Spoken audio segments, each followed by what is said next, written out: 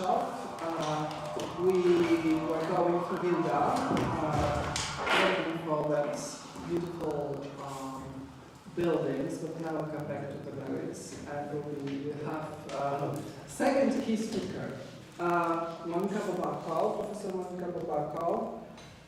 He's Professor of Philosophy and works at Adam Mickiewicz University. Her publications include the book titled Democracy in the Face of Difference, Multiculturalism and Feminism in the Perspective of the Politics of Recognition. That is the book from 2010. And the second book, Islamophobia as Technology of Power, a study in political anthropology, 2011. And the book received awards, very important awards, Jan Długosz Award, and was nominated to the Tadeusz Kobyliński Award, which are very important awards in the humanistics in Poland. Her interests include issues of race and racism, including Islamophobia and anti-Semitism. Her current research project, funded by National Science, Narodowe Centrum Nauki, National Center for Science. Anyway, it's really important to be funded from that center. And the project is titled, in English, Genealogies of Peripheral Whiteness, Polish Identities in the Perspective of Racialization Theory.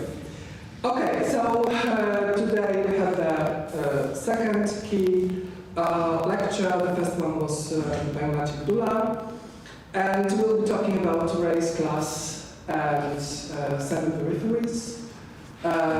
So the stage is yours. Thank you very much. Thank you very much for the invitation. This interesting workshop. I really wish I could participate in the whole event. But at the moment I'm overwhelmed with all the words that attack me from all sides. So that was the reason I don't really know what is the context of your discussion today. Yeah? But perhaps you tell me. I will fit. Yeah.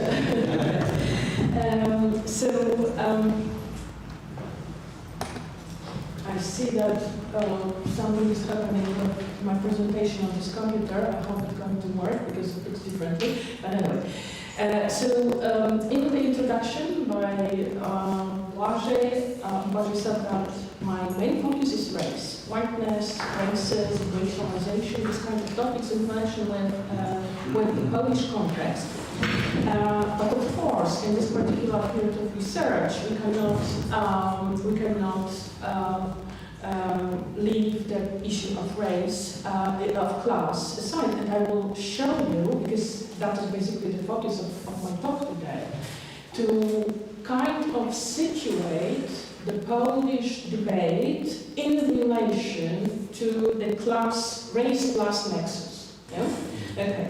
Because one of the... technically, you said that there are some technical differences, technical problems with your presentation? I mean, I hope now it's okay, but on my computer it looks differently. Yeah? It somehow does something with the size of this network. Well, so far it's okay. Yeah? Okay. So one anecdotal observation as a starting point for what I'm going to say is that perhaps we can talk about rediscovery of class in recent times. Rediscovery of class in the sense that we started to talk about some topics that were silenced, that were present, let's say in the 90s, yeah, or early years of this century. However, this topic obviously was central in the previous times, when the whole political construction was based on the concept of class. So we started to discuss about this topic in a new way. Well, and I particularly mean here so-called plebeian turn or people's turn, so-called turn in the humanities, yeah, but also in a wider public debate about it, because it is not a purely academic phenomenon, this interest in probably it's something more important in the wider public debate. And something that, again, can be justified, can be somehow substantiated, is the thesis that in Poland we are observing the discovery of race. So the topic that we hardly discussed before, that hardly functioned in the Polish debate before, appears as an important issue related to racism, race, and also whiteness. You can show that both when looking on academic production, whiteness, racism, racialization, in Poland and about Poland in this kind of scholarship, but also in public debate, which is obviously related to global phenomenon that Poland somehow participated in, like, I don't know, after George Floyd and Black Lives Matter movement, it also affected the public debate in Poland, yeah? So, or the very fact of migration, politicization of the topic of migration, it is very closely linked to the issue of racism and whiteness. Okay, so we've got this race and class appearing in the public discourse and also in academic reflection, and what seems to me be interesting, the question is how race and class is interconnected in the Polish context. And another question, how does Polish context, Polish society, Polish history, all those terms are very ambiguous, you know. How do we fit in the global racial order and the system of white domination? So that's also the topic whenever we problematize race. Obviously, whenever we talk about race analysis, the main reference point is the literature and academic and historical realities of the United States. It is like a reference point. We know the names, we know the topics, and also events such as Black Lives Matter I mentioned and George Floyd that stimulate discussion in Poland. Again, it's something happening in the US, and it somehow influences the debate in Poland. So this connection is pretty obvious in the American context. Yes, so something is wrong with the slide, but still we can see. So one of the important questions that is relevant here. Whenever we look at American context, obviously the issue of race, racism, whiteness, blackness is claimed to be like one of the central axis of domination, the topics that basically generates the whole American history. I mean, at least you will have this thesis from this Marxist perspective, this critical perspective,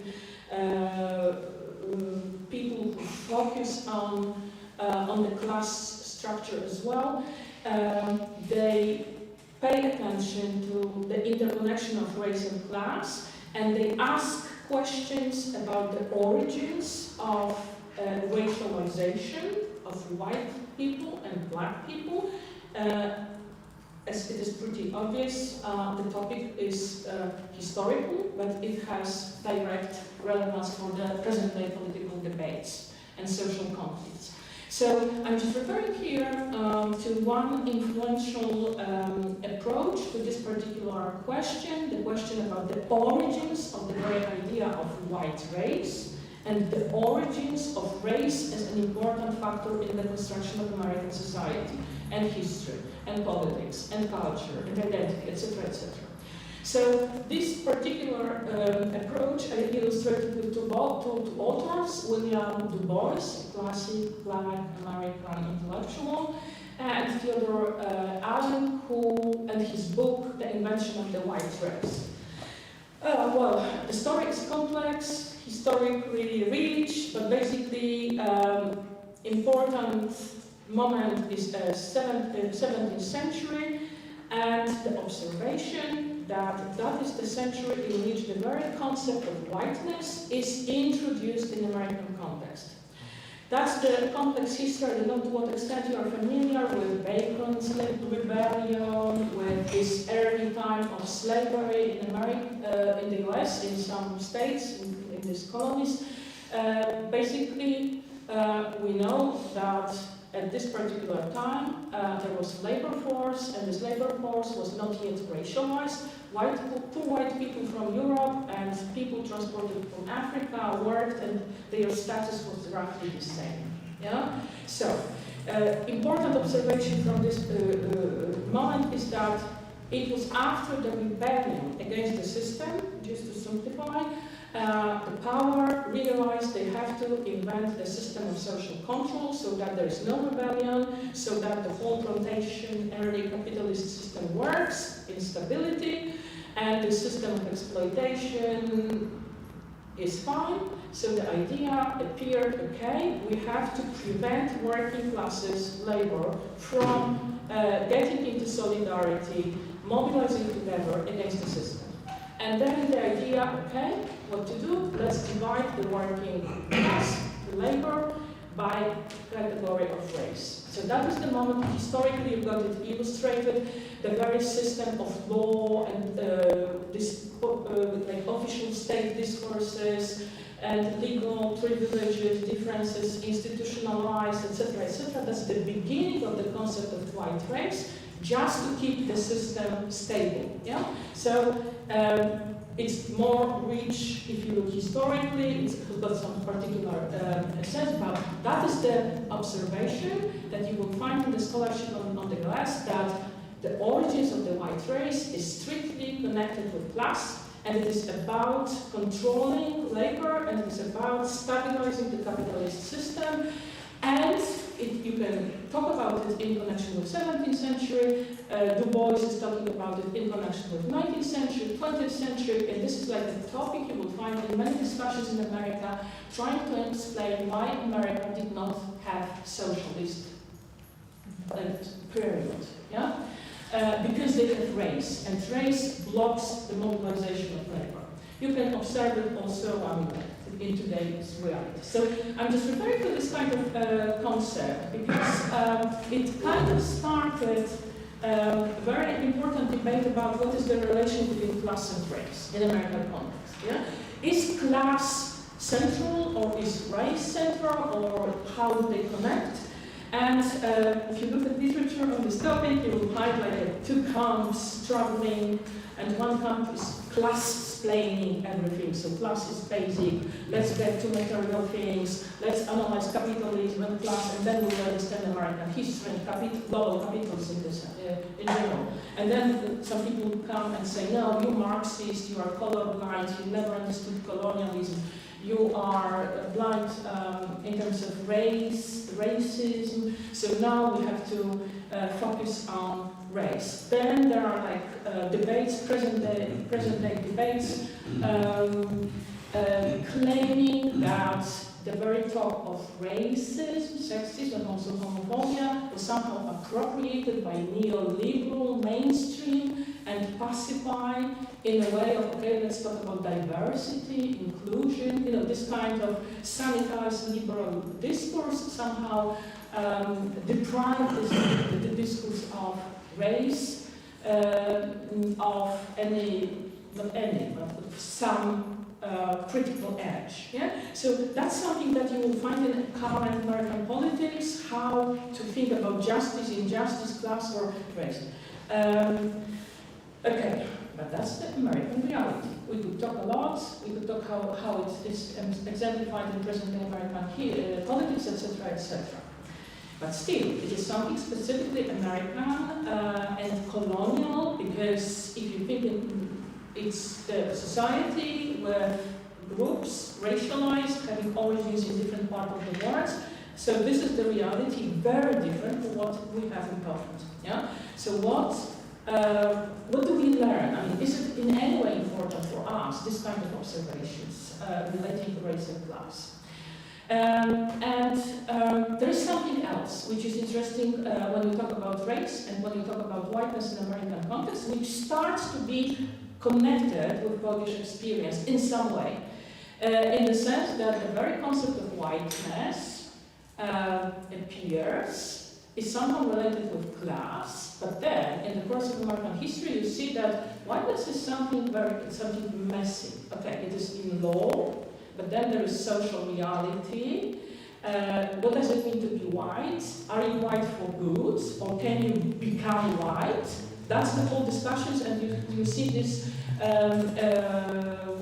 books that try to tell the story of some groups, migrant meaning poor people coming to the US to find a better life. Very often many of them barefoot, illiterate, lower class. And gradually, from generation to generation, in the course of the history, they are upwardly mobile, they advance in class structure in the US, and somehow it is told, the story is told that they are becoming white. So whiteness is something gradual, something that you can achieve, if you advance. Again, if you advance in the system of class hierarchy. So if you look at literature about that, you see that all those problems, okay, those peoples are white, but not fully white, not yet, situationally white, off-white, that's the category that is somehow circulating in this kind of discussions. So also, it is about Polish people from Eastern Europe, that's their experience as well. This not being fully white, advancing to whiteness, but still having this conditional whiteness. So that is something that starts to be connected with Polish experience and Polish history, and somehow becomes important even if you move it to European context. Okay. Well, in this context, you can ask questions about Polish whiteness. Obviously, what we can see from this kind of American discussions is that it is not only about skin color. It's also a position of power, and position of power may move. Also, it is not like fixed. It can be gradable. And okay, in some contexts, this is about binaries, white and non-white, or white-black. In some contexts, it is more like a spectrum. But it is all connected with the processes, historical processes that have its center in this Atlantic context. If you think about slave trade, colonialism, European colonialism, if you think about the centers of global capitalism, you have to focus on this Atlantic context in regard to this debate. So, if you take it into account and still pose questions about the connection of Polish experience and whiteness, whiteness understood as somehow being born in this Atlantic realities of early modern period and later, you can see that if the idea of the white race is a product of capitalism, European colonialism was from modernity, so then if we talk about Polish whiteness, we talk about Polish relationship to the capitalist centers, relationship to the very history of European colonialism, because it's not direct, we didn't have colonialism, but somehow we are inscribed, our history is somehow indirectly inscribed in this system of European colonialism and Western modernity. So for this reason we talked about peripheral whiteness which is like inscribed in the system, but somehow indirectly in more complicated way. Okay. I put some slides about whiteness. Perhaps in the discussion we will talk about it. But that's one story. Polishness and whiteness and race and the position of Poland, Polish history in relation to the so-called global racial order. That's one set of problematics. But still, it somehow take us away, in a way, from the focus of my talk, class and race. So, to come back to that, we have to get to another concept which is important in Atlantic context, but also becomes very important in our realities as well. Something that Etienne Balibar called class racism, but many other people use the very idea when they point to the fact that something happens in class relations, with class social positions, that we can talk about racialization of class, so that class is perceived in such a way that you can see the analogy or the same mechanism operating in these class relations. Yeah? So it is not the story, okay, there is class system and race system, how do they interconnect? No, here we talk about the racialization of class, how different classes are perceived as if they are races. Yeah? Okay. Balibar is particularly interested in racism directed at the proletariat, and again you can find a huge literature exploring the way, especially in the 19th century, but also in the 20th century, and also in Polish context, and not only in popular discourses, but also in like academic anthropology, the very concept of anthropological difference between people belonging to different classes. It's something that exists. You will have anthropologists working with the concept, the theory of degeneration. You've got the whole phenomenon of eugenics that assume that there is a human race, but some parts of the human race are like better material, biological material, and some other parts of the human race are degenerate. They are like deficient material. So perhaps we should regulate. You had this idea of sterilization in eugenics in the US. Yeah, that was invented in the US. You know, all those ideas are part of the story that different classes, people belong to different classes, not due to some complicated sociological dynamics of relations, interests, opportunities, material conditions, yeah?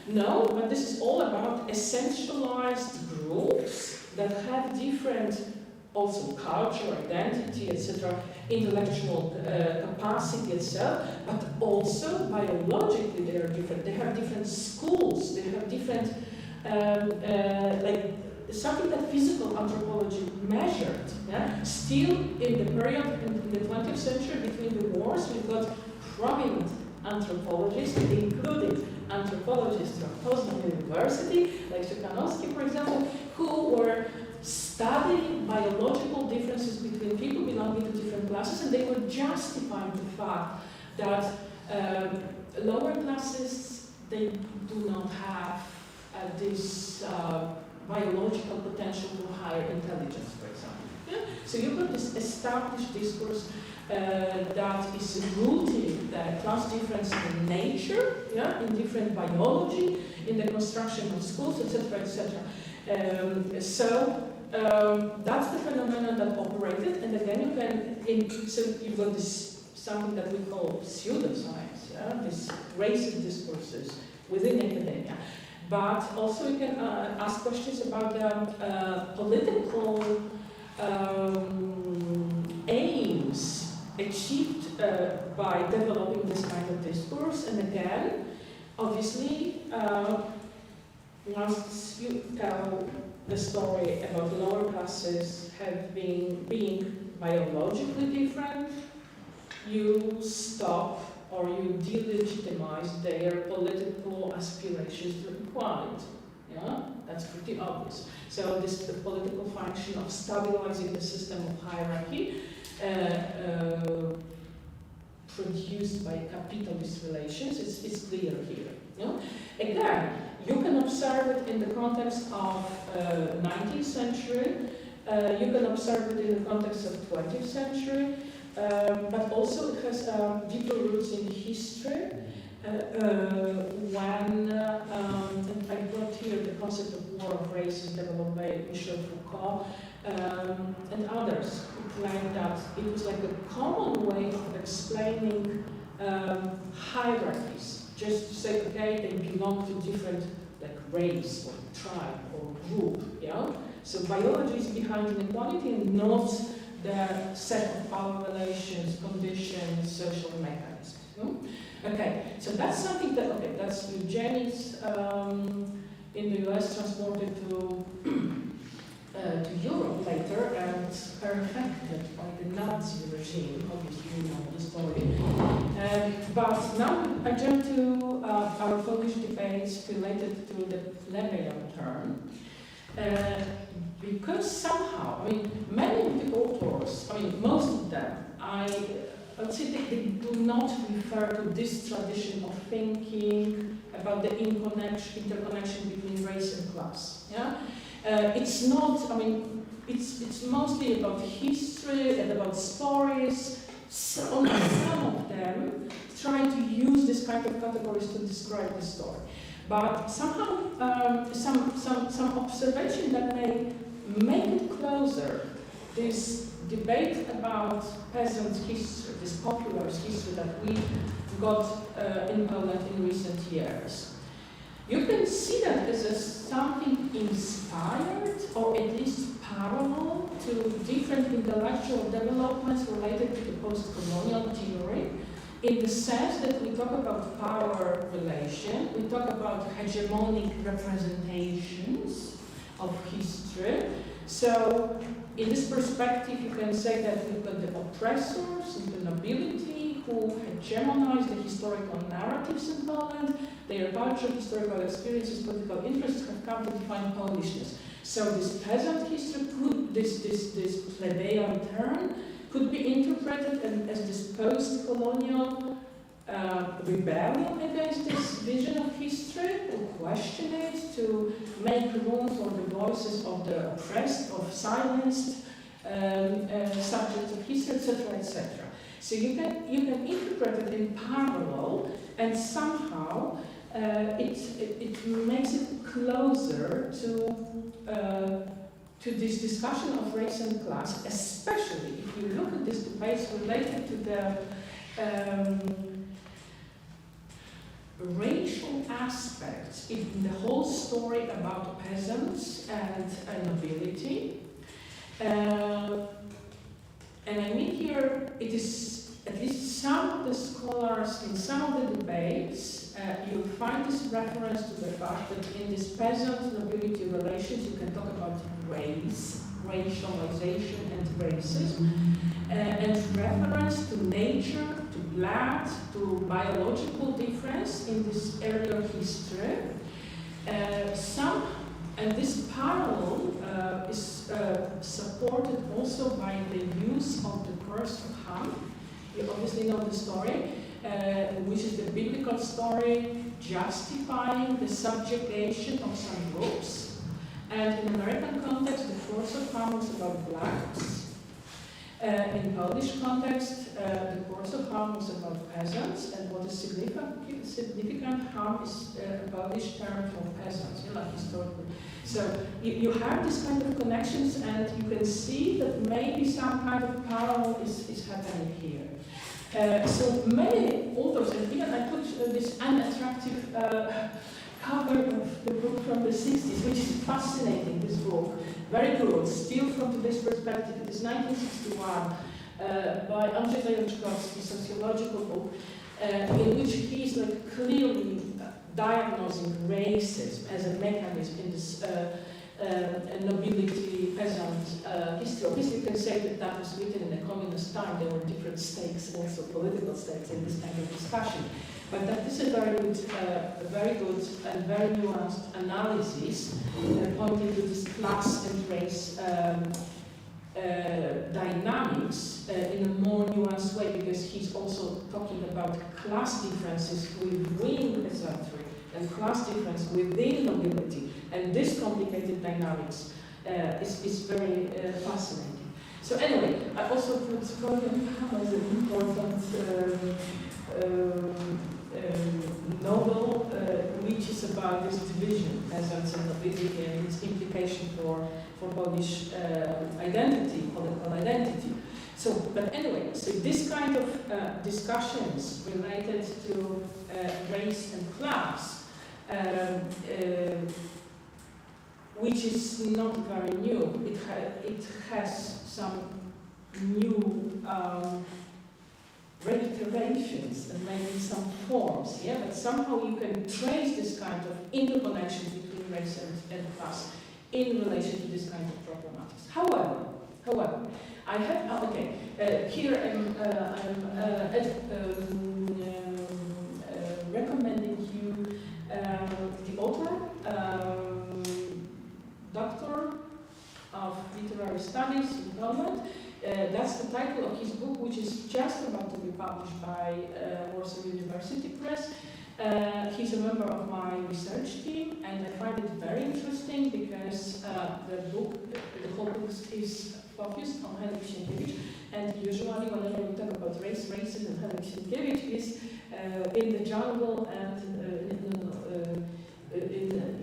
what is the translation? I forgot. In the desert and what so it's about Africa. So yes, Sienkiewicz, Race is about how he constructed the image of African and Arab, etc. Paweł Wiktorowicz is focusing on the class relations in Sienkiewicz novels, and this is a fascinating analysis in which he shows those historical novels and these present-day novels, and he shows the operation of class racism and proto-racism in this nobility discourse. And I find it really interesting. This book, which is going to be published soon, but also some other texts, because that was the main focus of this researcher. So he's a good, his work is a good illustration of this interconnection of class and race. But, okay, I want to finish, yeah, but obviously I want to finish with my doubts. Oh, have I still got the Sure. Okay, so we started to talk about this, class and race. This discussion about racialization class, just remember that we also use this references and this category like 15 years ago or 20 years ago, when we started to be critical about the transition period in Poland, so like 90s, and what happened in terms of reconstituting the class structure, growing inequalities, this kind of all kinds of exclusions of people who did not benefit from the transition. And then, I use myself the term of racialization of class when looking at 19th century. Michał Buchowski, an anthropologist from our university, wrote an important article when he used the term orientalization of class, of especially those people from the state agricultural companies that collapsed after '89, and that was like a total poverty, exclusion, social exclusion for especially in the 90s. So Buchowski observed how we construct the discourse about those excluded people. And it was again, like in parallel with all those discourses developed for othering other races or other ethnicities. Yes, so we use it in different contexts. So it's another example of how we relate class and racialization phenomenon. Yeah. Okay. Anyway, what I want just to I've got many other conclusions, but perhaps I will stop because there are some dangers in this kind of topics as well. Yeah. And for example, in this peasant story, there is a pretty common thing to draw a parallel between Polish peasants and peasants in Eastern Europe, especially this so-called second serfdom, which was particularly harsh. And this parallel between the second serfdom, the situation of peasants under the system, and American slavery. So black slaves, Polish peasants, there are many differences in legal status and how it operated, but still there are many similarities in the status of those people. Yeah? So once you adopt this perspective, you have a completely different vision of Polish history. Yeah? And internal divisions in the society. Yeah? Okay. So it seems to be really inspiring.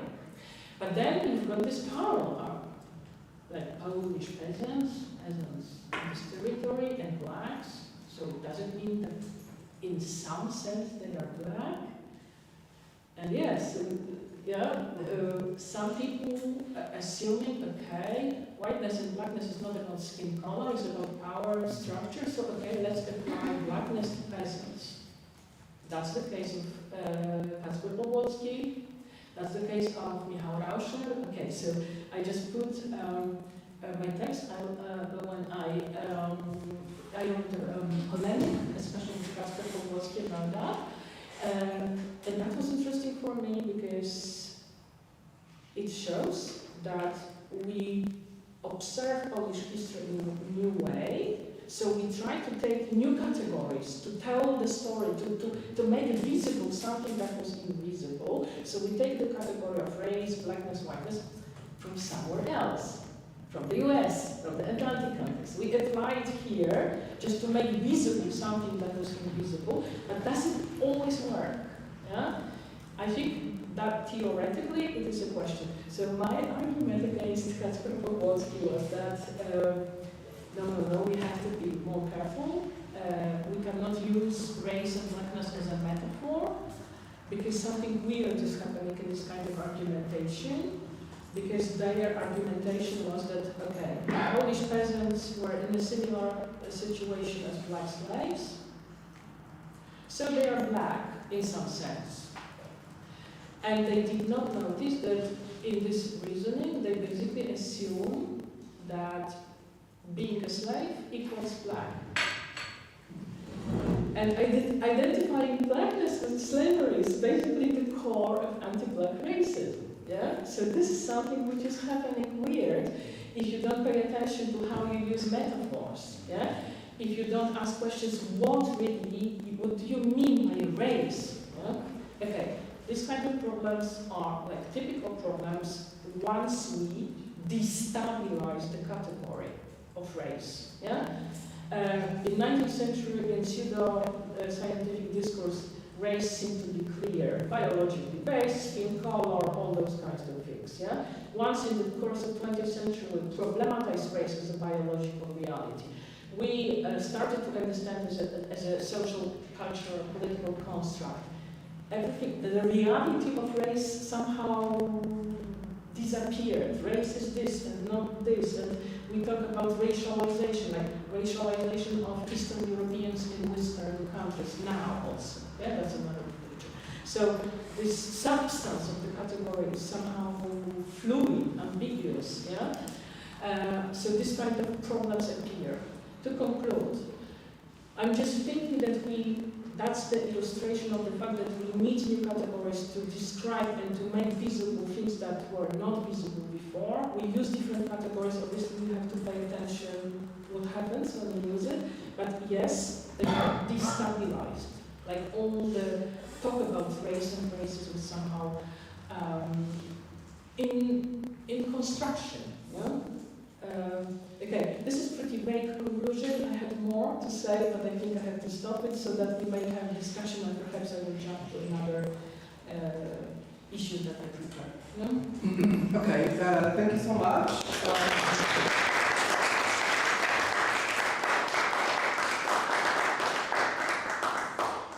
It was really, really interesting. I think that we should really read that your article, People's History of Poland, and not write about race, about and other problems. But now I think that we have a lot of questions, remarks to ask. So if you have some, please, that's the moment to ask Monica.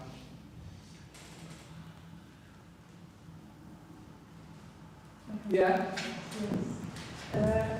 Thank you for the lecture. It was really interesting. I was captivated. So thank you. And I'm thinking about the nobility in Poland. And I have this question. Do you think that we tend to see this class as, let's say, monolith? Maybe because of how it is shown in high school or like in middle school, let's say. Because if we look closer, we know that there are lots of divisions inside this class, like barefoot, nobility, or nobility that didn't have peasants or didn't have even land, right? That they had to rent. So I'm just wondering, is it an issue inside those discussions that it's not very that this class, the higher class back then, was also divided, and we should be operating maybe with different, I don't know, different notions, different look at those divisions, because as far as I know, and I know very little, that some of the nobility, the poorest, was really close on a daily life to even peasants. So that's my question that stays with me for a long time. How should we conduct, let's say, the education about the nobility, especially in high school? Because I think it's the main. In higher school, in the sense of history that you are taught Yes, high school. yes. Because I think in the academic level, when we have this lot of lectures about this time, it's quite different because it's more time. But in specific in high school, when we don't have that much time and it's compressed, I think it's really interesting and quite problematic. I don't know if you agree, but it was really, really captivating. Thank you for your talk. Okay, so that's a very important question. And obviously, one thing is how do you understand class? And I wonder what Maciej Kubura was talking about yesterday. Because again, you've got like different approaches, starting from different political views and having different objectives when problematizing class.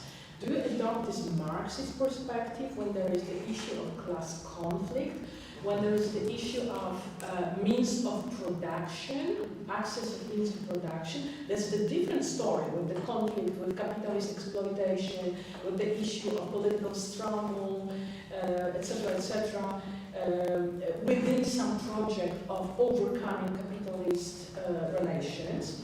Another tradition of talking about race is just about class, is just, oh, this is a stratification. Yeah, so you've got like a society which is constructed of different strata, they have different, so you don't talk about class, you just don't talk about specificity of life of people at different strata of social reality. Yes, so you may have Marxist critical approach, you may have Buddhists. You can focus on political dynamics, you can focus on habitus and how it is lived and experienced and interacted, etc. So class is again the topics that what do you want to achieve by referring to this concept? Do you want to provide the criticism of capitalism, or do you just want to describe different life experiences of people located in different social stratas? Again, so class is something that may be used in a different way. Yeah, we have to remember it is a category. It is a reality, but it depends how you study the reality. Yeah, but this is something that you also mentioned with the realities of people from the nobility, and for this reason, I come back to the slides and Zajęczkowski, because I found absolutely some analysis from 1961, and I think that today's authors from this peasant history, they don't really get to the level of analytical specificity that Zajęczkowski presents, because he is talking about class. He does not identify, and this is the case of many authors, like Popłowski, Rauscher, Leszczyński, that they somehow identify class with peasants. Like the peasants are the class, yeah, nobility is the class, which is not the case. It's the vision from the different historical dynamics. Yeah. So Zajęczkowski is great in that he says we have nobility, we have peasants, but there was class division within nobility and class division within peasants, because some peasants were rich, some peasants were poor, some peasants employed other peasants and treated them as slaves, you know, depending on the period, historical period, the regions, etc., etc. The story is more complicated. But what is very interesting is that Zajczkowski is talking about discourses of nobility and discourses about different blood. Yeah, the nobility belongs, they have different blood, they are like different race. And peasants, they are like anthropologically different. And this kind of discourses were related to some vision of blood, mission, and the will of God. Yeah, so God gave some different characteristics to nobility and peasants, and it was somehow in this discourse, because not yet in the scientific discourse, but this kind of story were about unity of nobility on the basis of their separate blood and separate metaphysical mission and status, somehow linked to Bible, you know, this kind of stories. But what is interesting is that Zajczkowski observes that this kind of discourse of racializing, I mean, that's from today's perspective, we can say, but racializing the difference and promoting this idea of superiority of nobility blood, that this very ideology was developing, was exploding, in particular in the moments when class division within nobility were widening, when there were more and more impoverished nobility whose life experiences were very close to peasants' lives, but what they needed was this conviction that they are better. Okay, I may live the same way you live, but I have this nobility blood. So God looks at me in a different way than looks at you. Yeah. So this kind of dynamics was linked to internal class differences within this group. Yeah. And this particular analysis is missing in today's literature, yeah? Which I find pretty fascinating, because still I come back to the book and I think, wow, this is really interesting that we don't have it in this present day discussions. And that really brings us and make it visible the parallel with this American context, in which you had this labor. They were all in the same situation, but the system started to produce this idea, oh, no, you're white, you're better. Perhaps you live in a very similar way, but you're better because you're white. So some scholars in the US call it wages of whiteness. Yeah, like white labor initially was in a similar situation with black labor, but they were paid with the currency of whiteness. Yeah, so they got this wages of whiteness. So parallel, we can say that this discourse of nobility blood, racialized discourse of nobility, was a currency in which some poor nobility were paid. Yeah, and this kind of unity, political unity, and the system of social control was developed. So yes, I mean, so you see, it's more complex, and perhaps this more detailed analysis could show how race and class operated also in Polish context. Yeah? But yeah, obviously, at school I don't think we get into this kind of details, yeah, when we analyze history.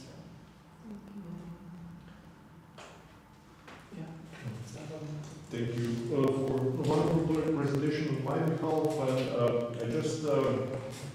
I'm sorry that we don't have in Croatia the analysis of this type, because I think they would be productive, although Croatia, same as Poland, wasn't of course a colonial power, they would be productive in the other way around. And I'm also sorry that you were not with us from the beginning of the project, because we already had some controversies regarding this. Namely, for example, in Croatia there is a famous travel writing of Italian travel writer Alberto Fortis, Viaggio in Dalmatia, so trip to Dalmatia, where he describes local population in grotesque terms, in terms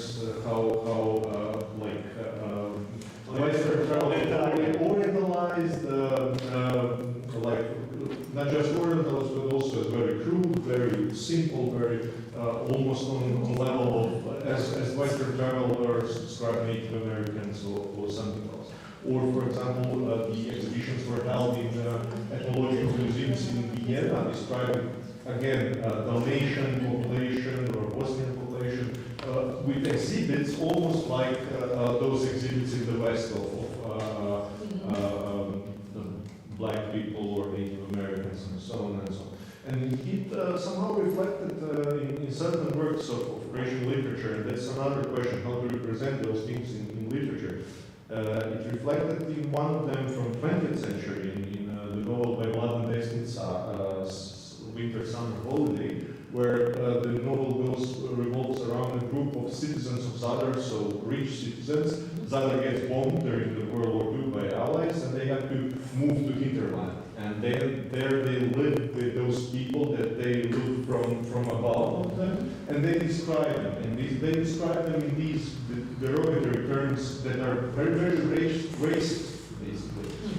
And one of the lines is they look stupid and they will grin like blacks. And my dear colleague Marina Protaka quoted that at our first conference, you who were on the first conference, you remember, and it stirred up a lot of controversies. Our colleagues from Cambridge, for example, were very, very disturbed by the quote, and it even resulted with a disclaimer in the Cambridge conference that all participants are asked to take care about quotations they present, so to avoid those situations. So my question is, or just, it's not even a proper question, just maybe a question for you to comment. I understand of course, and I agree completely with you, the dangers of drawing analogies too roughly, too easily. But on the other hand, refraining from analogies at all is also problematic in this sense, because it not only takes away from us the valuable analytical tool, but also it produces a certain asymmetry in terms of global academic center and academical peripheries. And this type of political correctness as well, again, I'm definitely not from the alt-right, and I don't have anything against political correctness in general sense, but this very blatant basic type of it, which censors quotations from literature or from sources or so on, is also devoiding us of very, very important analytical tool, especially when you're talking about literature, because literature, it seems that from this point of perspective, that is very, very sensitive on that type of quotations, we are left only with options of very, very basic, blatant pedagogical literature that will say, yeah, this is wrong. But when literature dramatizes what is wrong, then it starts to be very controversial because it spreads the discourse that is not very favorable. So it was just maybe more of a remark than a question, but this part about academic trends can be a question. Generally, this is a very interesting topic, and we can observe it. I don't know, maybe you've got something similar in your context. The discussions that we've got about race and whiteness and blackness and Poland. Whenever we talk in English, it's easy. Because there are linguistic conventions, there are like categories developed not here, but in the US, in global academia, in global English, in British context, in this post-colonial context. So, because they've had those internal struggles, because everything what happened around the term Negro in the US, so, I mean, apart from even worse words, yeah, so they like changed the linguistics. There was a long struggle involving Black Americans who entered the public debate, culture, who started to define themselves, etc., etc. So they got all those conventions related to language, to standards of talking about this kind of issues. Okay. So in Poland, whenever you use English, you know what to use, what categories. And if you are to talk about, to speak in Polish, suddenly lots of problems appear. Because, for example, race is a very weird concept in Polish context. Race is part of the public debate in the US, in Great Britain, and post-colonial countries, maybe not that much in France. Yeah, that's another political tradition. In Poland, up to recently, it was like weird. Yeah, okay. In the Polish language, we don't have non-racist sounding translation of the concept people of color, which is a term of self-identification for many people. Is there any impression saying It sounds very bad if you translate it. Yeah, Which is same not impression. compassion, yeah? Okay. This is the same with black, because we've had recently the debate about the term, the Polish equivalent of Negro, Murzyn. Partly in connection with George Floyd, Black Lives Matter, this kind of discussions happen in Poland. So official statement was no, Murzyn is offensive. Many black people in Poland feel bad about it. It has these connotations. Let's give up. Okay, so what is the replacement? How do black people in Poland should call themselves? What is the category? And obviously what they do, they take the category from the US, from Atlantic context. They call themselves black. But for many people in Poland, it sounds weird. Are we tell them black in Polish? It sounds, it's uncomfortable. We don't have the history of the debate. We don't have the struggle around the identity here. So it is all transported, yeah? So this is the sense of how do you, how the basic terms. So for example, if you look at a famous book by Lenny and Dolodge, in English it was Why No Longer Talking to White People About Race. How many problems with translations they had. And obviously they did not use the term race in the title. They translated it as a skin color. You see, so for example, just a few weeks ago in Łódź, I participated in a theater performance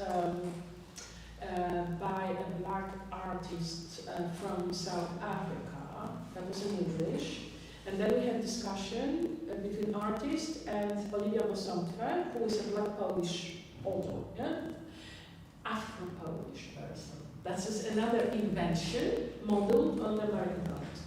And they had discussion in English, and then there was translator, and she was supposed to translate the discussion. Yeah, I struggled a lot. She was there. Yeah, I was there. She struggled a lot. She was struggling. So anyway, I'm talking about that because this is the basic problem whenever we try to use the concepts. Yeah. So this is not that, I mean, political correctness. It's not that much about political correctness. It is about well, it's different history. It's just looking for categories that can grasp the reality. Yeah. So my argument against Kacper Kowalski is not that it is wrong in political or moral sense. Yeah. Just my argument was that he missed some connection. He did not grasp something that happened when you transport the category and apply it in this particular Yeah, I understood that part and I completely agree with you. The So it is political- analytically wrong and Yeah. not only politically No, the political correctness that I mentioned was more aiming on this situation where we have a quotation from literature and it appalls somebody because he's not aware that race can be used in our context as well. So he's very superficially appalled because it sounds like a harsh analogy to say for some peasant in Dalmatian hinterground that he's grinning like a stupid Negro. Sorry for the direct quotation, but that's the direct quotation.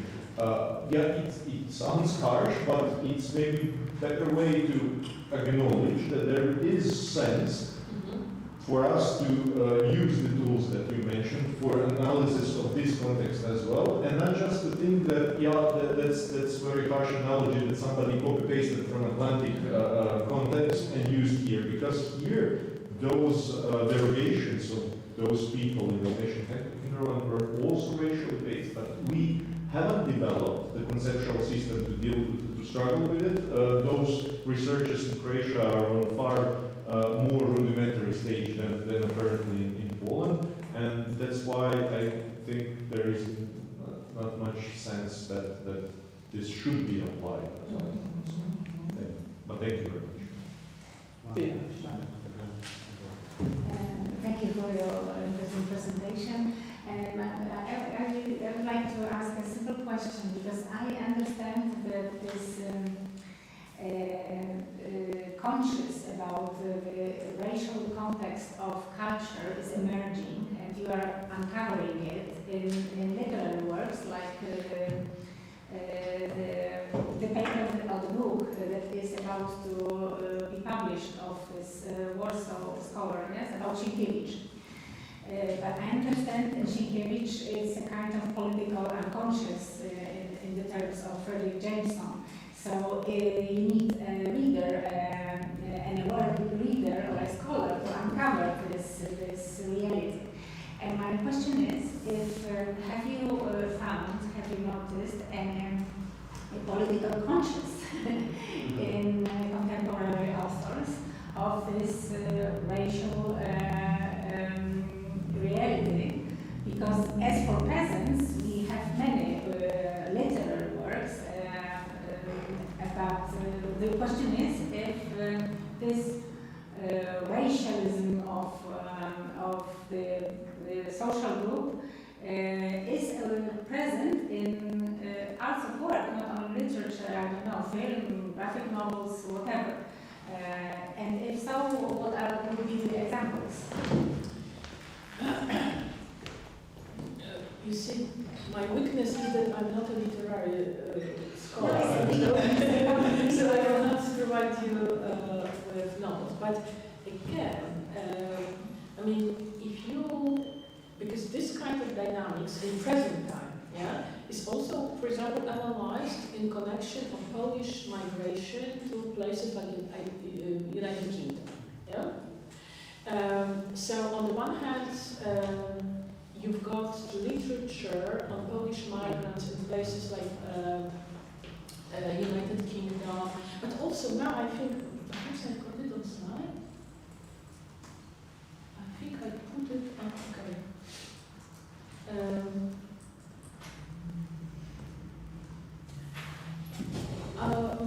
Nie jestem twoim Polakiem, for example.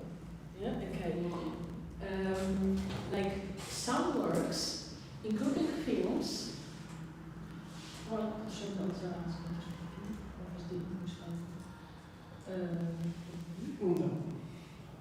okay. That's a good example. So you'll find some works on the experiences of Polish migrants in Western countries, for example. And here, this book, I don't know if you know it, written by an author who lives in Norway, basically describing a particular status of Polish migrants in Norway as a subjugated group, denigrated as people from some wild, poor country who basically performed lower status works. Yeah, there. And the title is symptomatic because the title in English, I think this book was published also in English. And it was in Norway. It was published in Norway as well. And it became like a huge debate in Norway about migration, about racializing Polish people, etc., etc. The title is "I'm Not Your Pole," which is direct reference to James Baldwin's statement, "I'm not your Negro," which is expressed from the experience of James Baldwin as Black American, struggling with American racism and saying, "I'm not your Negro. You white people invented some Negro. I'm not your Negro. I'm James Baldwin. I'm a human being that you invented Negro. Deal with your inventions. Yeah? This is your racism." So basically, she refers to the same dynamics. Yeah. So I think it is kind of illustration. Yeah. Again, if I do a research, or perhaps if I had more than one coffee this morning, I could think some titles of the films, you know, where you can see this depicted, this experience of virtualization. Yeah? Okay. But really, like sociological literature now on Polish migration in Britain, because there are many scholars dealing with that. Yes, we have multiple texts and books. Also, Alina Rzepkowska. Yeah, she lives in Britain and she writes about it. And for example, but many other authors, yeah, who show what happens when Polish people migrated to Great Britain and suddenly were like working under their qualifications, so they were like going down in terms of class structures, class position, but then they started to navigate in British society and many of them discovered their whiteness as their asset. So they started to somehow emphasize their whiteness, and suddenly they discovered that they are Christians because then they could position themselves as superior to, like, I don't know, Pakistanis, you know, like other groups, which in fact are much better rooted in British society for generations. Yeah. So this scholarship shows how many Polish people navigate in these migrant realities, which is very racist and very hierarchical, and suddenly they discover their whiteness, they play their whiteness, so very often they are racist. At the same time, they are subjugated to all kinds of discrimination, and obviously you know Brexit story and the fact that Polish people were main targets of this anti-migrant hysteria at the time, because we were the biggest migrant community in Britain, yeah. So that was this very interesting dynamics between adopting whiteness, white domination as a strategy of adaptation to British society, at the same time being subjected to a phenomenon that is described by sociologists as racist against Eastern Europeans, yeah, all kinds of discrimination, which translates into work realities, into discourses in the media, etc., etc. Yeah? So this kind of experiences, I think, is pretty well represented in scholarly literature, also in film, in some stories. Yeah? So and it's like present-day themes. Yeah? Thanks so much. Just to remind one thing from the last year, Croatia, do you remember how it was funny when one of the girls in Migrant Info Point, she told us that there is a slogan of Polish nationalists in Poland for Poles, right? But then they had a problem when they migrated to Britain, so they invented the slogan, and Britain for Brits and Poles. Yeah, that's true. Okay. I think that's unfortunately has to be the end of the conversation, but we will continue during coffee break. So thank you so very much.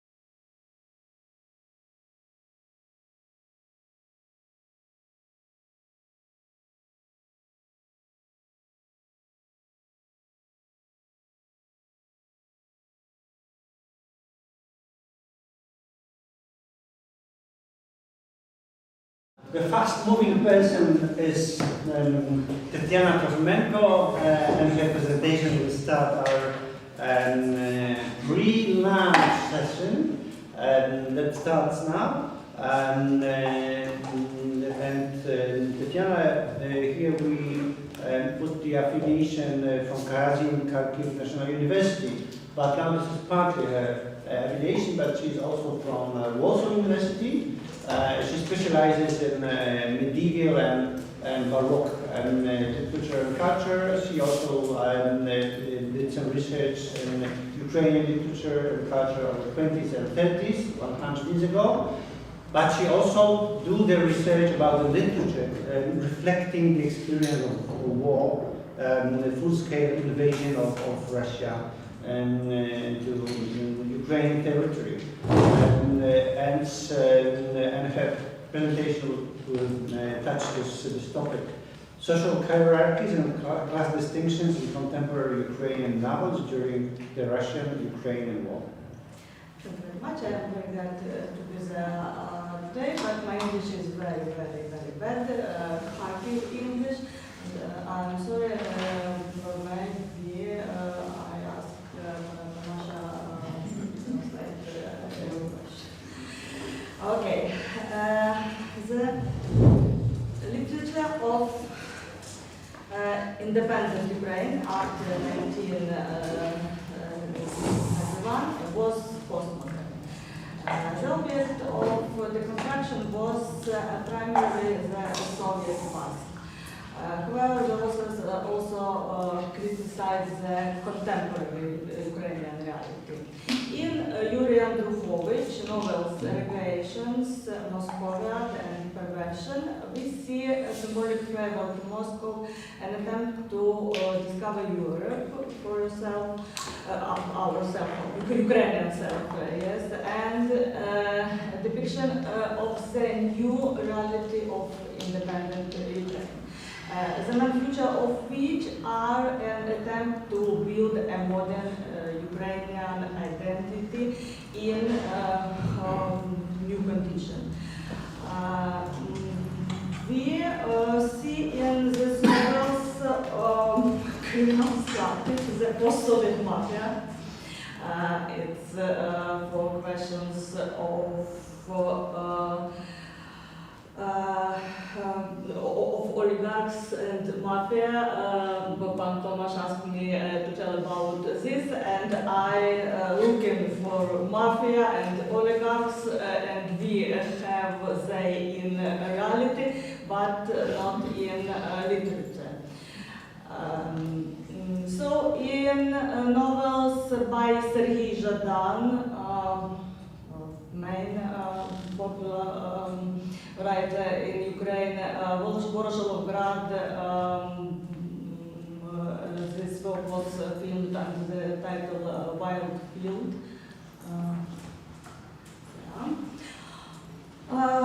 We see also main character who goes to Voroshilovgrad, Ukrainian name Luhansk, to prevent riders from his family business, gas station.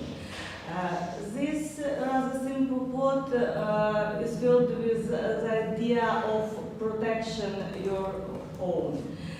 Despite the fact that Serhiy Zhadan has rather left views in the early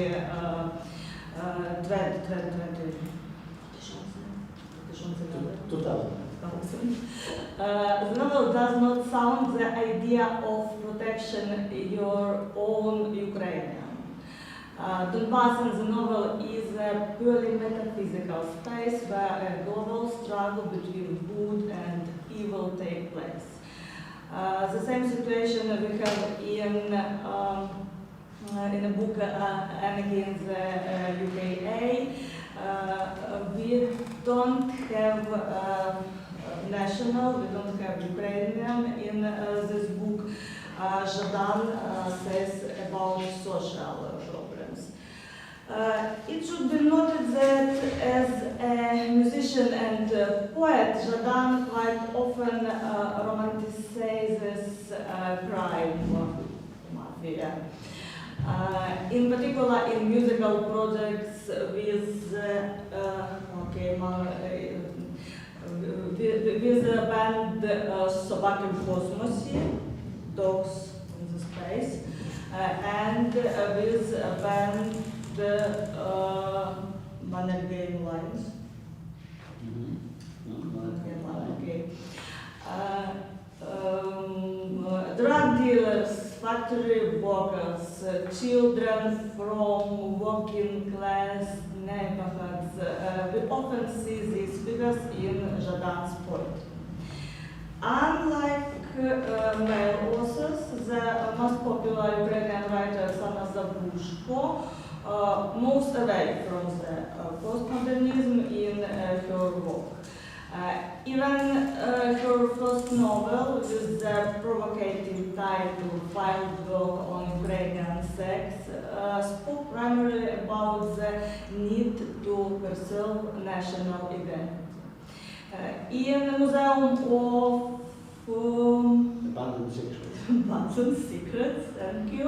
The main character Darina Hushchinska works as a journalist on state television channel. Management of the TV channel closes her to the program when the woman refuses to comply with demands of the directorate and conducts her own research. It's a research about Ukrainian army, about UPA. The novel raises the problems of the murder of journalists, including Georgi Vangadze, for example, the power and corruption at all levels of Ukrainian society. But all these phenomena, Oksana Zabushko see the influence of Moscow. Her novel primarily not about social, but about the loss of national identity as a result of the subjugation of Ukraine by Russia. Oksana Zabushko is one of few who has always said that Russia's war with Ukraine is inevitable.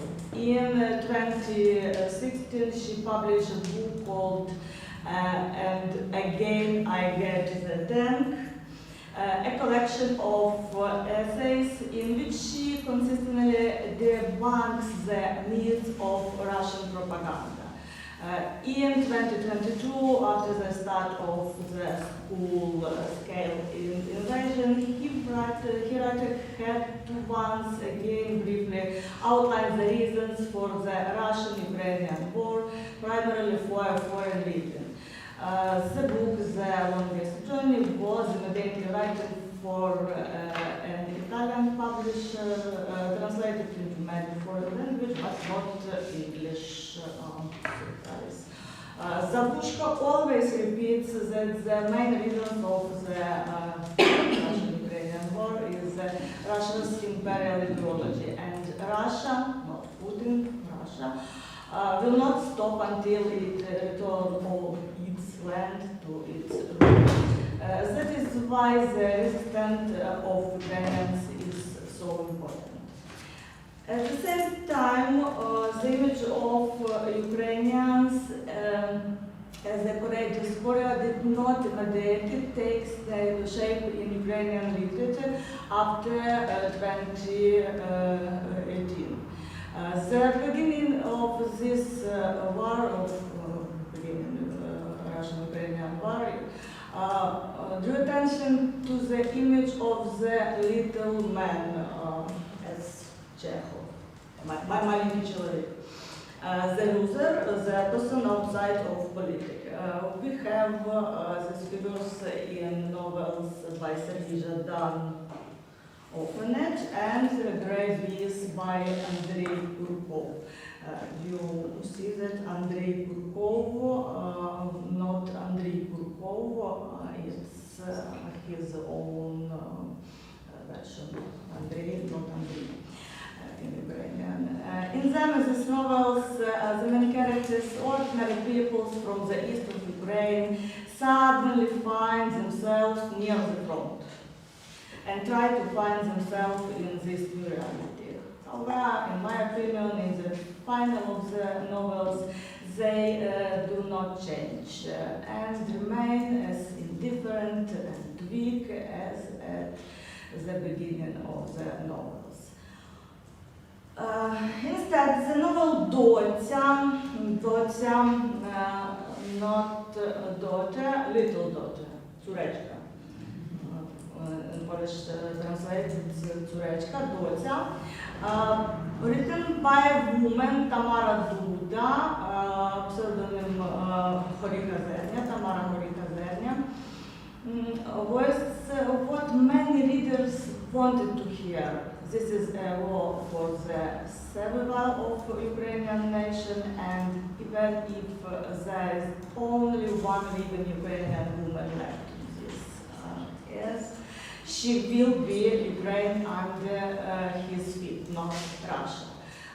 This woman is Córeczka daughter. This is said by the main character, a young woman. This woman, after the occupation of Donetsk, remains to help Ukrainian military and civilians. The contrast of her fragile, almost childlike appearance and indomitable strength of spirit in the basis of the novel.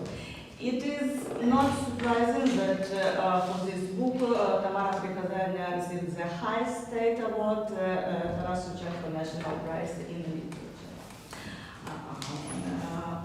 Many texts after 2018 written by combatants. You know who's combatants? Okay.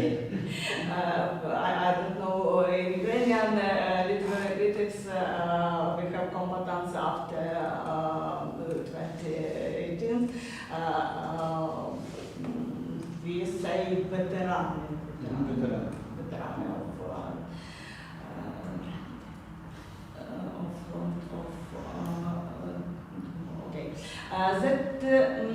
Participants of the war. A typical hero of combatant prose is a boy from a poor family, usually Russian-speaking, who ends up in the army during the war and is formed there as a nationally conscious person. That is the main character of Valery Anani, Marcus' novel Footprints of the Road. The novel was very popular, considering that there was published it independently, not through a publishing house, and sold 55,000 copies of this book, which is a lot for Ukraine. The book contains as interactive part, which is also began filming in 1980. Photo and video materials of real events were transformed into QR code, and we can see it via smartphone. Many combatants authors write about the situation in the army, showing what problems exist here, criticizing the command. But exists an unspoken agreement, according to which the male scenes now is victory, and issues of corruption, abuses, bureaucracy, and so on, we can resolve later. However, a writer who is not as well known as Sergei Zhadan, Yuri Andrukhovich, Andrei Kurkov, Vladislav Ivchenko wrote one of the first great novels about the revolution of dignity and the beginning of the Russian-Ukrainian war. It shows how very different people end up in the army, not only conscious patriots, but also who are hiding from the tax prosecutors. Prosecution office. Prosecution office. Thank you. It's Russian-speaking people, poor and rich, old and young. Having passed the test of war, they must often change. The protagonist of modern Ukrainian novels about war is intrinsically not a powerless loser, but a warrior who overcame fear and fight. In the novel Lex,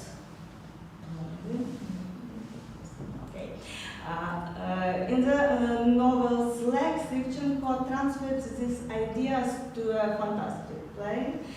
Here, the protagonist is a combatant veteran who lost his legs in the war.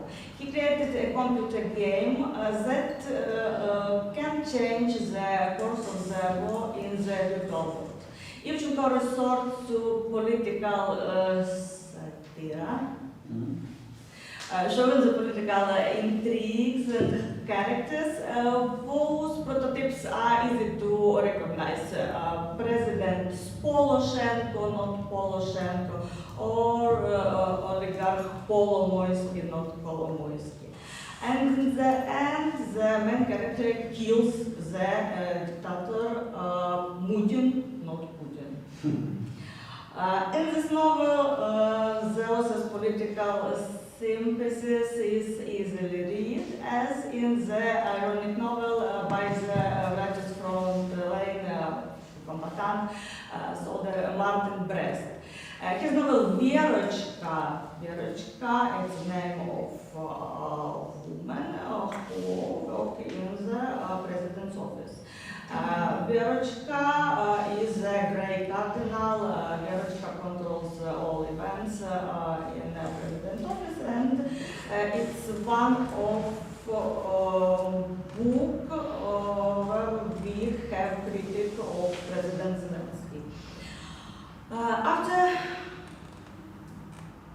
After February 24, 2022, Ukrainian party did not stop, as one might expect in such conditions, but began to develop even more actively.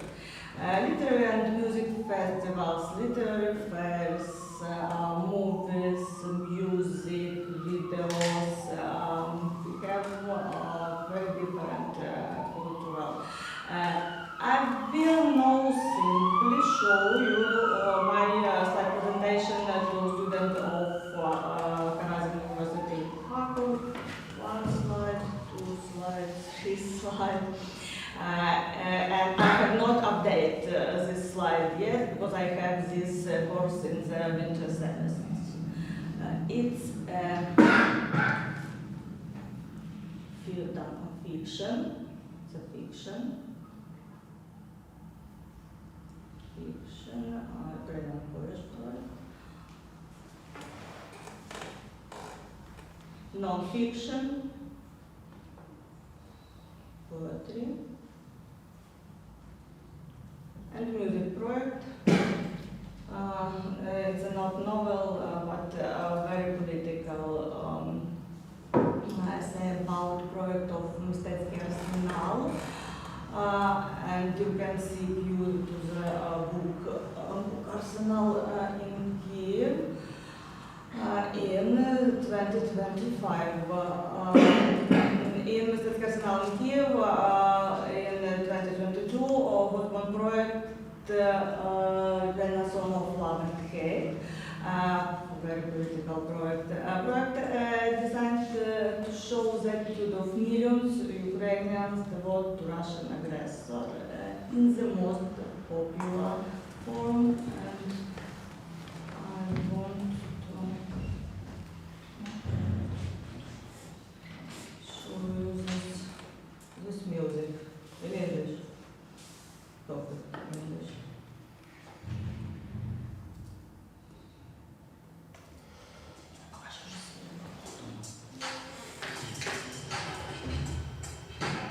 Moscow, when it was still a village,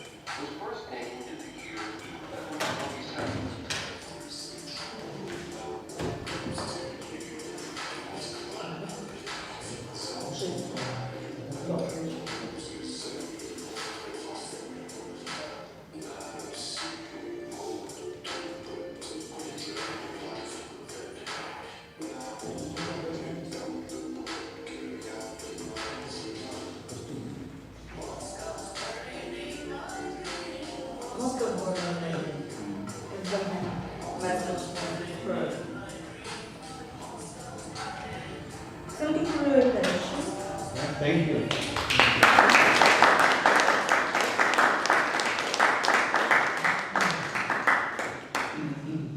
Thank you very much. And start to ask questions, and Magda is the first.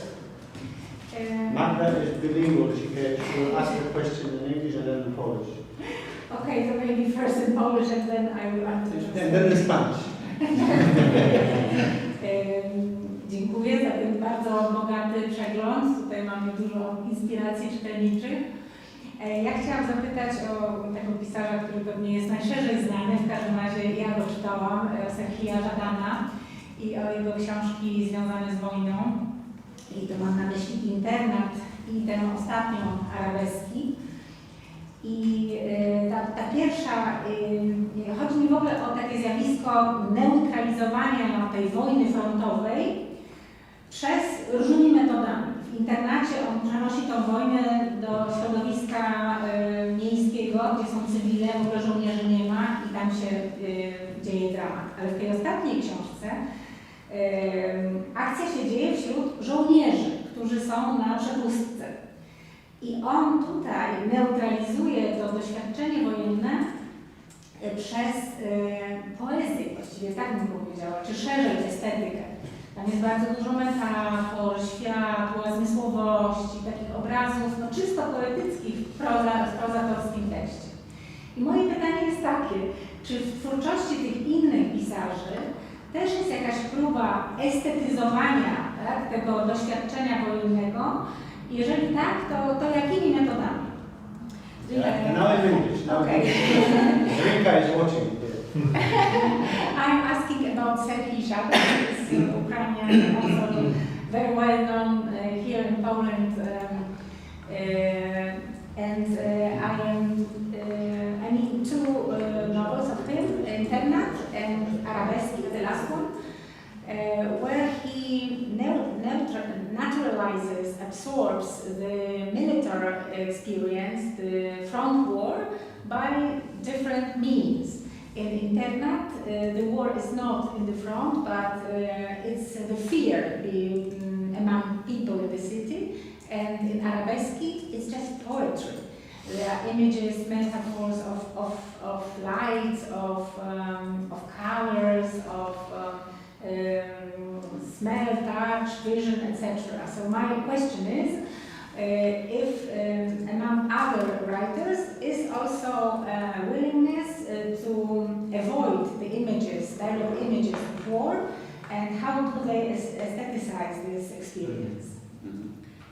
Dziękuję za to pytanie. Z jednej strony to my mamy nawet taką literaturę gatunkową, na przykład wspomniany Władysław Iwczenko napisał też książkę o gatunku fantastyki, imieniu Skovoroty.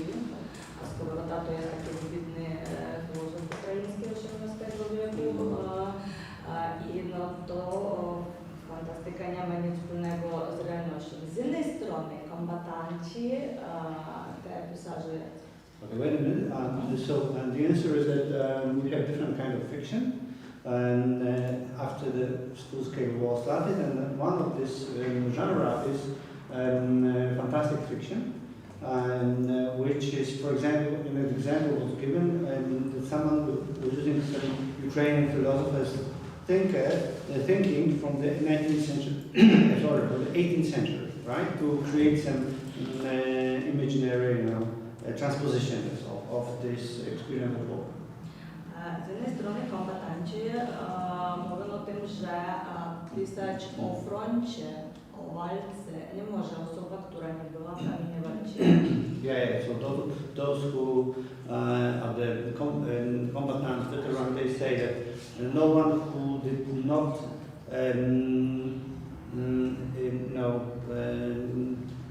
was not active in the war zone, yes, cannot write about it.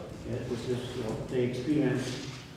I nawet można usłyszeć takie opinie, że my wrócimy z frontu i sprawdzimy, co wy tutaj robiliście w tylu i jakie mieliście się w ogóle prawo pisać o froncie. Yeah, so some of these soldiers say one day we'll come back from the front, from the war zone, and we'll check out, yes, what would have written your fiction about us. Więc mamy gatunkową literaturę fantastyka, to jest detektyw, jeden, drugi detektyw. To jest książka o mamach, które straciły synów w tej wojnie.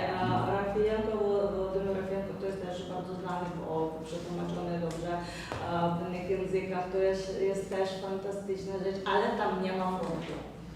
Okay, so developing this problem of sterilization, she mentioned that there is crime stories connected with the war experience, but there are also some stories that are settled and that describe the experiences of mothers of sons who died in the front in the war zones.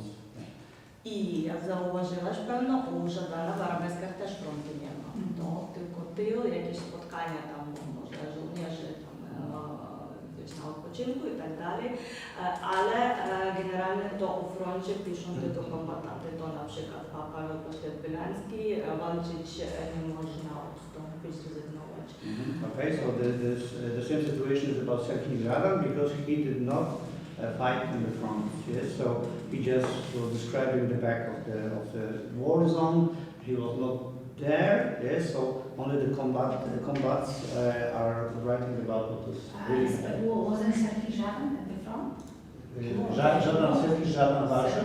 Serhii Żadan teraz jest w wojsku, ale siedzi w Charkowie. To jest taka wojna kulturowa, powiedzmy, też często wysmiewana przez tych, kto walczy. Serhii Żadan, he is wearing an uniform, but he resides in Kharkiv, not in the war zone.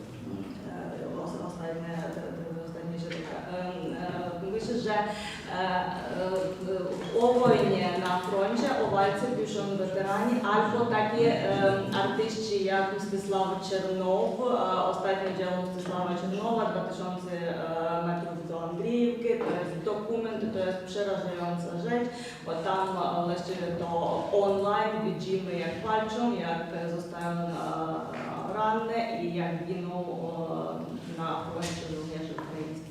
Okay, so there are two attitudes that are legitimate. And first, you are the soldier, you are the one who was fighting or is fighting, and the other position is when you writing the documentary narrative about what is happening. An example was many kilometers from Andriivka, which was shocking and moving, like online presentation of was all these horrors of war. That is observed, yes, by the reporter. Nawet dokument, a nie jakaś tam fikcja. So document, not a fiction. Okay?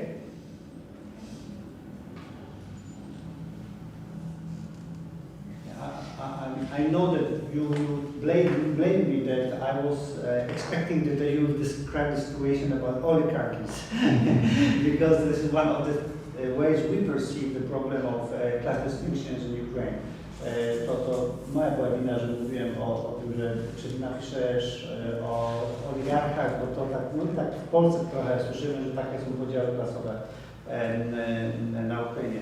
But what is the dynamics of class distinctions in conditions of war? Did they, are they petrified? Are they most strongly felt, yes, that you are upper, so you are really above everything, or people just unite? Czyli jaka jest dynamika tych zmian społecznych w czasie wojny? Czy wszystko jest tak, jak było zamrożone, te podziały są takie same? Czy stało się tak, że ci, którzy byli bogaci, są jeszcze w lepszej sytuacji, jeszcze bardziej daleko od ludzi, którzy są niżej sytuowani? Czy jest tak, że jednak istnieje rodzaj takiego zbliżenia wszystkich różnych klas społecznych? Bym powiedziała, że może te osoby, które naprawdę są oligarchami, to zostali tam na swoich gdzieś tych piętrach wyżej, ale taki middle class też idzie do wojska i można w tych dokumentach i w kinie, i w książkach często spotkać to, że zostawił wszystko, tak, rzucił wszystko, tam samochody, domy i tak dalej, albo oddał wszystko na wojsko i też poszedł walczyć, bo trzeba ratować Ukrainę. Tak, ktoś tych niższych rozpoczy. Tak. Okay, so there is one distinction between those oligarchs who are just above everything, everyone, living somewhere else as they used to live before, but the middle class people, they experience the same situation as the working class. Most of them devoted everything they had. They left their property. Sometimes they even gave all the resources they had for the army, and they just fight like a regular soldiers in the front, in the war zone. Ale oczywiście, że są tacy ludzie, którzy nie chcą tam iść i TCK, to ta komisja, która zabiera do wojska, a czasem przekracza granice i o tym nikt nie mówi na wóz, tylko tak gdzieś tam poza literaturą. Ale to będzie duży problem potem, ewentualnie tak, potem, kiedy to wszystko trzeba jednak będzie jakoś zafiksować, opisać czy w literaturze i tak dalej, no to istnieje, a my o tym nie mówimy, bo no, taka nas społeczna umowa. Mi tak się wydaje, że stanem na dziś najbardziej prawdziwą książkę o tej wojnie ukraińskiej napisał polski pisarz Stefan Farduch, to powieść Zero. Okay? So there's one thing that is recorded in the fiction and in literature now in Ukraine. This is the fact that some of the people avoid getting engaged in the war. Yes, they even hide before all these commissions and recruits for the army. This is something we in Ukraine do not talk about. Yes, because this is something that we left for the post-war period to be described. But this is some real process. The only record that Tatiana knows has been done by Polish writer, by Polish novelist. Okay, dziękuję. Thank you. Błażej? Nie, Piwo mnie zainteresowało po polsku czy po angielsku? Tak i tak musisz powiedzieć. Okej, mnie zainteresowała ta sprawa taka, kto ma prawo pisać o wojnie, że to jest jakaś wewnętrzna rzecz, co daje legitymzację do tego, żeby pisać o froncie.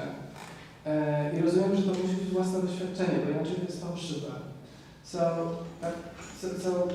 I'm interested because that's a kind of a broader question.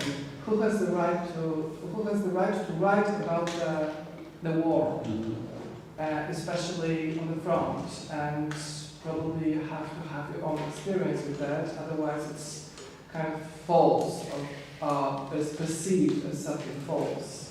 So that's the question. Because I remember that when I was reading Internat, the novel by Żadan, I remember that for me it was a little bit close to quite famous Polish novel by Leon Białczewski, Memoirs from Warsaw Uprising, because there was very civic perception of somebody who just want to survive. But for me it was very striking and very important in a way, because I thought it's kind of Żadan's own experience. And that was the source of not only artistic value, but also that source of legitimization that gives his own experience. So, yeah. Czyli na czym to polega, że jest takie założenie, że o wojnie mogą pisać tylko ci To kurwa? dziękuję. To jest nasze ulubione pytanie i od drugiego ruchu. This is our favorite question after 25. Nie możemy znaleźć na to odpowiedzi. Ja powiem panu, że ja na przykład zdaniem dużej części społeczeństwa ukraińskiego też nie mam prawa pisać jako krytyczka literacka o wojnie, bo ja wyjechałam z Ukrainy i nic też nie tego, co przeżywają ludzie w Ukrainie. So she said this is also something that engages her personally because she, after the war started, she left, and for in the opinion of some people in Ukraine, she is not does not have the right, yes, to write about war, yes, because she is not there as well. Ale mamy i good news, kto to mówi. Jeżeli to dla mnie ważna część społeczeństwa ukraińskiego, to ja to słucham i nie piszę na przykład. Ale mogę sobie nie patrzeć w media społecznościowe i nie będę wtedy wiedziała, co o mnie tam myślą czy piszą. No więc ja to analizuję, bo o tym mówię, bo to jest dla mnie ważne i ciekawe. Yes. So for Tatiana, it is important who raises this argument.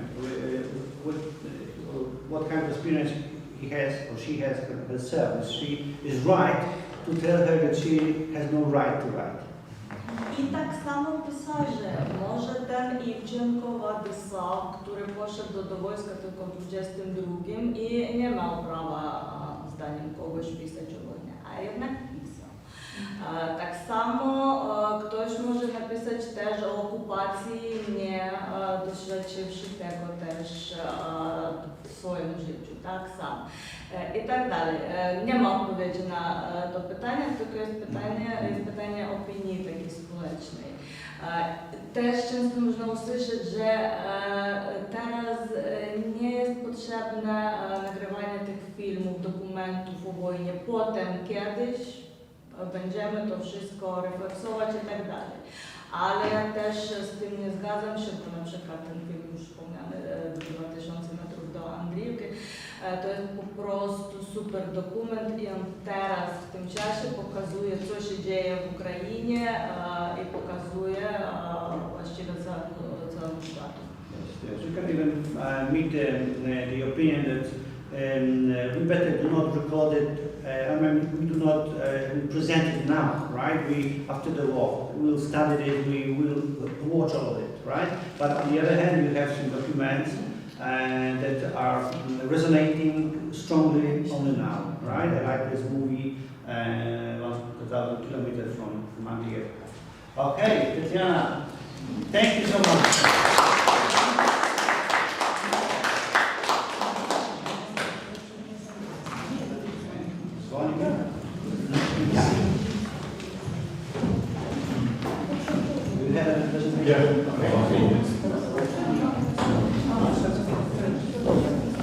Gdzie tam Kacper? Dziękuję.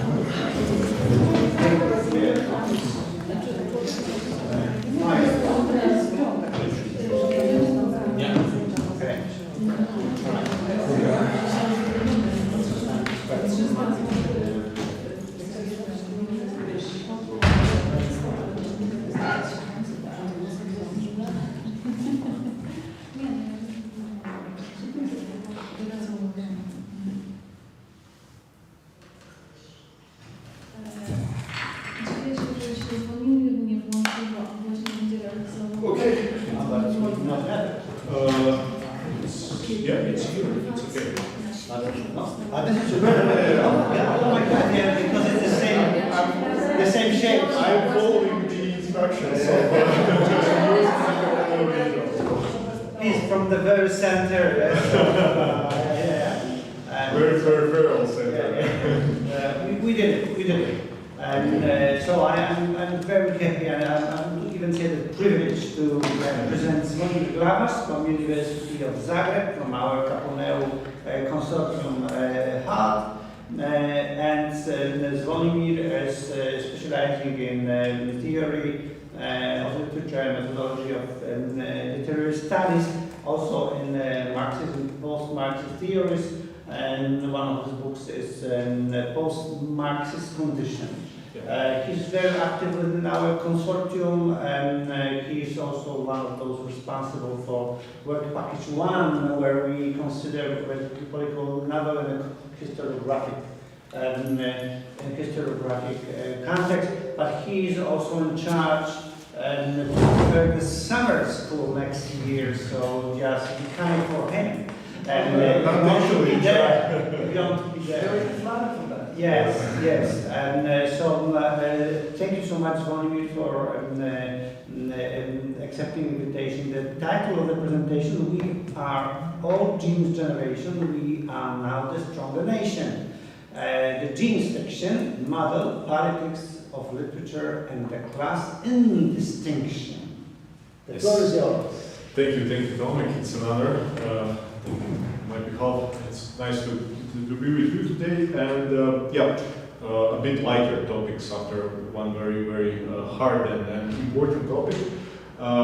The light shades of topic are already entitled. I guess that if someone of you wondered where's the quotation from, you probably couldn't recognize it because it's a quotation from a song of a very trashy Croatian pop rock band from the 80s, and it says, so we are all Genes Generation, we are now the strongest or the greatest nation, and it follows, we are now the East and West and South, we are now the Mr. Tovarish and Drug as comrade in Croatia. Yeah, so a very happy rock and roll international in that song, and it's basically directly connected with my topic of today, and it's genes fiction. It was actually the International Slavistic Congress here in Poland, not here, it wasn't in Warsaw in 1973. Along with earlier discovery of Vasily Aksionov and Marek Hvasko, that first inspired famous Croatian literary scholar Aleksandar Flake to develop his concept of genes fiction. This led to his groundbreaking study Moderne Genes Prosa, first published in German in 1975, and later expanded into translations and revised up until 1983. This is the book from 1983, Prosa Ultrapericama. In it, Flake proposed a typology of fiction emerging in Central and Eastern Europe in the late 60s and 70s, of works that rebelled against prevailing literary conventions and drew on what he named Selinger's model. It included authors such as Majedic, Josic, Majdak, Mihailovic, Kapor, Glumac, etc. in Yugoslavia. Then, for example, Hvasko, Novakovsky, Stachura, Podolska, Lea in Poland. I hope I pronounce everything well. Vlaškova in Czech Republic, Aksionov in the USSR, and Plensdorf, for example, in GDR. Since this cross-national genre spreading through USSR, Poland, GDR, and Yugoslavia had not been systematically studied and was loosely labeled young fiction before Flake. Flake, inspired by a line from Plensdorf's The New Sorrows of Young W, and the line is this one here. The way I see it, genes are an attitude, not just trousers. Aptly name it blue genes fiction, or just genes fiction, or originally in German, genes prosa.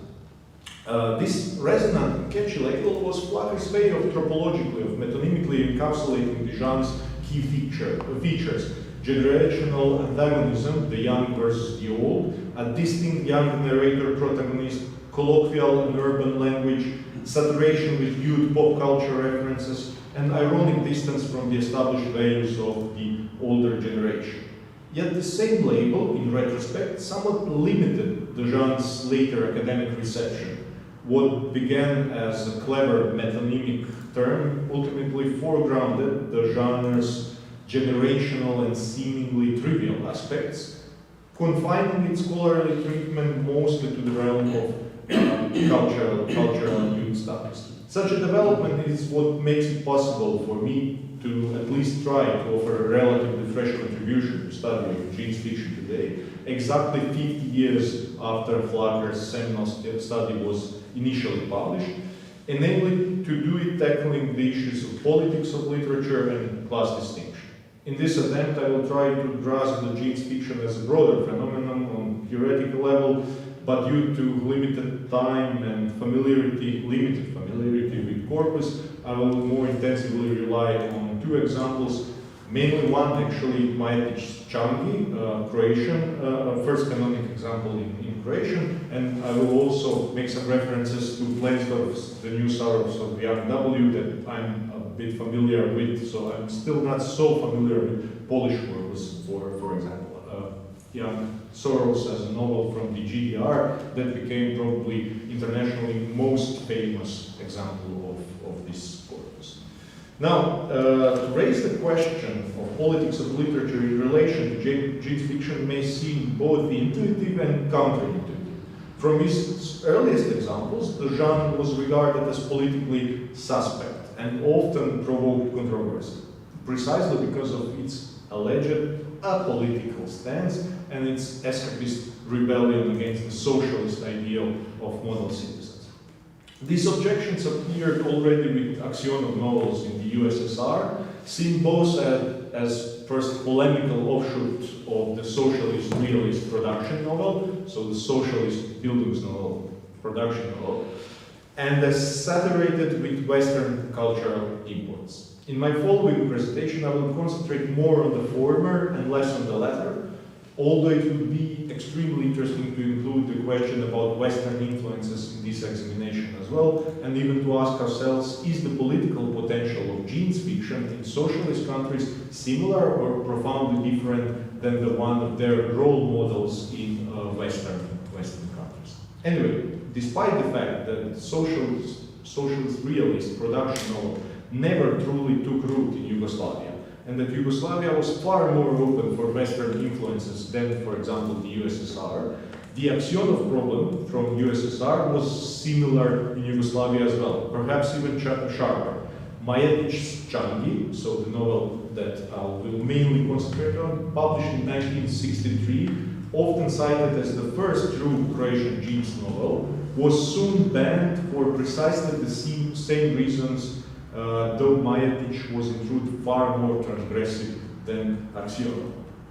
The novel protagonist, Changi, belonged to the generation of, I quote, grammophonized, magnetophonized, motorized, modernized, fashionized, Europeanized youth, for whom the foundational Yugoslav narratives, such as the War of Liberation, had become mere cliches. Those youth, oiled their slick hair, wore velvet t-shirts, and danced to jazz at their vile drunken parties. They didn't care much for virtues of the working people or building of the socialist society. They cared just for girls and reckless fun. The sexually explicit scenes at one such party were cited as the official reason for the legal proceedings against Majetic's novel, the first and only trial of this kind in socialist Yugoslavia. So the only kind of trial in socialist Yugoslavia where one book was actually banned.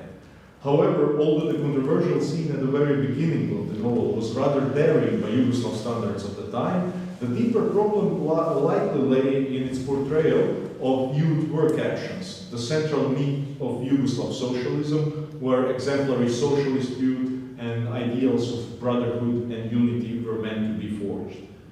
In this first part of the plot, Changi commits drunk vehicular manslaughter, or just a fancy way to tell he kills someone by a car, and then escapes to a youth work action, which was supposed to serve as sort of his reformative purgatory, a setting that at least formally followed the model of the production of the socialist production novel. Yet the fact that Changi is only partially reformed, that he befriends a model socialist youth who fails in his narrative role as a guide to total transformation, and that the work actions themselves are populated by eccentric, non-conforming individuals, all these made the novel far more a space of negotiation and struggle between two paradigms than an affirmation of only one of these socialist realist ones. And then, of course, that of course was by that time problematic. Unlike Changi, Plensdorf's The New Sorrows of Young W does not oppose the production novel directly, but instead engages in complex dialogue with timeless classic Goethe's The Sorrows of Young Werther, while also declaring its kinship with Salinger's The Catcher in the Rye. It is less provocative in language and content than Changi. Its protagonist is a runaway and dreamer rather than a murderer. Yet the revolt that drives the plot targets the same topoi as in Changi: the collectivist, work-centered culture, party norms, and the lack of space for individuality or genuine attention to you. Although the story likewise ends in tragic defeat rather than transformation. Neither Changi nor Edgar as the main character from Soros Young W, explicitly challenge the existing social order in the name of any counter-order. Like most protagonists of Jean's fiction, they avoid political issues directly, distance themselves from ideological debates and class affiliation, and replace vertical class stratification with a horizontal federation order. Their belonging is limited to a gang of friends, another very important genre feature, or to none at all. As escapists, ill-fitted to their environment, they follow seemingly individualistic lines of life that expose the constraints of the social structure they seek to evade, rather than illuminate their contingency or potential alternatives. Given this, the question is, can such novels truly be considered political? And is their political significance ultimately confined just to the controversies they provoke?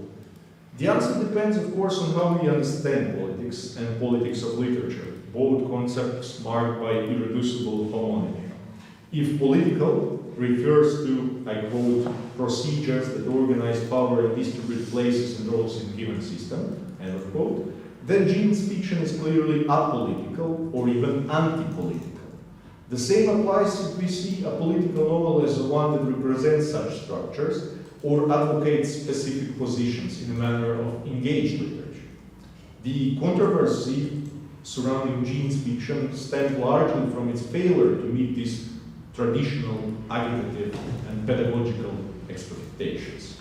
Even Howe's definition of political novel as the one that, I quote, focuses on social rifts and the conflicting ideas they set in motion, ultimately leading to an awareness and rethinking of the very idea of society, end of quote, seems at first ill-suited here. Jean's fiction is hardly a thorough questioning of society, nor are its characters suited to embodying articulated ideas or opposing visions of society. They're mavericks, fugitives, and outcasts. However, if we define politics as Rancière does, as something that arises from the miscount of the social count, as a demand to take part of those who have no part, as the voice of those denied the voice their own, then Jean's fiction definitely shifts to more closer to the center of category. This is especially clear if we consider that ever since Flacker's study, the voice of rebellious youth, despite its very emphasized individualism, has been recognized as a collective voice, either generational or subculture, and that the often self-proclaimed classlessness of Jean's fiction, protagonists need not necessarily be a reactionary negation of class division, but rather a gesture of one questioning the predefined class matrix in which they do not fit. Already in Flacker's initial study, there are some insights in this direction, since Flacker, for example, claims that characters from Uži Stari Moj, another famous Croatian Jean's fiction novel, in their dialogues ironize Marxist discourse and the concept of the proletariat, but at the same time that they practice a class solidarity and express it in other language, in youth language. Why was this interpretation overlooked, at least in Croatian literary criticism? Why did the narrative of Jean's fiction's apolitical and classless nature prevail? Well, earlier on, political literature was understood mainly as either blatantly agitational and pedagogical, like the production novel from which Jean's fiction distanced itself, or as explicitly engaged literature, again, incompatible with alleged escapism of Jean's fiction. The initial reputation of the genre as immature and youth-oriented, followed by its later deterioration in feuilletonized and trivialized forms, resulted in Jean's fiction enjoying lower symbolic capital, being looked down upon by hypercritics and marginalized as an object of scholarly examination. As a direct consequence, the scholarly rediscovery of Jean's fiction occurred, at least in Croatia, mainly within cultural studies, where it was examined as a cultural manifestation of youth and pop culture. This rediscovery, although it produced highly valuable contribution, examined Jean's fiction in continuity with other marginal youth and pop cultural phenomena, treating it mostly as a reflection of certain external social processes rather than as an active intervention in the symbolic field and a literary phenomenon on its own. A good example is very influential study of my dear colleague Masha Kolanovic in Croatia, titled Shop Worker, Rebel, Consumer from 2012, which follows the transformation of socialist and post-socialist transitional fiction, mainly as a reflection of the transformation of economic system from socialist towards the development of consumer society. In the often quoted observation by Flacker, that Jean's fiction disputes vertical literary hierarchies in favor of horizontal dissemination across other regions of culture, the reception of Jean's fiction, at least in Croatian cultural studies, emphasized the latter over the former aspect. While Flacker's study was positioned somewhere at the crossroads between immanent and external approach to literature, in the perspective of cultural studies, the balance shifted decisively towards the latter one. Consequently, it remained largely overlooked that certain realization of this genre, unlike the more trivial spin-offs that followed, were literally very self-conscious, auto-reflexive, and very complexly woven, despite their seemingly simple narratives and their loud rebellion against high culture and literary tradition. These two texts I focused on here, for example, employ some very avant-garde devices. Plenzdorf employs very interesting montage technique and plays with intermediality, while Majetic, for example, experiments with typography, employs very modernist stream of thoughts, mixture of voices, and very complex system of vocalization. Moreover, narration of both novels fold upon itself, resulting with passages which question the representational conventions, possibilities and norms, narrative credibility, artistic tradition, institution, etc., etc. Majetic even expanded Changi in second edition with a metalectical incorporating of whole process, juridical process against this book. A diligent analysis could even discern signs of literary polyphony within this reading, which could compel us to reconsider the easy dismissal of the portrayal of social readings. Here, however, this element is realized not so much as an object of literary representation, or even directly through language, like in House examples, but through differences in styles and clashes of literary tradition. This is especially interesting from a Rancierian perspective, even in its later phase, after he shifted towards the aesthetic regime of art and its subversion of norms of appropriate representation. Jean fiction actually perhaps bridges two Rancierian objects of study, politics proper and the politics of literature, by subverting both the pedagogical demands of ethical regime and the representational norms of poetic regime, while avoiding the molecular dissolution of literary and political subjects. It emphasizes a generational sentiment of exclusion and asserts the demand for participation by those who have no part. Thus, Jean's fiction can serve as a useful example in critical approaches to Rancière that aim to bridge the logics of disagreement and misunderstanding.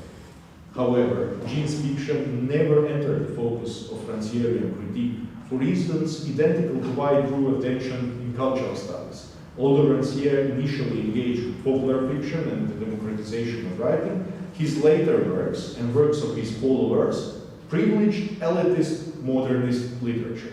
Seen as too simple and stereotypical, Jean's fiction was overlooked, missing the chance for productive dialogue with cultural studies and paradoxically reinforcing earlier claims of its apolitical nation advanced by guardians of literary and political orthodoxy. And finally, just another incentive for further analysis. When discussing the political and class dimension of certain work and the mentioned democratization of literary field, especially with Bourdieu in our call for papers, we should definitely not overlook reception. Although one could insist from a more rigid perspective that Jean's fiction is apolitical because it avoids question of class belonging and social stratification, it is an undeniable fact that its reception was from the outset accompanied by an awareness of its social critique, and that this reception was enormous. Both The New Sorrows of Young W. and Changi were bestsellers in their respective working class countries, with Changi selling over 15,000 copies in Yugoslavia alone, and New Sorrows or certain other Croatian examples like Majda's Kužiš Stari Moj becoming templates for very successful theater plays and successful movies. The subversion of the order of the sensible that these novels affected by challenging certain norms and limits of representation thus had a very concrete impact on class division within literary field. This impact was democratizing par excellence in terms of language, also, as Jean's fiction incorporated jargon of lower classes and previously prohibited types of discourse into literature. It is enough to recall what I already said, that Changi, for example, was controversial and persecuted in 1963 for its urban slang and sexually explicit language, while by 1970s in Yugoslavia, it had not only become tolerated, but the sexually explicit language and slang even became redundantly overspread in later works of Jean's fiction. In fact, it even interacted with the field of high literature, paving the way for scandalous translations of Henry Miller in Yugoslavia, which happened in late 1960s and early 1970s.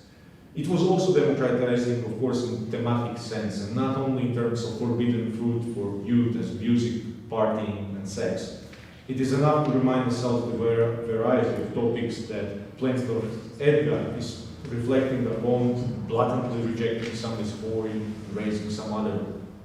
Finally, it also democratizes the readership structure. As an accessible and widely read phenomenon, Jean's fiction served as convenient entry point into literature for culturally underprivileged audiences, far more effectively than explicitly pedagogical works, while its polemical engagement with high culture also introduced readers to literary canon. And that's something that's often overlooked. People often say Jean's fiction struggles with high culture. Yeah, but references to high culture are obligatory in it, so it introduces readers to high culture as well. In other words, although it may be true that Jean's fiction nominally was apolitical and didn't care much for class difference, it surely made some difference in that sense. Perhaps even more significant than some of the novels that we are used to see as working class literature. Thank you. Yeah, thank you.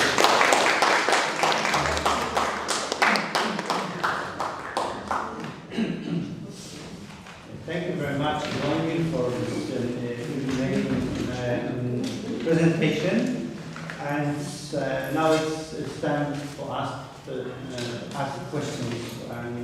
I think that once we heard something about Jean's fiction during one of the conferences, someone was making some reference to Jean's fiction. Maybe it was, yes? Yes, it was Eva. Yeah. Okay. So Eva, maybe you want to start.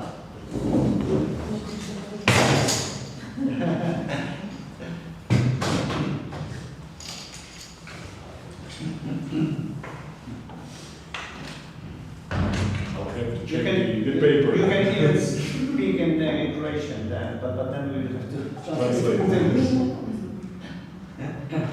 Anya. I don't have a question, but I would like to say that in Czech literature there is a novel. It was published in late communism, 87, for example, I don't remember, but it is called Jean's World, Radek Long. And it is very similar. Mhm. But I think that they, from the very beginning, considered it as a political As a political. novel, Mhm. which some kind of miracle that there was Mhm. that it was published in official Mhm. Yeah. domain. Thanks.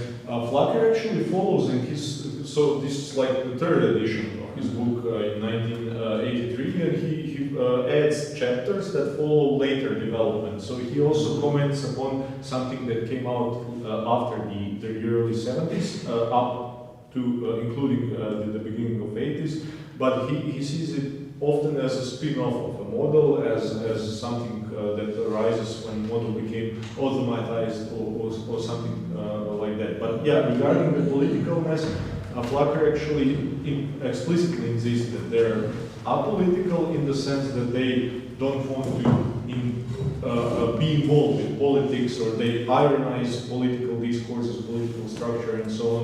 Although, just as you mentioned, these works in Croatia as well, at least in the first decade of them coming out, so in 60s, were regularly followed by scandals. Later in 70s, it became completely automatized, so no one was being so scandalized anymore. But yeah, the first one actually ended up with a court process. So. Sitno pitanje. Flacker koristi pojam jeans proza. Ti kažeš na engleskom jeans fiction. Ne kažeš niti jeans novel, niti jeans proza, nego... Fiction je približni ekvivalent za prozu, kao pojam. Fiction pokriva, mislim, u jednom značenju je ono što bi se hrvatski rekao fikcija, u najširem, ali u užem značenju je proza. Znači ne koristiš namjerno da... Ne, to je pokušaj... Fiktivnost, izvlačenje iz konteksta. Ne, to mi je pokušaj bio da što direktnije prevedem, jer da sam stavio jeans prevedem, jer da je jeans prose... You can even say in English. Yeah, okay, so the professor Christina asked me because the original title is Modele jeans prosa. Why have I translated as jeans fiction? Is it a spread? Am I spreading the concept or modifying the concept or so on? And then I said that I believe that jeans fiction is the closest translation to jeans prosa, because fiction in one sense might mean fiction as something fictitious, but in other sense means what we call prosa in Croatian and in Polish as well, right? Yeah. While if I translated it as a jeans prose, it would sound probably strange for English speakers. Now we don't have credit here to us, but yeah, fiction is more often used in English in that sense than prose. Yeah. And two more questions for me. One thing that's interesting, because this is connected with the class distinction, because Flacker was mentioning some of the Polish writers, and Polish criticism, Michael Wachowski, Chłastwo, and others, and sometimes apart from these features that you mentioned, they are also called outsiders, because the main characters usually wanted to withdraw from the society. And for example, they preferred being among thieves and alcoholics. So the category that was used in the criticism was borrowed from German, I think, Lumpenproletariat. Yeah. So it was the category that was used many times by critics. And what do you think about this? One question, and the other question. So maybe we'll start with this. Okay, in Flacker's study that's also emphasized.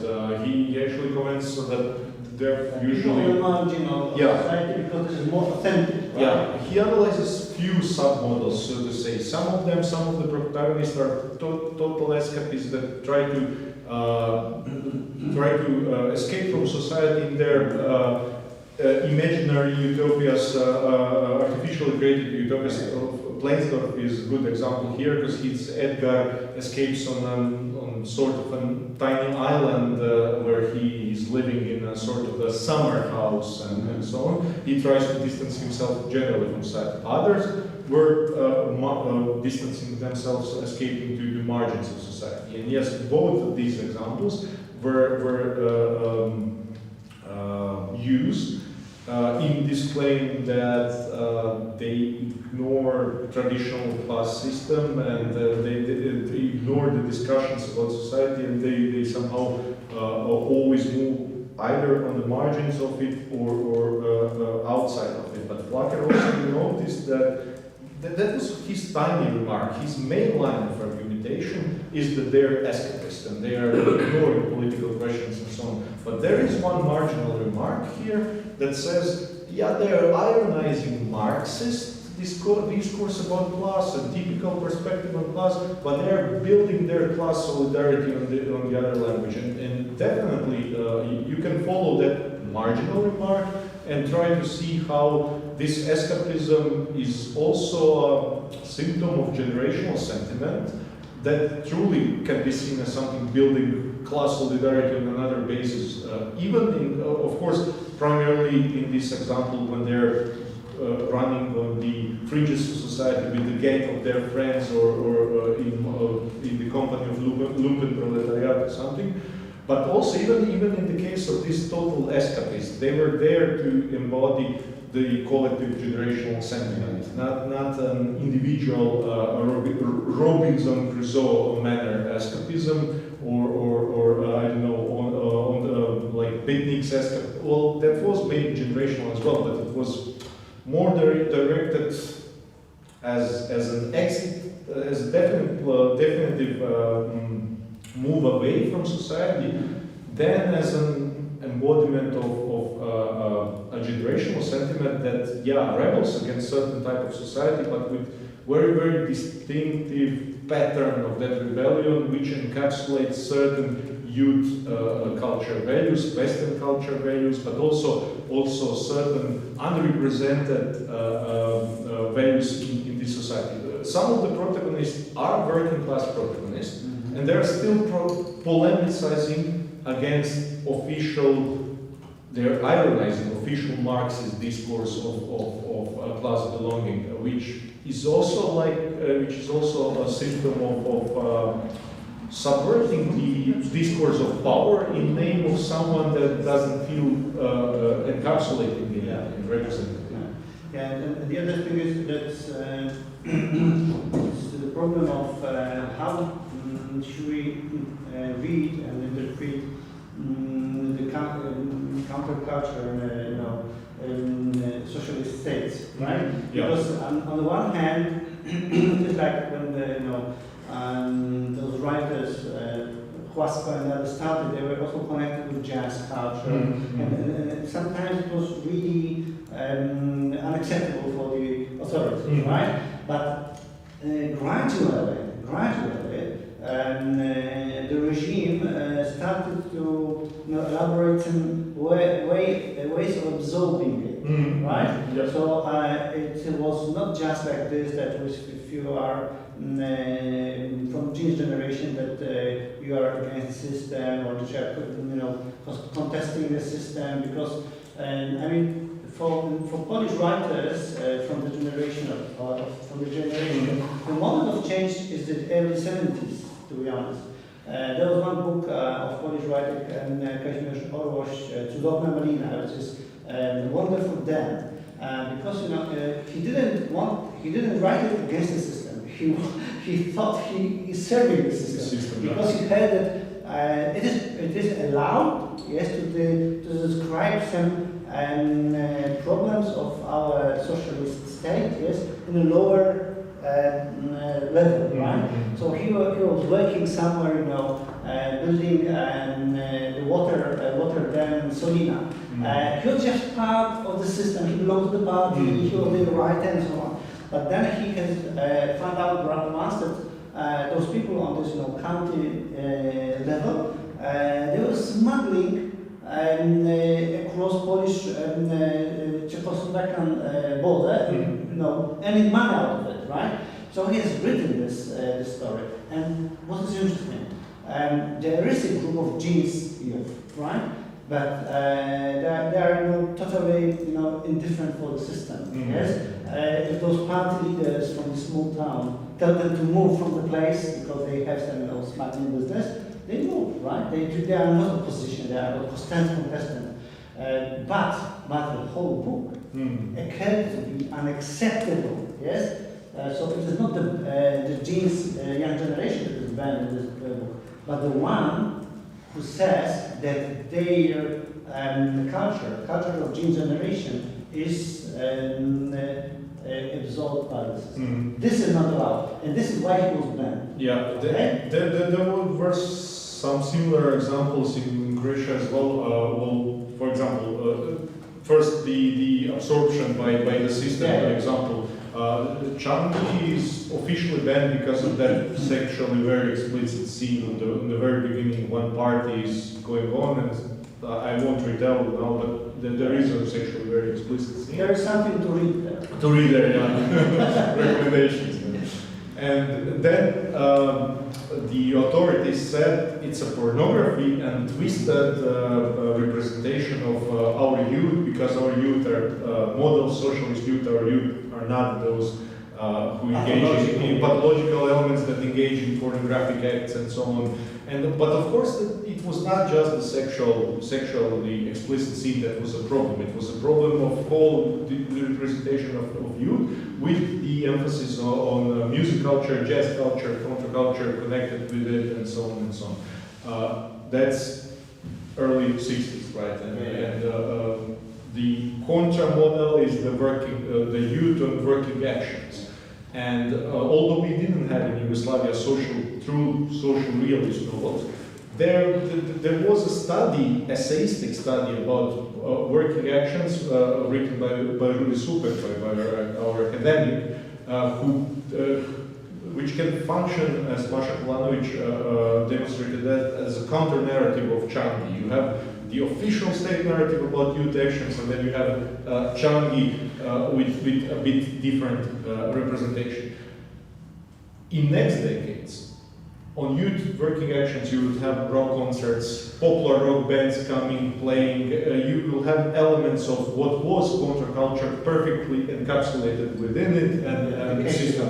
Yeah, and system will absorb it in real life, not in literature. And in literature, all these cliches won't be even suspicious anymore. And there were even some examples of attempt of a gene fiction of, for example, Pero Zlatar, who wrote a novel where you have all the cliches of gene fiction, but the protagonist becomes a model socialist youth on working action. He is correct. And there is also one very interesting example in GDR, Volker Braun.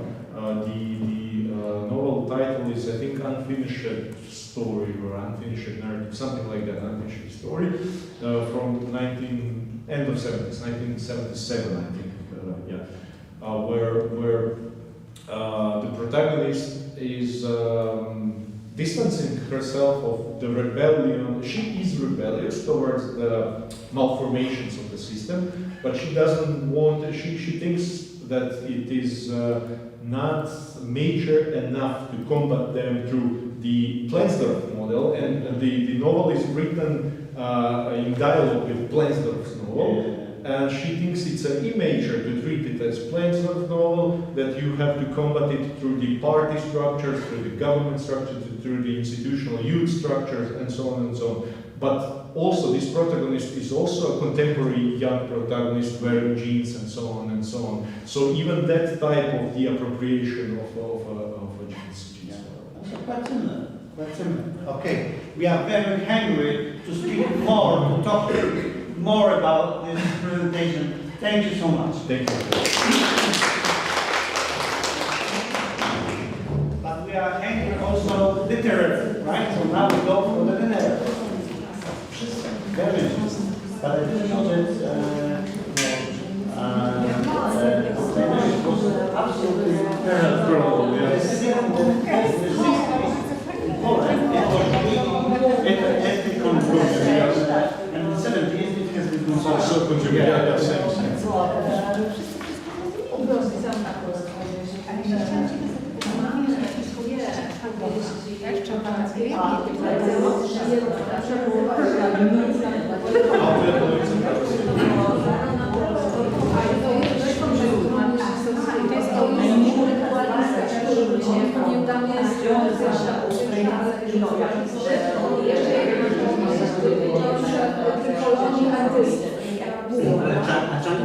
Czarni nie jest Thank you.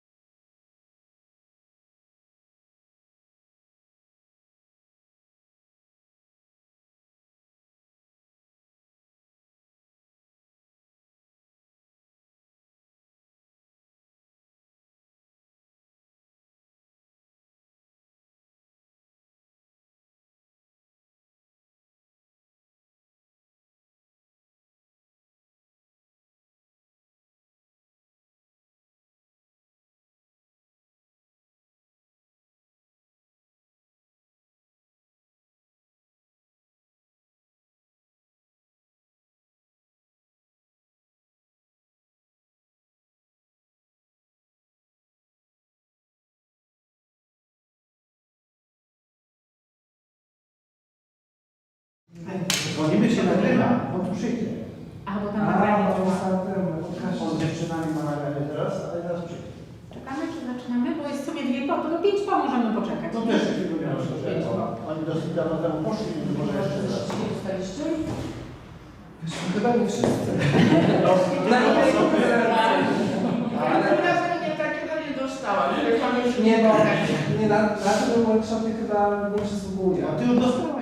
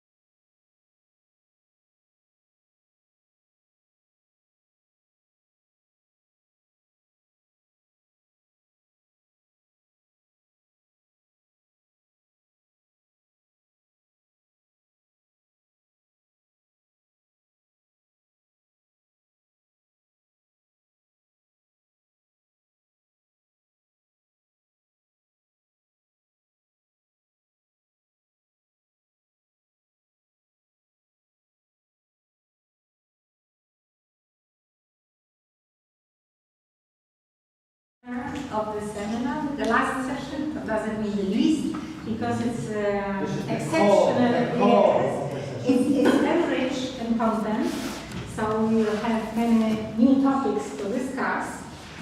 And all the speakers from the session are from one city, which is very close to our hearts. Poznan representatives, so welcome again. And we will start with a talk by Anna Gawarecka, literary scholar, professor at Slavic philology at our university, who specializes in Czech literature and culture, focusing on the national imaginary, modernism, postmodernism, mass culturalization, cultural geography, and intersemiotic relations. She has published 2 monographs on Czech literature, The Margin and the Center, the presence of forms of popular culture in Czech literature in the interwar period, and Exiles from the Past Worlds about Czech decadence. And of course, she has also published several dozen articles on Czech writing from the 19th to the 21st century. Anna Gawarecka will talk about a novel of Czech writer. The title of her presentation is Praise of the Aristocracy in the Ante-Noble Times. Thank you. It is about Ladislav Fox's novel, The Duchess of the Cook. Novel looks like this. I will begin with a quote. You had no heart for the oppressed nation, and as a result, the nation could have no heart for you. This quote, coming from the collection of patriotic declarations written by the famous poet and publicist Karel Havlicek-Borowski, who in the mid-19th century played the role of the opinion-forming codifier of the Czech identity discourse, rhetorically summarized the anti-noble resentment that recurred to its varying intensity in the statements of representatives of the national revival. It means an emancipation movement striving to regain partial, primarily cultural autonomy within the Habsburg Empire. As a result, manifestation of a firm rejection of any, especially familial, connections with the social group, means nobility, were not uncommon, proving, as Vladimir Mazura points out, that in the space of the revival concepts of social stratification, a mechanism of specific inverse shifts was at work, resulting in an unequivocal ennoblement of plebeian regions.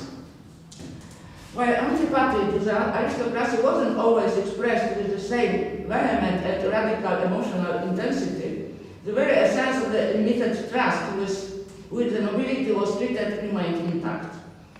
At the beginning of the 19th century, building and reconstructing the foundations of Czech nationality with bypassing the highest social classes could be perceived as a kind of handicap and required developing a repertoire of arguments justifying the aristocracy's absence from the emancipatory project.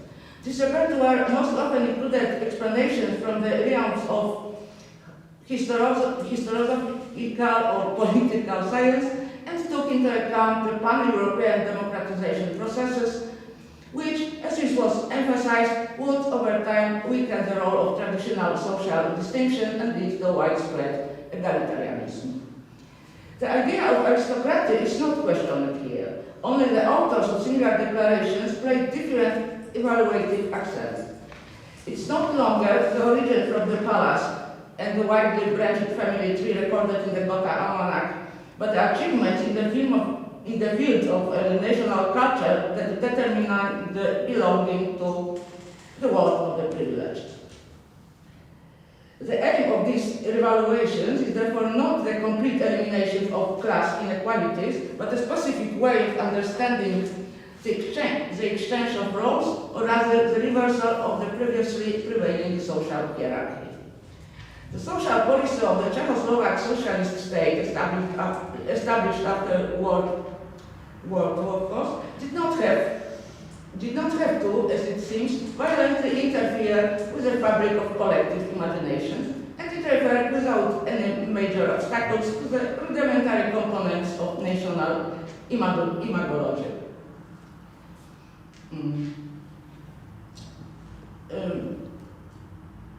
And it means that to some extent it overlapped with beliefs that had long been an element of collective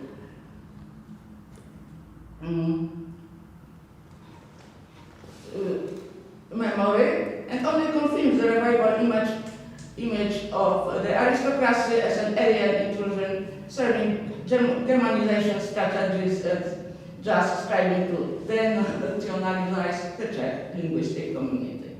Also, as time passed and the systemic foundations of the totalitarian state strengthened, some of the ideological assumptions were partially softened. This liberalization did not in any way concern the issue of the class structure of the society and the leading role played by the proletariat in it. Ladislav Fuchs was one of the writers who, debuting in the 1960s, contributed to the political thaw atmosphere, on the one hand by tapping into the repertoire of uncomfortable or even explicitly forbidden issues, and on the other hand by breaking with the rigid norms of the socialistic realistic poetry.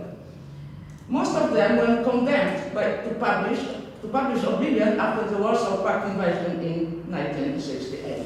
The literary and biographical fates varied. Some, for example, Milan Kundera, Józef Korecki, or Filip Dusza, and more, chose the life in exile, while others, for example, Ludwik Baculik, Ewa Kanturkowa, Václav Havel, of course, attempted to operate with the Samizdat circuit.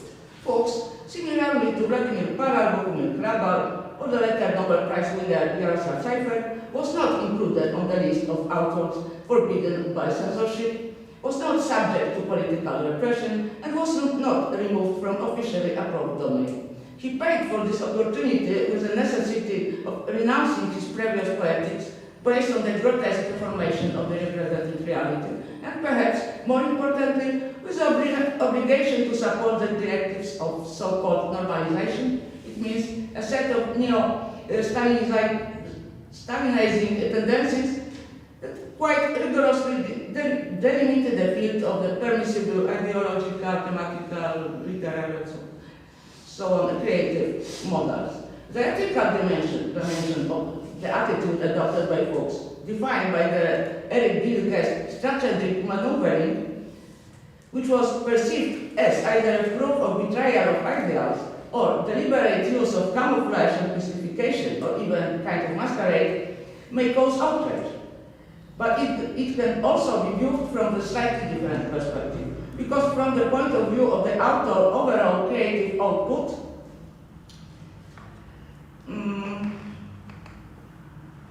this conformism paid off to a certain extent.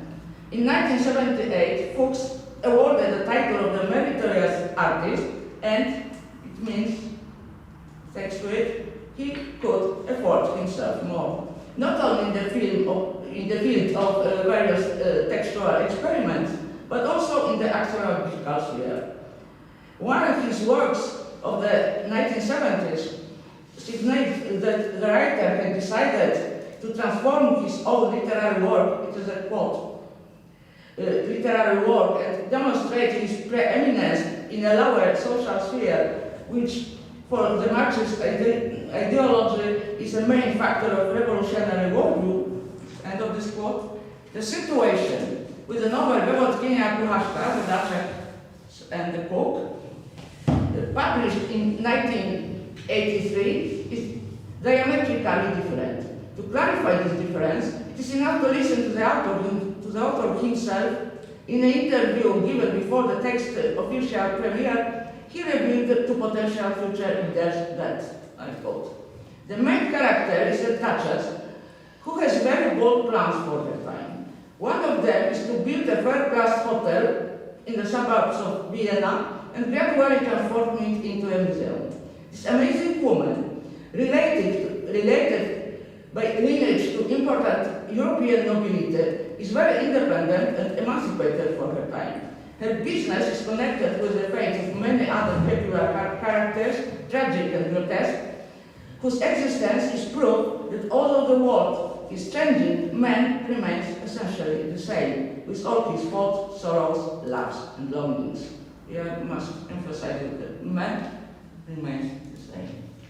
Man doesn't change. Against the communistic vision of the building new socialist state in Homo Sovieticus and so on.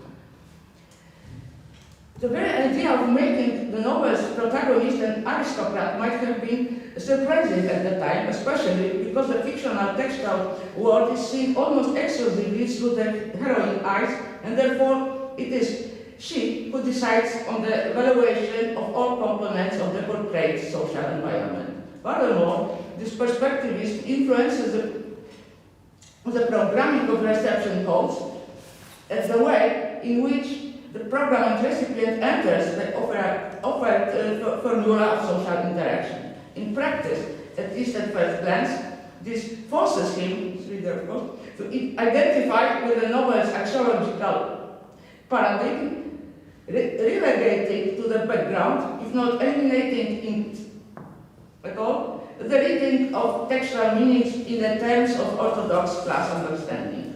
This, as Henryk Mankiewicz explained, it was in 1953, precisely, was based on the, I quote, directional tendencies modeling of reality always performed from the point of view of a specific social class. Such a definition is not, which could be somewhat surprising, far from the proposal of Stephen Greenblatt, who postulated that when reading literary works, the reader should try to answer questions about the dependence of the understanding of these works on its ideological and social context. And this definition does not allow for going beyond a narrow interpretative framework that requires one to look in the literature only for the political position it conveys. In many ways, Fuchs' novel does not escape to the exegetical directives thus outlined. Its protagonist, Duchess Sophia Letelier Daguerre-Kebelsberg, a Viennese aristocrat whose lineage, as a narrator informs in the first sentence of the text, reaches back to 16th or even 10th century, is portrayed as a typical, if not exemplary, representative of her environment and her behavior, knowledge, respect for the rules of etiquette and social conventions, fully conform to the set of stereotypes commonly associated with the habitus of the nobility.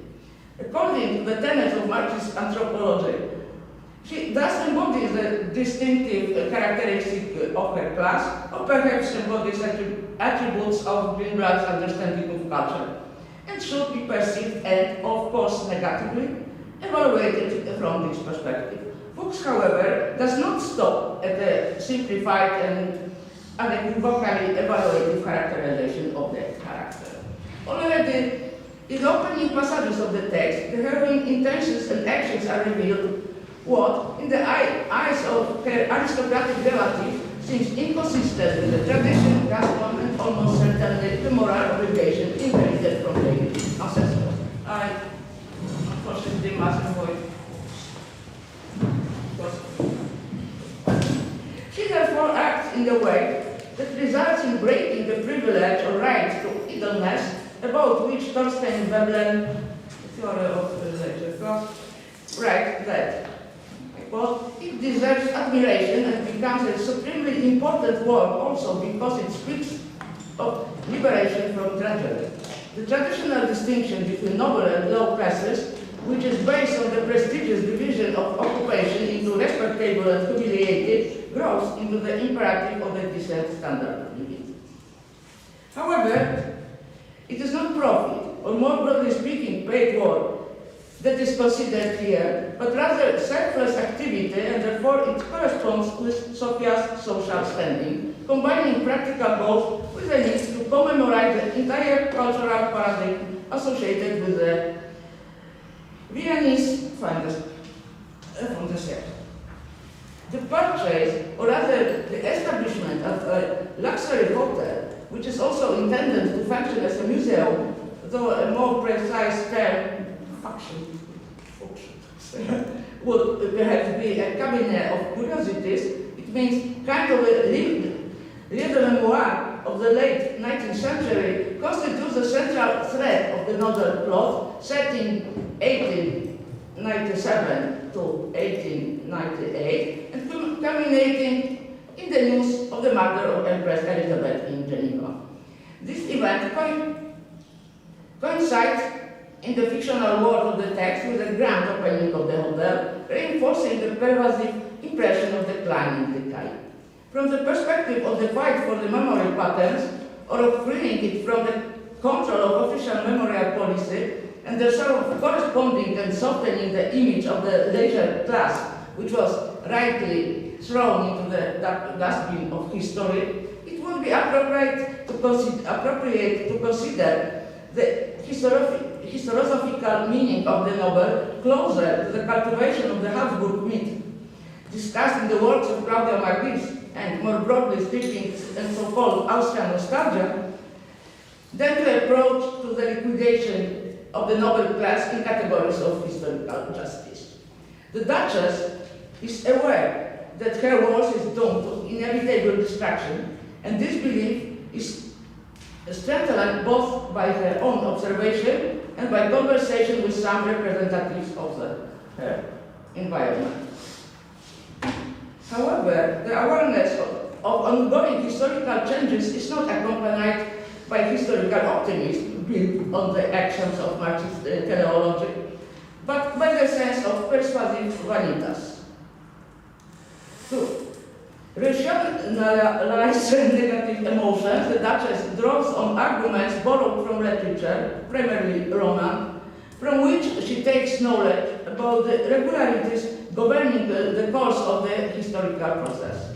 Her reading list is carefully recapitulated here, and quotes and allusions to Marcus Aurelius' Reflections, Tacitus' Chroniques, and Petronius' poetry record repeatedly in the protagonist's reflections and in dialogues, serving to anchor historiographical reflection within a centuries-old intellectual tradition.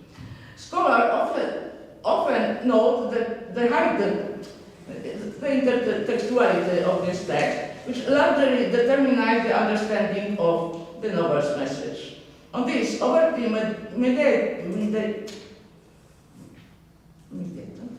basis, the Duchess herself writes a drama about the end of the Roman Empire, attempting to illustrate the inevitable fatalistically interpreted dimension of the rules governing emergence, development, and decline of all social and political structures and formations. The impulse for drawing similar historiographical conclusions here, therefore, does not stem from Marxist ideology, but from a much older, moreover, intervening distinct philosophical and cultural ones, from, for example, from the Baroque topos of vanity, through positivist evolutionary theories, to a decadent imaginary also inspired by ancient patterns of the fall of great empires. Reviewers from the 80s, not 1980s, received the novel favorably, most often pondering on its genre character, which to some extent facilitated to avoid undoubtedly troubling from censors and party propagandists issue of the concept of class struggle as the main and, in fact, the only possible interpretation of historical teleology. Even the title of the text proved misleading from this perspective, because although its structure resembles work like Mark Twain's The Prince and the Pauper, it does not even suggest, though it might seem so,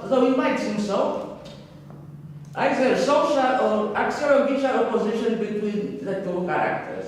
Betty Barbel, employed as a hotel chef, enters the novel world only in the final chapters. Her appearance, besides providing a text for introducing elements of refined culinary discourse, serves to solve one of the plot's mysteries. It means explaining why Duke Leutenberg-Aulendorf disinherited his nephew Adalbert and linking the decision to the mysterious death of King Ludwig of Bavaria.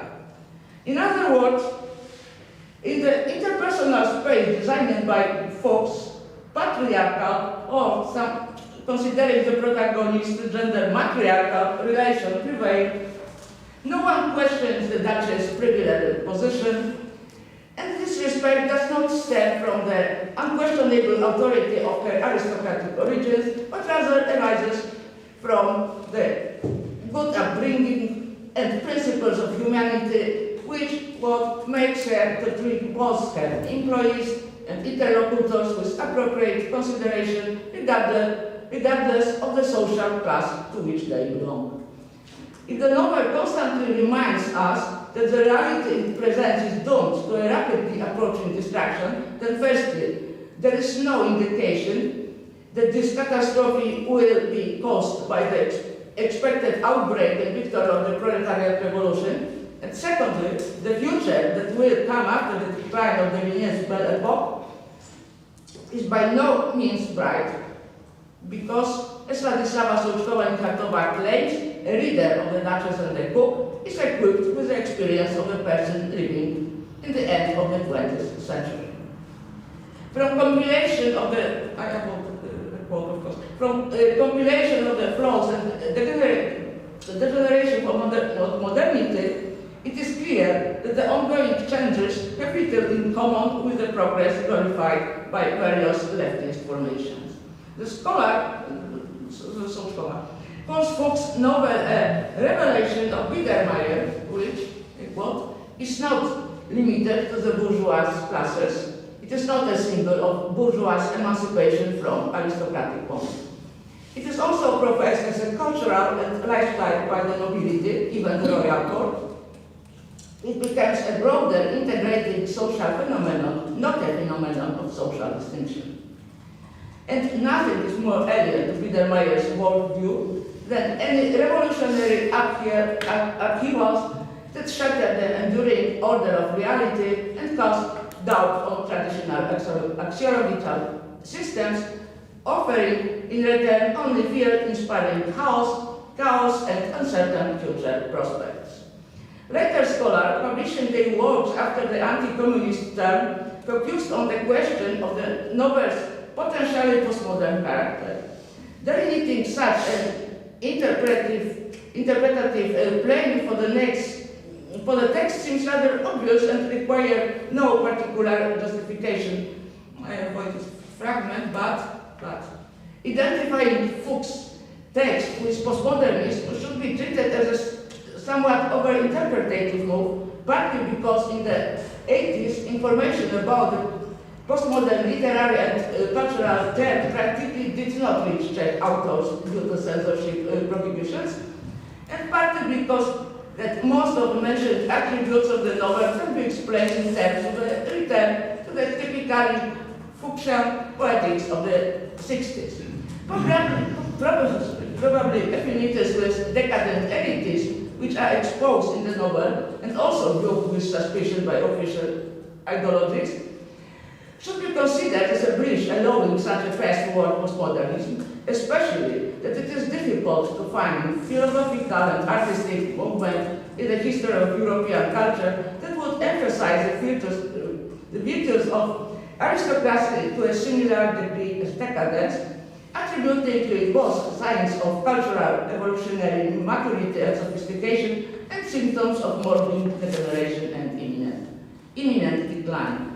The setting of the text plot in the 1990s and focusing attention on the Viennese aristocracy, which was gradually losing its rank and real political significance, Vienna, compared to Paris, which had undergone the modernizing lesson of the French Revolution, is considered as a provincial city here.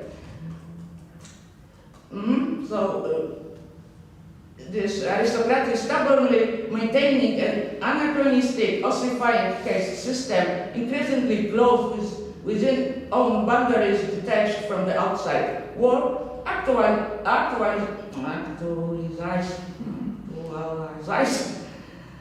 the decadent context in obvious way. Apart from the fascination with the final phase of the Roman Empire and its comparison to the current state of the Habsburg monarchy and the kind of death contagion, decadent affinities are revealed everywhere when the heroine turns attention to her family tradition. Now I will. Coming to conclusion. Yes, it is last page. I quote. She thought of all those framed faces in the gallery of ancestors that they just left. On the long centuries in which they had lived, one after the other. She, the still living descendant of these long dead ancestors, would never have seen the world without them. Every person thanks not only his parents for being who he is, but also those who came before, because without them, there would not be parents either. From their dust and ashes, which never cease to hang in cemeteries for ages, all people were born, and the present ones live too. And some kind of reflection, this kind of reflection in this book is handled. The only difference is, as the Duchess concludes, that most people do not know their ancestors because memories of them have been completely erased. However, aristocratic families possess documents, chronicles, portrait galleries, which is a typical motif of decadent literature, which allow them to preserve and cultivate this memory. These conclusions, in turn, inspire the heroine to further reflections directly concerning the sources, meaning, and consequences of class stratification.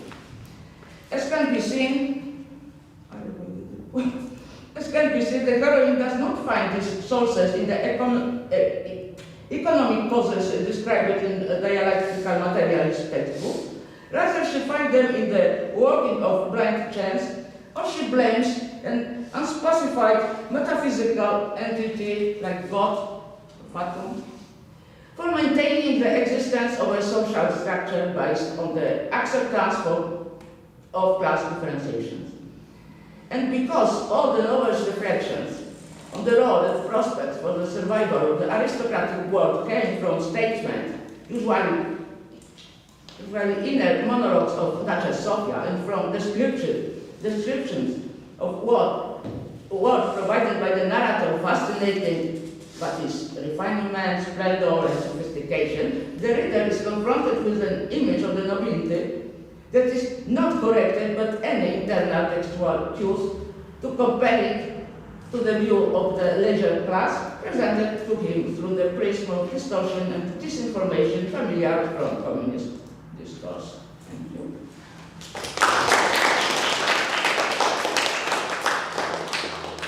Thank you very much. We are now open to your response. Any comments, questions?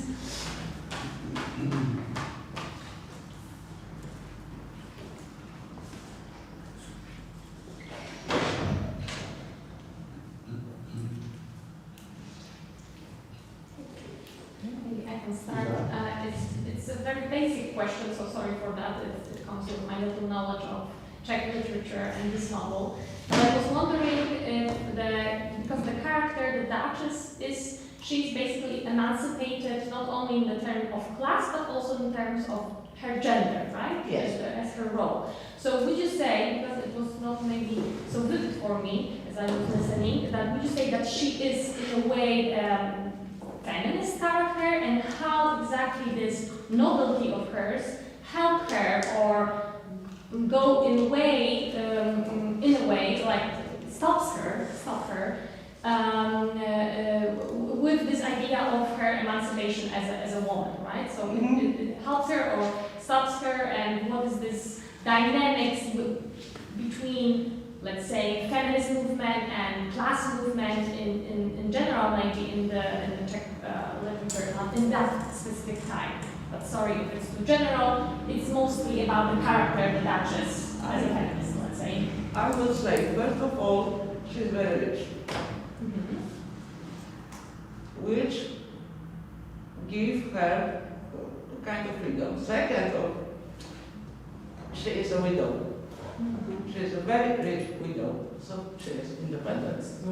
She can decide for herself, she can buy a hotel or buy a balloon because she has something like this, use it. She can do anything she wants, but of course in the frames of the social habits, which of course limited her. But if she doesn't go across these limits, there is nothing that she can't do in this. So she is a feminist. I think that it is some kind of anachronic question, because in this time, fact that this novel was published is strange, but to make it feminist, it would stretch more strange, much more strange. It is, but of course, it is important that it is a woman. It could be Duke, who tried to commemorate 19th century with his decadent atmosphere by building the Panoramic. So we must consider the fact that it is a woman, but I wouldn't say that it is feminism. Thank you. Any other comment? Would you connect Fuchs' novel to other works on a similar topics from other countries? I mean, I think we can call it the aristocratic nostalgia, because when I heard your lecture, the parallels that came to my mind was, for example, Pride and Glory by Iwaszkiewicz, Gattepardo by Lampedusa, or not? Lampedusa, yes. Lampedusa, of course. But it is much Iwaszkiewicz. It's better. Sorry? Iwaszkiewicz is better or Fuchs? No.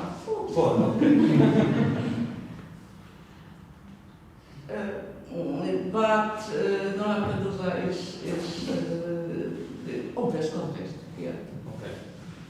And of course, all this text, Philip Roth and so on, about Austrian-Hungary monarchy, which was created after First and then Second World War, with this kind of explanation of looking with sympathy, of remembering of Precis and so on. This kind of, I mentioned Claudia Martis, and it is the main interpretative context for me, but of course for the censorship there, it must have been suspicious. Must have been. And one private reflection here.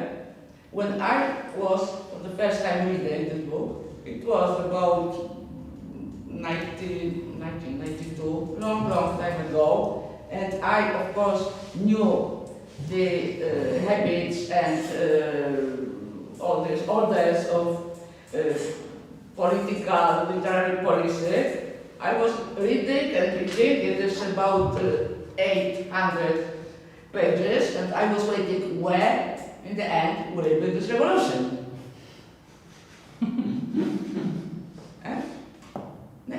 so sorry to watch it. It was in Czech. No revolution is even indicated here. Only this decadent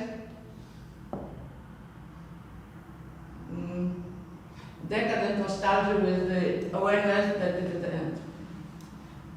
She is writing the drama about the end of the Roman Empire, and in the end of this drama, because it is quoted here, is I will put this like this in this book. So ended das Leben, tak kończy się życie. So ended das Leben, this is the way the life is. And so, but it is sad conclusion, and then hooray, we will have communism and everybody will be equal and so on and so on. Nothing like this. It's a very good book, but sorry, it isn't translated into English. Just few short comments. I mean, the book is quite typical also for something that is relevant for Polish literature, which is a part of this Austro-Hungarian myth. Austria-Hungarians. Yes, right? yes. So this is why it is so easy to put the figure of fantastic and aristocrat in this frames of the narrative. And we have very similar stories in Polish literature as well. So I think it was productive. It is very illuminating for me to see that it was not only productive in Poland but also in Czech. But in Poland it was more like productive. Yeah. And I don't know if we have such a material for writing and publish such a book as Austria-Felix. Yeah. But what's interesting for me is that in books like this, we are confronted with a class which is from a totally different period of time. This is not, like bourgeois and working class. This is like from feudalism, right? Aristocratic class. This is from a very different moment. And we have, of course, this story about the decadence, but we have also the experience of the rebellion, right? That's not country that still exists. We have also something like revealing the new testimony of our Wojciech Wielopolski, how this famous aristocratic family somehow survived Polish people Republic of Poland, right? But what's really interesting for me, right, that we have something, maybe aristocrats are decadent, and maybe this is true, and happily that they are done. But nonetheless, there is this idea that this new oligarchy and stratification of our times. Yes, there are some readings of this that say we are approaching some stratification that is close to feudalic system, right? And this is why there is this new context for reading stories of that kind, right? That this possibility, yes, to be class divided, yes, in a similarly strongly way, and there will be only a small group of aristocrats, oligarchs, super powerful Elon Musk and Jeff Bezos who can hire the whole Venice, right? And then the rest of us, yes, who are thankful that they can buy French fries and McDonald's, right? So maybe this is the new context, yes, to read the narrative. Yes, of course. Because it was just a comment. Yes, I know. But you are right. And I would wait much higher this kind of course of aristocratic character, because it could be written with this revolution and she could be cruel, not ethic person, so and so on. Then somebody like Elon Musk. It is not aristocratic. I know. but this is not the same. I know this is, Mhm. yeah. Thank you very much. I think it's time to thank you again. Thank you again. And we invite Gerard Ronger to join us here. And we will discuss now, in contrast to the novel commented by Anna Gawarecka, we will discuss a novel that I think most of us read, Magical Wood by Dorota Masłowska. We have even had polemics about this book, so we can continue after Gerard's speech. And Gerard is a literary scholar as well, assistant professor at the Faculty of Polish and Classical Philology at our university. He has been awarded numerous academic scholarships, including the Diamond Grant and the prestigious START Fellowship, granted by the Foundation for Polish Science to outstanding researchers under 30. He has published the book The Death of Don Quixote, on novelty in postmodern culture and literature, and in addition, of course, numerous articles on Polish literature and literary theory in academic journals. He will comment today on the novel of Dorota Masłowska, and the title, I think it evolved, so maybe you change the, modify the now, so the title is From Luxury Sweets to Cheap Calories and Cut Price Thrills, Class Continuities in Dorota Masłowska's Magical World. Thank you very much. In today's paper, I would like to look at the ways in which Dorota Masłowska captures the class structure of Polish society in her most recent book, Magiczna Rana, as it was mentioned, which translates to Magical Wound, which was published in 2024. Before I do so, however, I think it is necessary to sketch briefly the figure of the writer herself, because Dorota Masłowska is a very clear point of reference for practically all participants in the debate on contemporary Polish literature. I would venture to claim that she functions as a kind of symbol of a breakthrough in the post-transition prose, a breakthrough that took place at the very beginning of the 2000s, and after which the hierarchies and rules of the local literary field were rewritten. With her spectacular debut in 2002, the novel Wojna polsko-ruska pod flagą biało-czerwoną, known in English as Snow White and Russian Red, Masłowska very clearly staked out her position in the literary field. It is worth stressing that what we are dealing with here is an intersection of two orders. On the one hand, biographical and social, on the other, strictly artistic. First of all, at the moment of her debut, we are dealing with a 19-year-old author who is still a secondary school pupil, a young woman coming from a genuinely small town on the periphery of the major cultural centers. All these elements, writer's age, gender, her place of origin, place her within the literary field on the side of actors from the outside. Those who, by definition, are not supposed to have an immediate impact on the rules of the game. Secondly, however, the weight of the artistic achievement itself means that this voice from the periphery acquires an exceptionally strong position at the center. Snow White and Russian Red is therefore not simply a sociological curiosity. It's not about the success of a teenager who happened to hit her moment. It was an aesthetic proposition that was so radical that it forced a correction of hierarchies and divisions within contemporary Polish prose. Masłowska manages to capture and translate into literary language a new cultural formation which traditional intellectuals, both critics and some writers, did not quite know how to handle at the time. I have in mind what emerges from the combination of two dynamics of the 1990s, the voracious compensatory consumerism of early Polish capitalism, and the entirely new phenomenon in the Polish context, which is of hip-hop culture. The clash of these two orders produces a completely different aesthetic sensibility, a different definition of authenticity, a different relationship between language and social experience.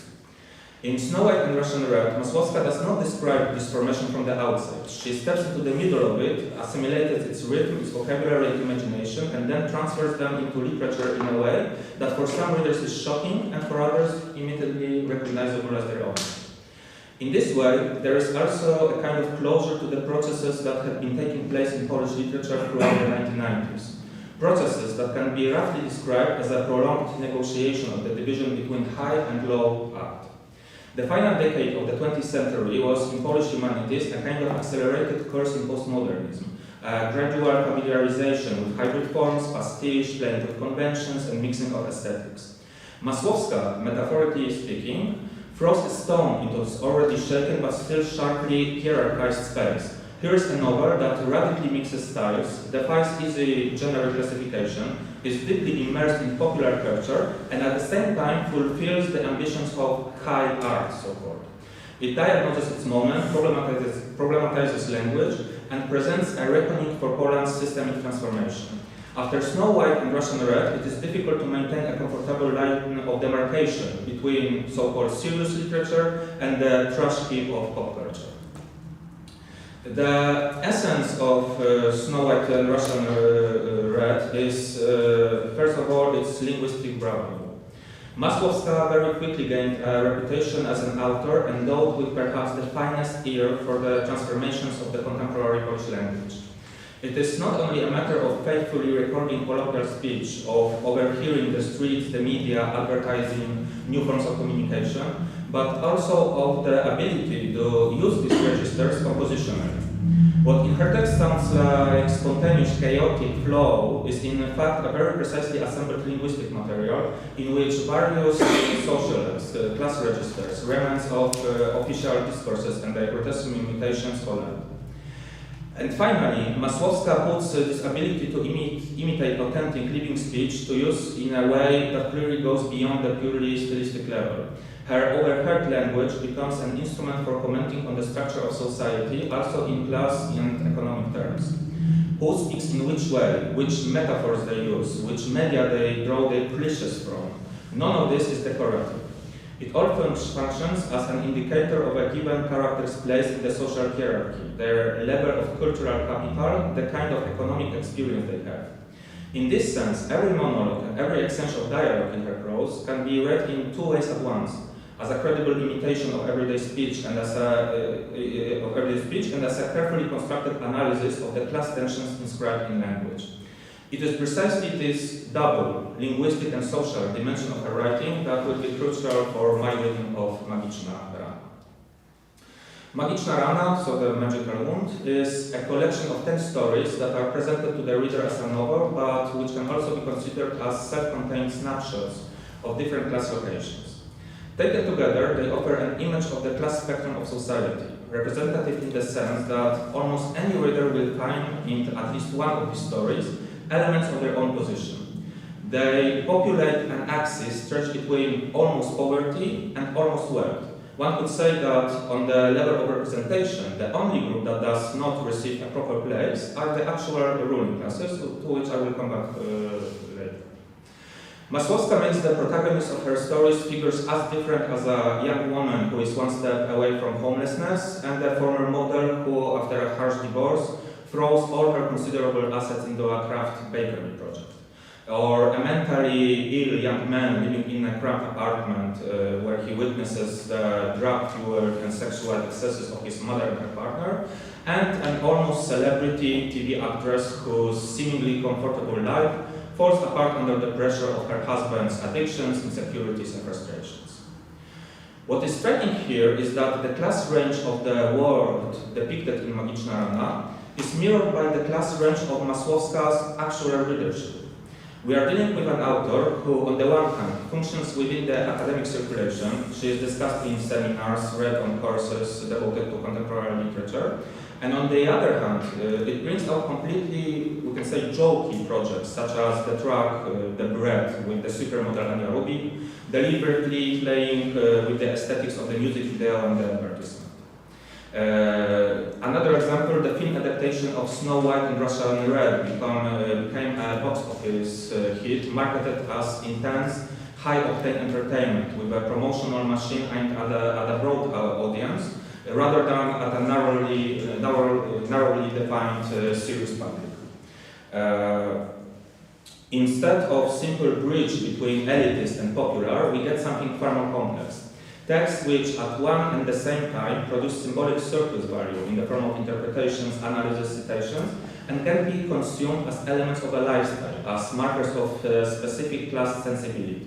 In other words, Masłowska does not so much reconcile high with low, as show that this opposition has stopped working at all. That the same cultural material can feed both critical reflection on class and someone's, let's say, jogging playlist. It is significant that it is precisely this popularity of Masłowska's work across class boundaries that becomes the source of doubts about the political effectiveness of her writing. I quote now, "How is that Magiczna Rana, that is a savage critique of the Polish middle class aspirations, is equally enjoyed by Marx-Lenin academics, experimental underground poets, a well-educated mass with secure full-time jobs, the cultivated liberal center, and television presenters? Is it not a little strange that we take pleasure in and luxuriate in a very sharp critique aimed at us ourselves and what we would like to, at ourselves and what we would like to become? What does it say about us that its cutting edge meets such a strong social demand, that it does not hurt us at all, does not even sting or itch?" asked Krzysztof Staffa, one of the reviewers of Magiczna Rana. He concludes that the very formula of critique has become yet another identity marker of the aspiring middle class. This argument is convincing if we look at the matter from the side of class distinctions, the logic of distinguishing oneself, cultivating a better taste, and building symbolic capital through a particular way of reading Masłowska. It seems to me, however, that things become more complicated if we try to grasp the class continuities announced in the title of my paper. That is, what still connects different fractions of the middle and lower classes in Polish society, despite increasing stratification. What is specific to the Polish context is that regardless of one's current position on the social ladder, the memory of pre-1989 scarcity remains relatively widespread. The memory of empty shelves, ration coupons, queues, and the sense that anything from the West, especially sweets, citrus fruits, or brightly colored drinks, function as an unattainable luxury. For older generations, this is a memory of their own experience. For today's people in their 30s, it is a mediated memory inherited from the stories of parents and grandparents, but it is so intensely present in family narrative that it becomes an important component of class imagination. Magiczna Rana, by contrast, is set in a completely different economic order. We live in an era of excess in which the surplus of cheap sugar, palm oil, and processed food is just as oppressive as the lack of chocolate or bananas once was. A diet based on sweets and junk food becomes a new form of poverty, not a lack, but an overabundance of the worst quality things. And it is here that class continuities meet class distinctions. The shared intergenerational experience of sweets as a rare treat is rewritten by Masłowska into the experience of cheap calories as a curse. At this point, yet another dimension of this class continuities comes into view, something that once again links very different class positions, namely a sense of a common enemy in the form of an emerging new ruling class, the power of big tech and the influence industry attached to it. In the chapter entitled "Rękopis znaleziony w butelce po Fancie," which translates to "manuscript found in a Fanta bottle," we witness a grotesque scene of an influencer spectacle staged literally on the remains of the dead. We have all the repertoire: red carpets, a VIP arena, ring lights, children rolling in the mud of the excavation site, and in the middle of all, these Instagrammers and YouTubers performing a series of poses for anonymous albums. Influencers appear here as delegates of a new ruling caste, the faces of a system whose real mechanisms remain invisible but are painfully felt at the level of the local community. None of the characters is able to name the specific agents of this symbolic violence. All they know is that this is how the world works now. Decisions are made somewhere beyond the horizon of experience of the working classes and the fragile middle classes, at the intersection of financial, technological, and cultural capital. In the same story, there appears the threat of people having killed each other over trainers. A pair of golden limited edition sneakers becomes the axis of a conflict that ends in murder. Trainers here are more than a fashionable accessory. They function as emblems of class identity, as material carriers of symbolic capital meant to confirm belonging to a global, youth-oriented consumer imagination. In Masłowska's text, this dispute over shoes, which culminates in a killing, is a symptom of something more fundamental, a radical change in the rules of the game. Even those who are relatively privileged, those who are at all within range of such goods, can no longer be sure of the stability of their position, because the logic of the world itself is governed by an the logic of the world is governed by is either more inflated, either more idiotic circulation of attention. The crappification of the internet, in which most serious stakes like life, death, work, or hunger are mixed up with a TikTok rubbish. Consumer attributes, shoes, clothes, gadgets, thus become not only markers of status, but literally a matter of life and death, exposing the extent to which the late capitalist class game has been shifted into the level of micro-symbols and micro-violence. The same anxiety about the future resounds in the threat of a codependent protagonist who justifies her husband lost in addiction in the following way. This is another chapter of the same books, and the quote. Why does my family always have it in for him? There's always something about him they don't like. That this or that he doesn't respect me, that I'm the one who has to keep us, that why doesn't he get a job, blah, blah, blah. Seriously? Apparently in a minute, all the robots and AI will have automated most human labor anyway, and no one will have to work, right? End of quote. At first glance, this looks like a convenient rationalization of the partner's passivity underpinned by a meme-like vision of a labor-free future.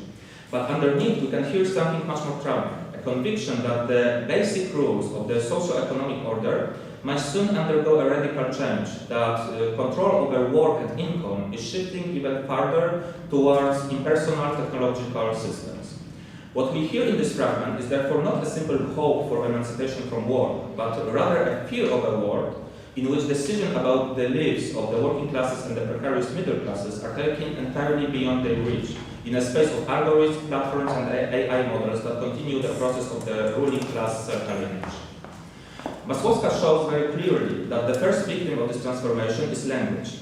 In an interview accompanying the publication of Magiczna Rada, she remarks that today, we no longer question the ways of speaking that are being offered to us. We do not look for words for ourselves. We simply take the ones that appear in the suggestive bar.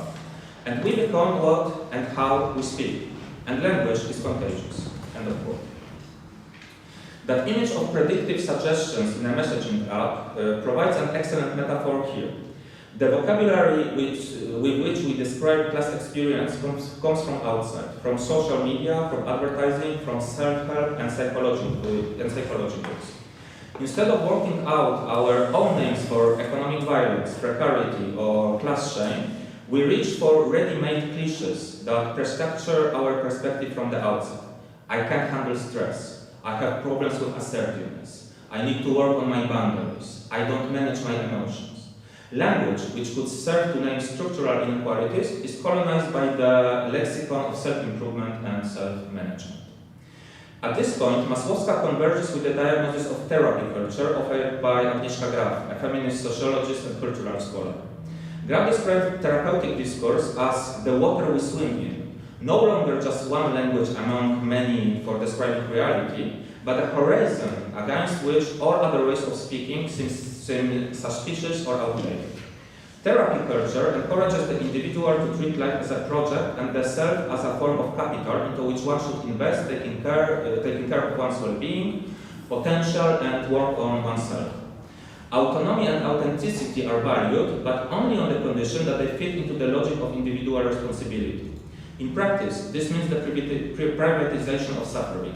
Problems whose causes are obviously structural, like debt, lack of housing, unstable employment, class inequalities, are rewritten into the idiom of personal deficits and disorders. Graf shows how the language of therapy reverses the causal relation between inequality and psychological pain.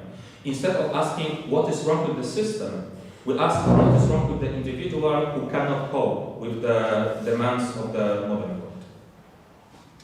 The chapter entitled Curacja Dr. Pokerface, so Dr. Pokerface's treatment, is in this sense an almost model illustration of the mechanism described by Graf.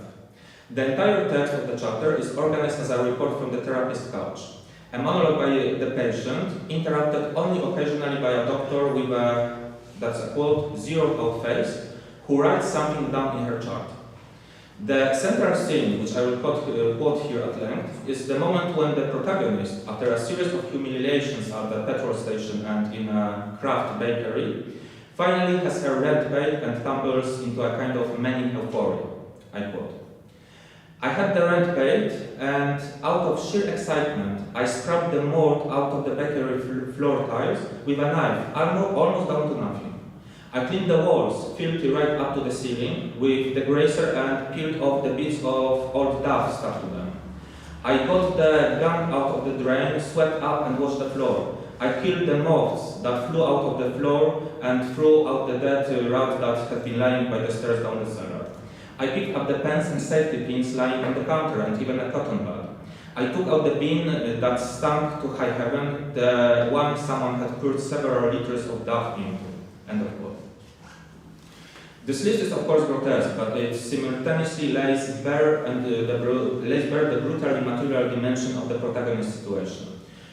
Working conditions that verge on a sanitary horror story, back pay on which her ability to pay for a room depends, rubbish and vermin. The entire treatment consists first and foremost in hard physical labor aimed at restoring a minimal order in the workplace and in life. The moment of psychological relief does not occur when the heroine works through her trauma on the couch, but when she finally gets the money she is owed and can pay the rent. In other words, the psychological crisis here is economic at its core. Dr. Pokerface, however, does not see or does not want to see this dimension of the story. In line with the paradigm of therapy culture, she reduces the whole narrative to a matter of individual stress management. Her final piece of advice sounds like a summary of neoliberal self-care. I quote, "You should really take some time off, get some distance from your problems, go away somewhere and take up a favorite hobby." Unquote. What in the patient's narrative is a story of precarious work, trash-level working conditions and housing insecurity is in the therapist's response reduced to the recommendation of a short holiday, as if the only problem were insufficient psychological teaching. This thing can be read precisely in the way Graf suggests, as an example of a situation in which the language of therapy obscures the objective material sources of suffering. Instead of recognizing that the heroine is living on the brink of economic catastrophe, she receives the message that she should take care of herself, as if at the bottom of her depression lay not the lack of money and security, but the lack of a hobby. Masłowska thus juxtaposes the individualism, smoothed out idiom of therapy culture with the dirt and cold of work at the very bottom of the hierarchy, showing just how incompatible these two orders are and how easily the therapeutic narrative can become a tool for maintaining class blindness. In summary, the magical wound demonstrates that the shift from luxury sweets to cheap calories and cut-price thrills isn't simply a shift in diet or entertainment repertoire, but a profound rewriting of the class experiences and anxieties of late capitalism. Masłowska traces class continuities with remarkable consistency, from the memory of pre-1989 scarcity through the facade of the aspiring middle class to new forms of symbolic and economic violence embedded in therapy culture, big tech, and the crapification of the internet. The result is not only a brilliant account of everyday Polish life, but also a challenging yet communicative proposition for thinking about class. One that doesn't allow for comfortable positioning on either side of the barricade, because it constantly reminds us that we are all, to one degree or another, trapped in this magical room. Thank you very much.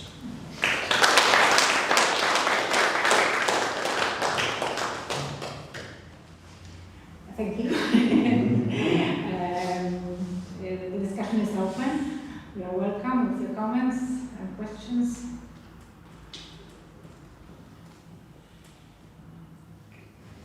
Definitely can start. Okay. Thank you. It was very stimulating.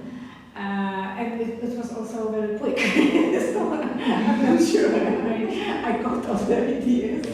But especially because you ended with this title, Magical Wound. So maybe I will start with this question. What is the wound?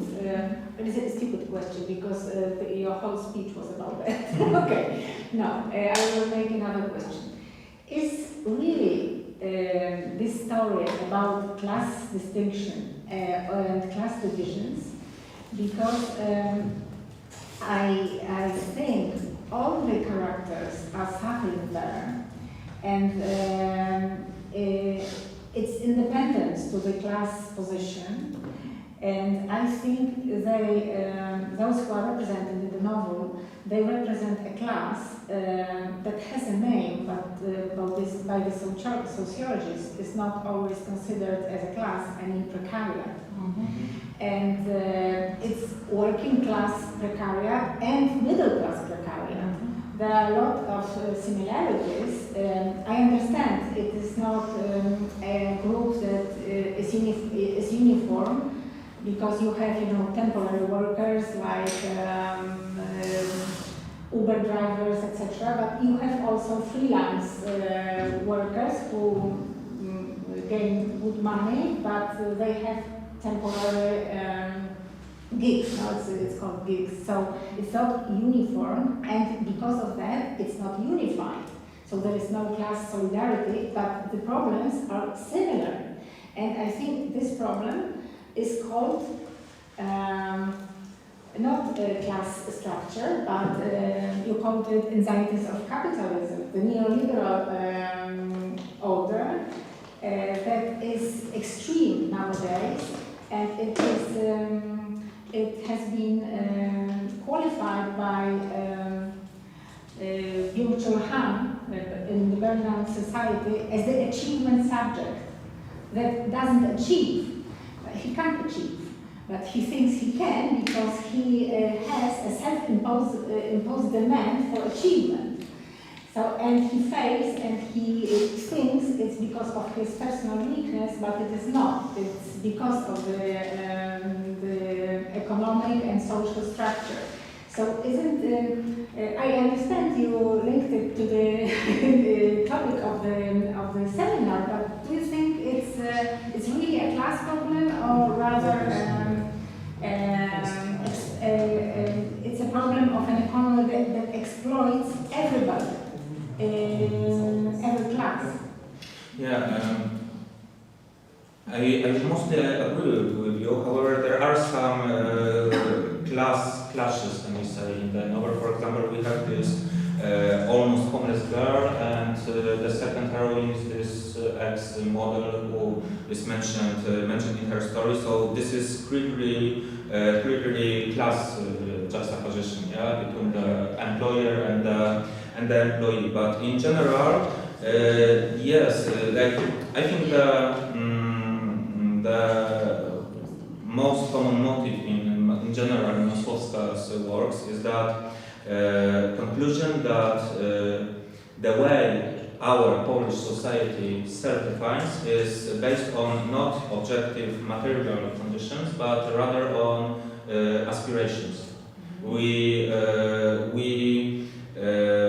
try to live the life of class we want to be in, rather than the one which our material conditions would fit us. And what I think is vividly shown in Magiczna Rana is that even those who are really privileged are endangered by the new powers which come to the horizon now. And I think that this is why Masłowska puts so much attention to the many internet phenomena, because it is more and more idiotic, it's more and more absurd, more and more impossible to understand, but yet the impact on the everyday life of normal people by these alienated forces is stronger and stronger, and this is something that affects everyone.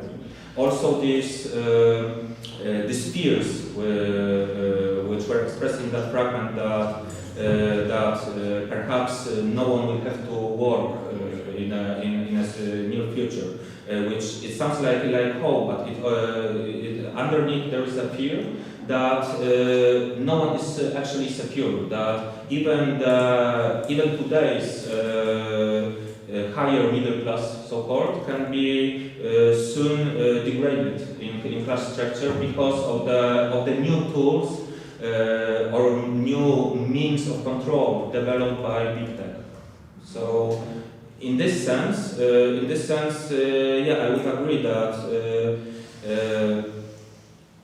that while we still need to capture class distinctions, there also new agents come into play, let me say, and that's why maybe there is a need to rewrite the class structure, not only in the context of distinctions, but also continuities. Thank you very much. I have more questions, but I imagine there are other points to discuss. Okay? It's okay. Zosia and then Błażej. I wanted to ask about this therapy discourse because you said that it can maintain the class division even. So nowadays in this era of this phenomenon like pop psychology, if you can elaborate on this topic, how this discourse of therapy could, well, not make things better, but even worse at some point, because I imagine a situation where gaining some sort of psychological knowledge makes you think that you are able to tell what is somebody's problem, right? And what somebody should do, because you have the knowledge and they don't. So it's kind of also like having a right to decide what is good for someone and what is not. So I'm not sure if this is the case that Masłowska shows, that it can work like that, unfortunately, or is it some kind of different story? If you could just say something about this here. Generally, the critique of therapy culture, which is more and more recognized term, it appears in papers and so on. The Agnieszka Graf's paper is one example. The core idea is like that therapy, even if it can help an individual, also works in favor of the system in that sense that it is a tool which allows the system to easily assign individual responsibility to problems that source is structural. So it always be hard to make a strong, line where the therapy helps and when it starts to hurt. Yeah, but it's also that new expression therapy culture is also, I think it has its roots in West in discussion that took place in Western countries in 70s and 80s, the discourse of anti-psychiatry, because what we have to ask the most important question of psychotherapy, and the one that is purely ideological, is what it means to be normal. And the problem is that in capitalist society or in neoliberal society, being normal is to be able to fit in to the neoliberal logic and neoliberal system. And of course, those who don't fit in suffer. If they suffer, they need to be helped. And sometimes, many times, they feel the actual relief. But in this way, it is also, apart from that individual help, it is a tool of maintaining the ideology that says that the neoliberal is normal. Maybe those who can cope with the contradictions of neoliberal words are somehow troubled. Yeah, but it is defined like that. So I think this is the main problem that. Orthodox Marxists could answer also like that. If when you suffer, you get motivated to make a change, and therapy, but somehow neutralizes that suffering. Yeah, but this is like old school Marxism, can you say? Yeah. Sorry, Yeah. just a follow-up. very Yeah, short. but You're- No, this is okay because like, I wanted to add something about that culture of therapy, because suddenly, it's a really interesting topic, right? And I think that Agnieszka wanted to say something like that the culture of therapy is functional for neoliberalism, because in a way you have to pay for a good talk with a friend, a lot of money. And the therapist is like a priest a little bit. That's this kind of discourse. But anyway, yeah. I just wanted to, again, I said that would be a very orthodox Marxist answer, but Yeah. it's interesting that very orthodox Marxist answer is very close to the very unorthodox anti-psychiatric answer. Deleuze's in study Anti-Oedipus, it's the one who most strongly attacks psychoanalysis and Freud, and it's the one in which references on Marx are the most present. But of course, every orthodox Marxist would pull his hair out before acknowledging that Deleuze can be considered Marxist, but there are the closest there. So that was just short and brief. Thank you very much. Well, it's not a question, but a kind of remark. I started to think about Masłowska again, and I think that it's a kind of a sport for us. I mean, Polish studies scholar to discuss about Masłowska. It's a kind of a sport. But I started to think about when we think about class structure, class distinctions. I started to think about Masłowska herself and her social advancement. Social advancement, right? Her own, because, well, it's interesting because she puts her figure into her works, right? In Moja Poskoruska, Snow White, Russian Red, there was a character that was called Masłowska. And you mentioned that video thing.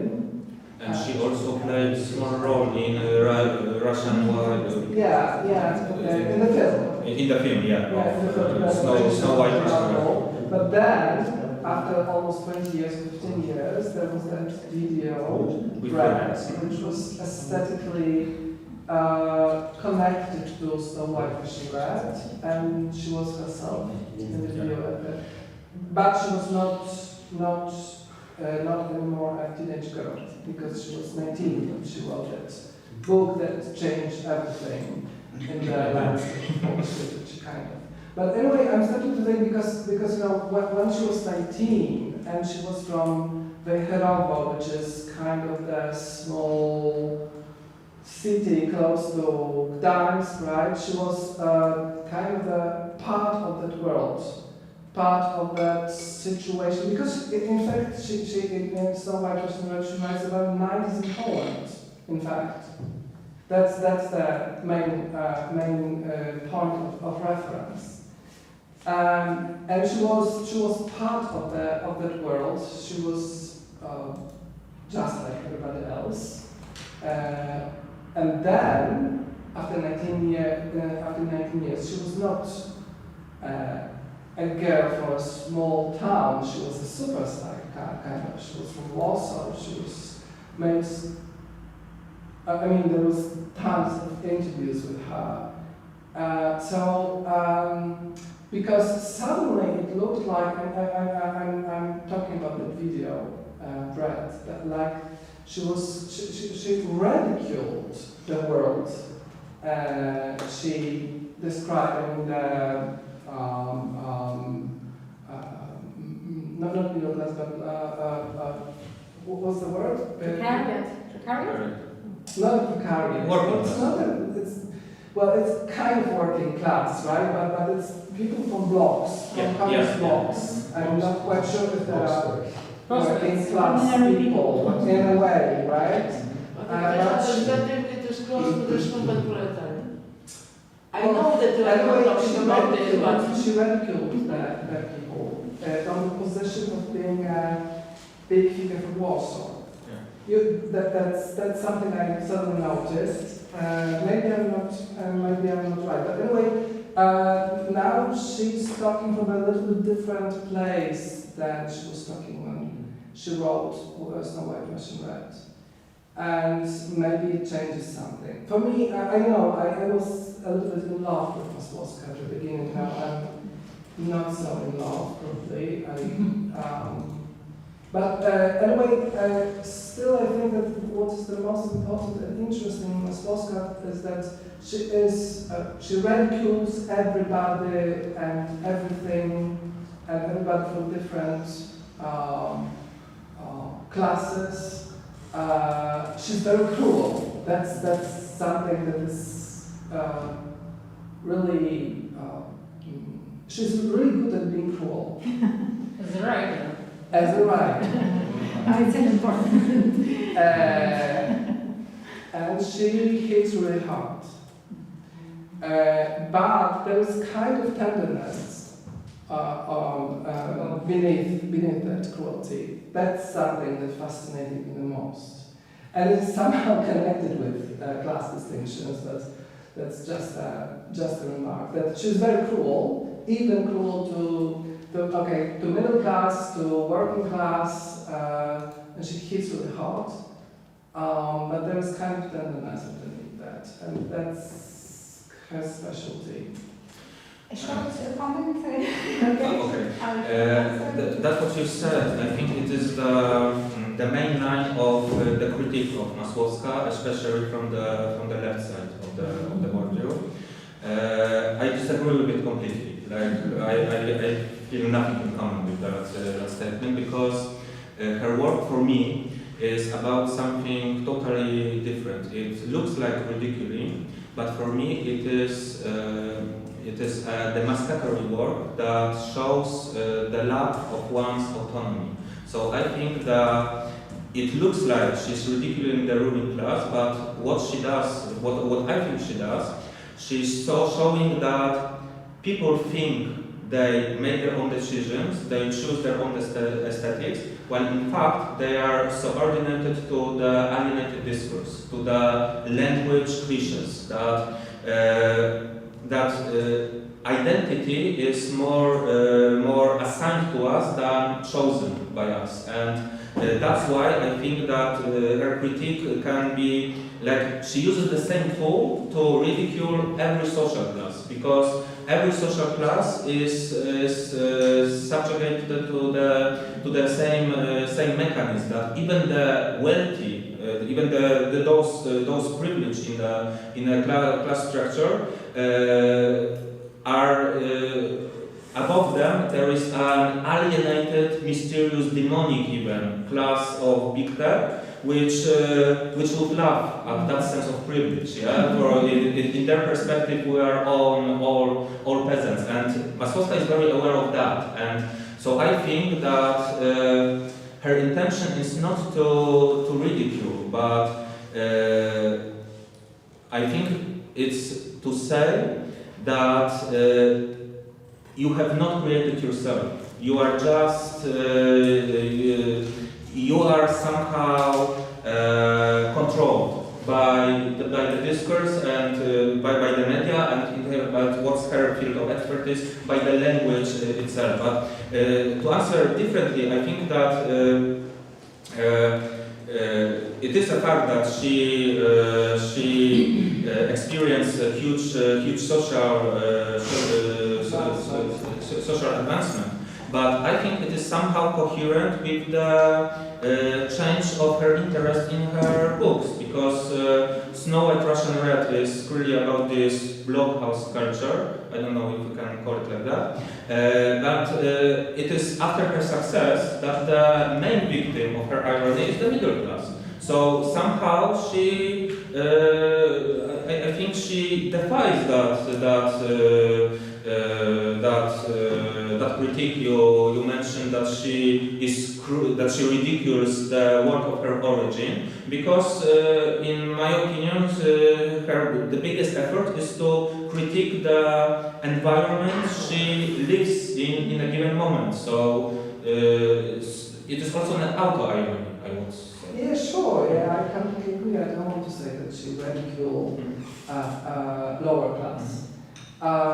Even though it's like she does that, but for something. Yeah, of course. That's why I started to think that it would be interesting to find places where she appears kind of herself in her own books, because well, it shows something. Because of course we could say that, because I completely agree. Okay, that's because that's We will continue. It was a very stimulating that's not the discussion. We will question. continue That's and a coming back. discussion. I have a very important question to everyone, but especially to Maria. Yes.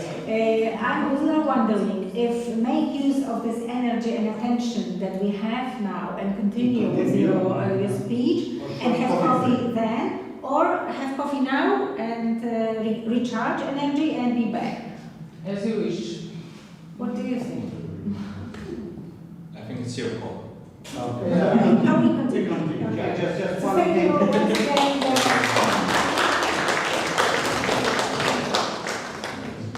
I have to add that Vejkerovo is not a small town. That was my Vejkerovo is 50,000 people live there.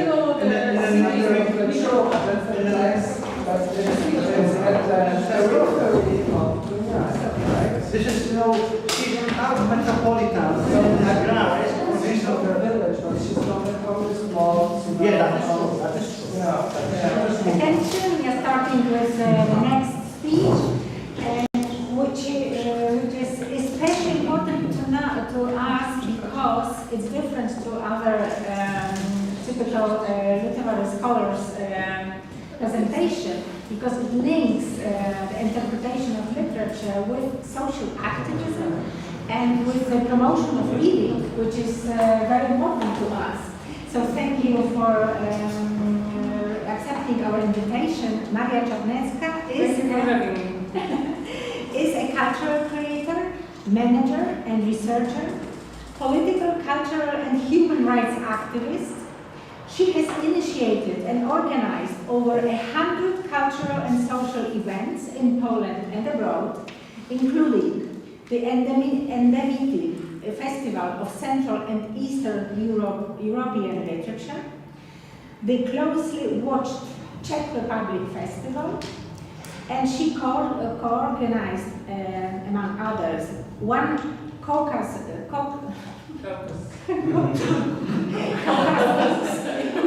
Festival in Georgia and the Feminart Festival in Malawi. She also produced the Ukrainian premiere of Tadeusz Różewicz's Kartoteka in Kharkov. She led a research group for the project Atlas of the Intangible Cultural Heritage of the Wielkopolska countryside and worked as a mentor in the National Center for Culture Dom Kultury Plus program. She's passionate about literature and promoting reading. She will tell us today about reading resistance and the class politics of access at Festival Endemity, a case study. Thank you. Thank you for the invitation. Today I would like to talk about the Endemity Festival, a literary event that has been held in Poznań and several smaller towns in Greater Poland for over a decade. Which in my opinion, but I'm biased of course, is one of the most interesting examples of cultural activities in Wielkopolska regarding to reading and promoting literature. Although local and relatively small, this festival raises extremely important questions about the relationship between literature and community, between culture and social class, and between aesthetic and the politics of accessibility. My story will consist several parts. I will begin with the context, what Central and Eastern Europe means as a cultural and political space. Then I will present the history and structure of the Festival Endemity. attempting to show what the creation of the interdisciplinary literary events looks like in practice in Polish context. Next, I will move on analyzing what is the most important to me, the ways in which the festival negotiates class tensions anchored in very structure of the literary field. Finally, I will argue that Endemity functions as a cultural laboratory, a place where alternative models of democratization of literature and participation in cultural life are tested. I've got some pictures. This one is about Central and Eastern Europe, just to show. So let me begin with the context. Central and Eastern Europe is a cultural framework when discussing endemity. We must begin with the region that the festival considers its home base. Central and Eastern Europe is a construct that it itself is a political gesture. The concept was introduced by Polish historian Oskar Halicki in the mid of 20th century as a protesting against the identification of Poland, Hungary, Czechoslovakia, Baltic states as the East, understood in the realities of the time as culturally backward, less European, less civilized. The use of the category Central and Eastern Europe was therefore a form of protest from the outset. It was a narrative about a region that wanted to preserve its own subjectivity and autonomy from empires, including from the discourses that these empires imposed. At the same time, this region, comprising 19 countries, sometimes 20 if we include Kosovo, but we know that Kosovo situation is read differently by different countries, has many shared experiences, communist rule and its legacy, political, economics and mental transformations, and the constant negotiation of relations between the West and the East, between the center and the periphery. It is worth emphasizing that the literature of Central and Eastern Europe is not homogeneous, but rather a community of experiences. It is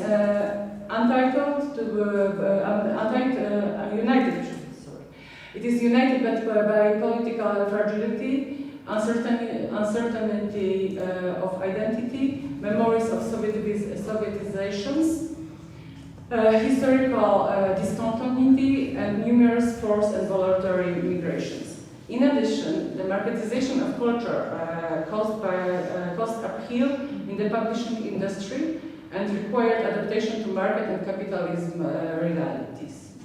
These processes, intense, violent, often traumatic, create a symbolic space in which literature becomes not only a means of expression, but also a tool for survival and resistance. And it is in this space, at the intersection of history, memory, geopolitics, and aesthetics, that the Endemity Festival is located. I will set the, I don't know how to do it, the slideshow. I've got some pictures, so please give me a second to organize that. I think it's this one. How the Endemity Festival began. The idea of creating a festival dedicated to the literature of Central and Eastern Europe was born in 2011. It was a response to a very specific gap. Despite the region's rich literary tradition, there was no large or even medium-sized event in Poland at that time, focused exclusively on the literature of post-socialist countries.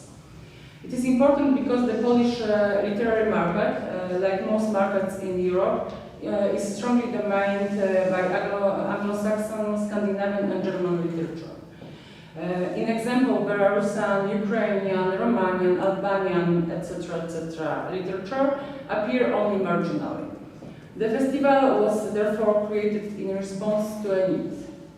On one hand, to discover the unknown, and on the other to show that the literature of Central and Eastern Europe is diverse, modern, often experimental, and diverse visibility. It deserves visibility. The name endemite means endemics is very meaningful here. An endemic species is one that grows only in one place. It does not migrate or colonize new areas. But at the same time, it is a species that has survived thanks to its uniqueness. This metaphor hides the aim of the festival, to show literature as a unique phenomenon growing out of the specific historical, social, and linguistic conditions. It is not about exotic excitation, but about recognizing diversity and depth. The first edition took place in 2012, and I will make a short note that with the first edition I was co-working with Professor Gawarecka, because she was helping with, as a Czech literature expert with the first edition, so it's really nice to meet Professor here. First endemic.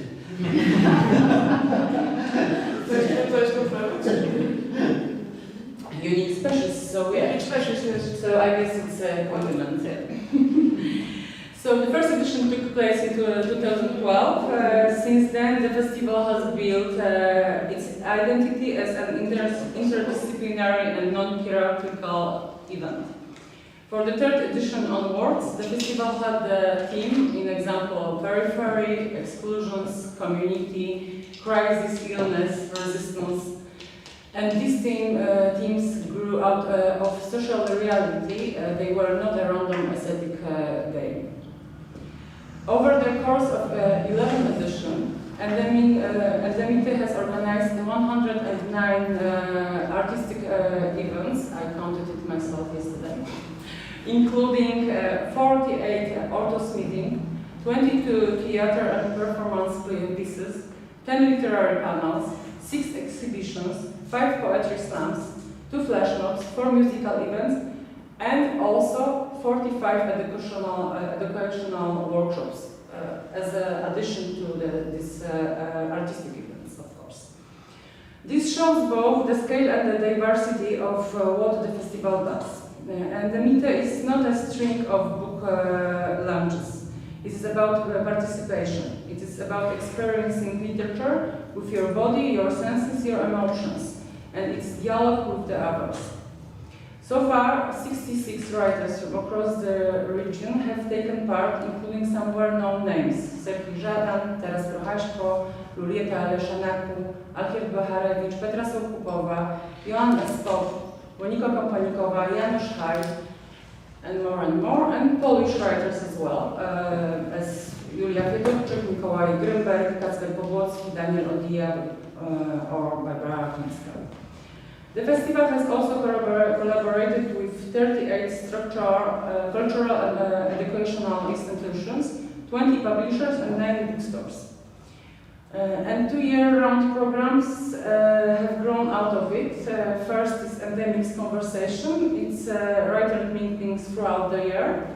And Endemics We Read, an educational program for children, teenagers, and seniors.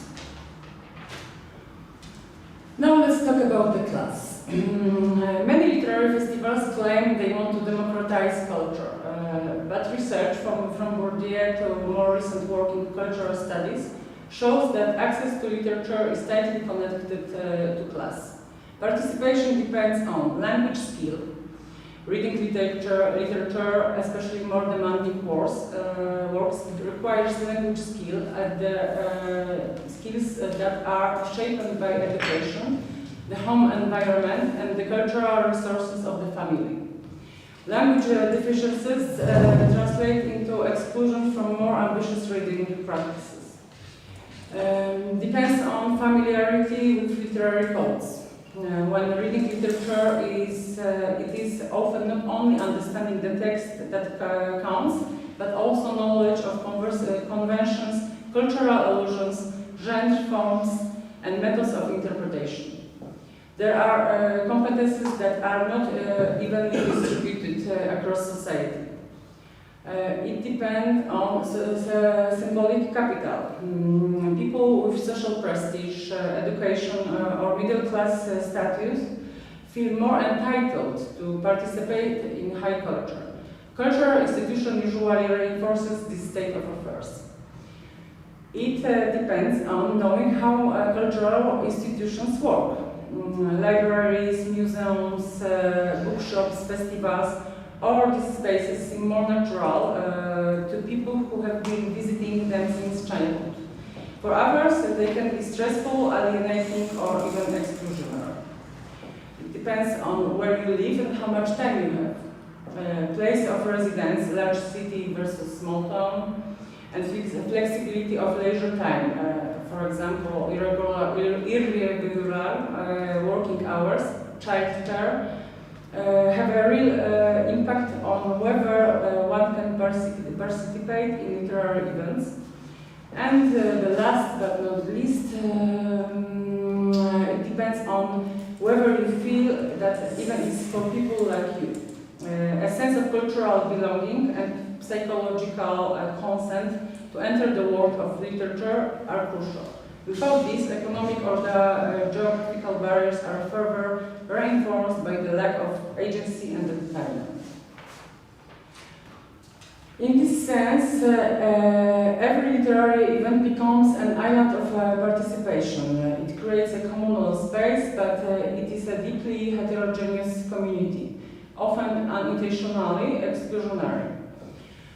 We see this particularly clearly in situations when participation requires specific competences, the ability to interpret text, knowledge of names and the context, the ease of movement within cultural institutions. For many people, these practices are a natural part of the habitus acquired at home and at school. For others, something foreign, intimidating, even inaccessible. The authors' meeting can therefore be both a space for inspiration and a symbolic test, whether you belong to the world of literature or just accidentally found yourself in it. And the meeting were aware of this problem from the outset and tried to name it. When I talk about class, I'm not referring only to economics, to issue of income or standard of living. Class in literary culture means, above all, forms and cultural distinctions. In example, the way in which certain practices and tastes become status markers. There are aesthetics that are considered better. There are ways of talking about literature, sometimes in overly academic language, that effectively deters people from an educational background. There are also interpretative habits, that the belief that there is a proper way to read poetry, that one must know a certain canon, and one must ask naive questions. In practice, such norms act as invisible barriers that are difficult for some members of the audience to overcome. The most striking examples of distinctions can be seen in very ordinary situations. Some people sit in the front row and immediately engage in dialogue with the author, while others feel the need to hide at the back of the room. Some are fluent in the names of poets, for example, Czech Republic or Slovakia or the other countries, while others do not know where to start. It is worth remembering that literary festivals, even the most open ones, always create a kind of micro-hierarchy based on who knows how to navigate such an event. It is this hierarchy that makes the island of participation only seemingly democratic. The Indemnity Festival is therefore an excellent example of the event that participates in the reproduction of these distinctions and also attempts to break them down. It reproduces them because every literary institution by the fact that it invites authors, organizes meetings, and moderates discussion, operates within the rule of the literary field, a field in which knowledge, cultural capital, and symbolic position are of great importance. It therefore naturally attracts an audience that can find its way to this world. At the same time, the festival consistently undermines these same mechanisms. It expands the formula of events so that they are not based solely on literary conversation. It organizes shows, performances, workshops, and street activities, ones in which you can participate non-verbally, intuitively, physically, without having to prove that you have a certain amount of cultural capital. In this way, it minimizes the risk of exclusion and opens up for the possibility of participation for people who rarely attend standard festivals. This creates a double tension: the need to function within the literary structure and thus partially reproduces, and to the attempt to democratize. On the one hand, the festival must operate within the world of literary norms and expectations, and on the other, it constantly strives to transcend, expand, and open it up. As a result, the festival acts as a lens. It shows how deeply literature is entangled in class, but also how this class can be problematized, negotiated, and at times even suspended. How we, as a festival, as an organization, expands accessibility. The festival uses a few practical strategies to break down cultural and class barriers. The first, I would say that curating authors and attempts with care. The invited authors are often from outside the mainstream literary scene. Czech, Slovak, Hungarian, Albanian, Belarusian literature is poorly represented in Polish literary cycles, as I said before. And the media consciously promotes literature that does not have established prestige. This broadens the field of vision and reduces expectation. No one here is better prepared simply because they are familiar with the latest trends in European prose awarded in London or Booker Prize or in Pulitzer Prize in USA. The main themes, exclusion, periphery, crisis, illness, resistance, open up a discussion on issues that affect people regardless of their cultural capital. These are material and social issues that fall within the realm of life experience, not just aesthetics. The second strategy is offering diverse, sometimes unconventional formats. This includes theater in darkness, poetic and musical performances, street actions and flash mobs, creative workshop, staged readings. As a different form of art, these don't require any prior literary knowledge. The third strategy is decentralizing culture. The festival goes beyond the city center and large centers. Festival events are organized outside the city center in smaller districts in cooperation with local cultural centers, thus increasing the chance of reaching people who would not take advantage of the offer if it were only available in central locations. The Endemity Festival has been held in smaller towns in Wielkopolska province, in Gniezno, Kalisz and Wągrowiec. This is a very specific accessibility policy. If culture does not reach people, people will not travel to culture. The fourth strategy is focusing on education. One of the strongest elements is the educational program aimed at groups that statistically are least likely to take advantage of cultural offerings. First group, it would be children and young people, youth in public schools, literary reading and creative workshops as a part of school classes, in cooperation with primary and secondary school. These are mostly children and young people who do not participate in extracurricular activities. Children from the dysfunctional families whose parents, for various reasons, do not care about their children's development. Those children were identified, maybe it's not a good word, but mapped also, and recruited in cooperation with the Municipal Family Assistance Center. Seniors who are not involved in any type of senior activities, in example, senior clubs or university of the third age, identified and recruited in cooperation with the Center for Senior Initiatives. And also intergeneration groups, in example, intergeneration workshops, new media and reading, where seniors met with junior high school students.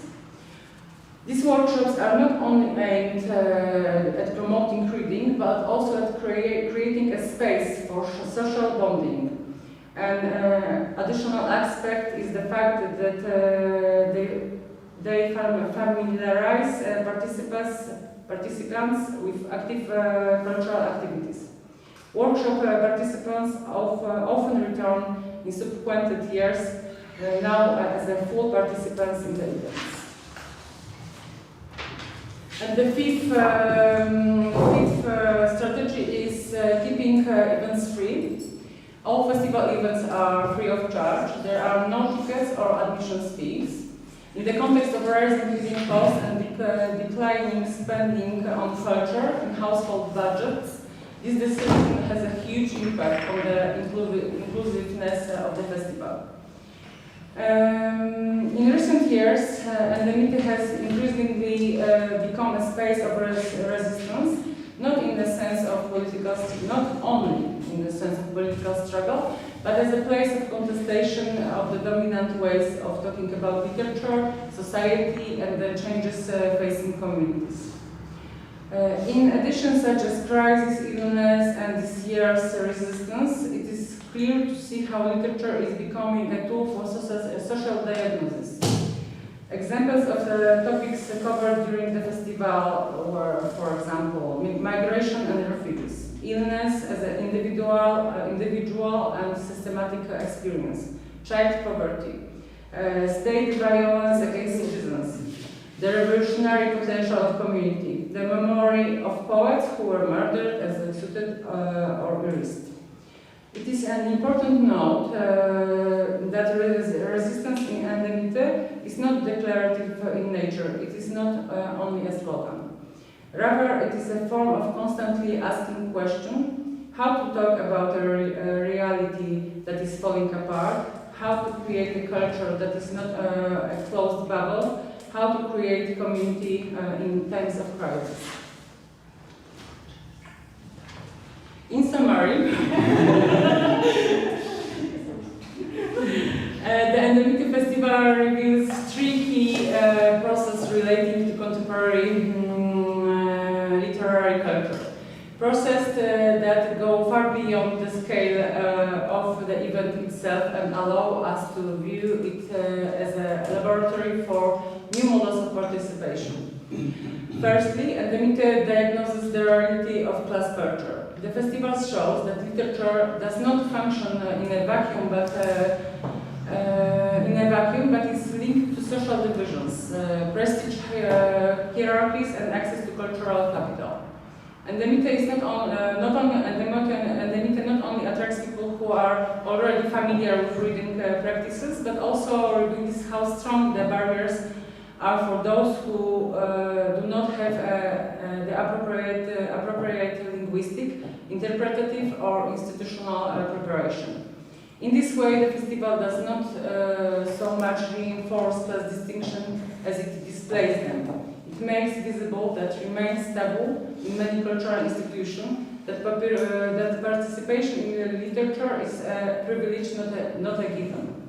At the same time, Endemite shows that the analysis of the class does not have to be limited to economics. It is also concerns symbolic resources, habitus, educational trajectories, and social habits. The festival does become a tool for reading society through literature, but also through the way in which people come into contact or do not come into the contact with literary institutions. Secondly, Endemity creates alternative models of participation.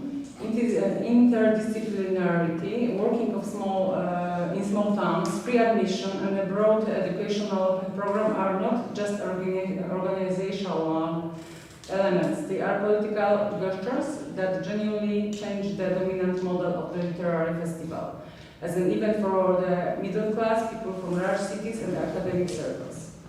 The festival offers participation based on experience rather than competence, on communal experience rather than interpretative proficiency. It lowers the threshold from entry by creating formats that do not require the viewers to be familiar with the canon, cultural ethos, or literary terminology. In its way, it introduces people to culture who often feel that they have no right to participate.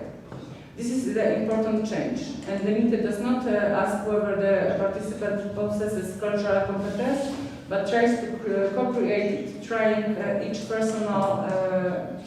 each person as a potential recipient of literature, not as someone who has to prove their belonging. Thirdly, Endemity becomes a micro-laboratory of democratic culture. Thanks to its scale, flexibility, and courage to experiment, the Endemity Festival functions as a space for testing new ways of thinking about literature and its social functions. It is a micro-laboratory in which participatory practices are constantly redefined, barriers to entry are consciously dismantled, cooperation between different groups, children, seniors, citizens, people from small towns, artists, institutions, NGOs, become a source of social capital. Literature becomes a tool for discussing crises, social, political, and community. In this sense, Endemity shows that the literary festival can be not only a place to promote books, but also a space for social change. It indicates that the democratization of culture does not have to rely on the mass appeal, but on mindfulness and conscious policy of accessibility. The festival also proves that cultural innovation do not have to originate in large city centers. They can arise from an event with a limited budget if it is run with a clear vision, consistency, and awareness of the social condition. At the time when cultural institutions are often struggling with financial crisis and crisis of confidence, the Endemity Festival reminds us that culture does not have to be elitized, exclusive, or monopolized by large urban centers. It can be created at the intersection of literature, community, and locality. It can be a place for dialogue, negotiation, and resistance. And it can really change the way we think about the culture in Central and Eastern Europe. Thank you for your attention.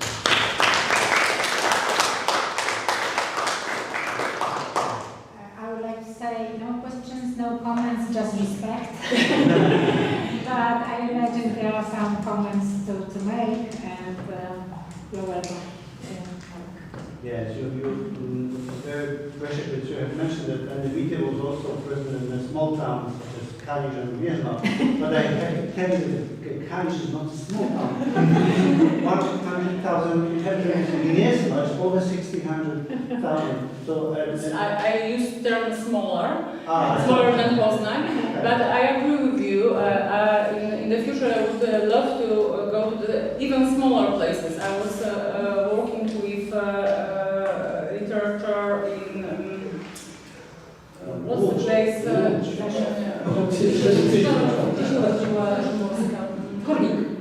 Górnik and much more smaller places.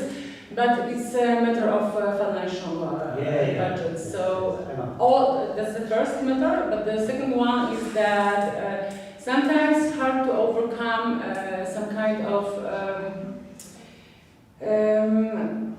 practices in the small town culture. You need to find the place, you need to find the people who would like to cooperate with you, and that's just the beginning. So sometimes Kalisz has to pretend a small town, so it's Smaller. Yes, but what I really appreciate in your presentation is this the observation that Enemite is partly elitist anyway, because you need to have this competences and openness for this kind of festival. On the other way, of course, this is very open and no tickets and so on. So thank you for the analysis. You are not just glorifying this your festival, but telling the truth.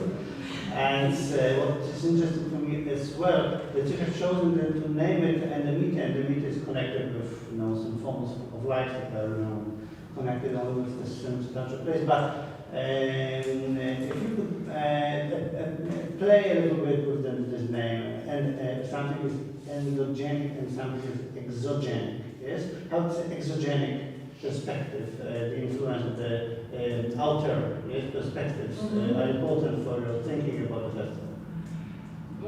Well, it depends on whose perspective is it.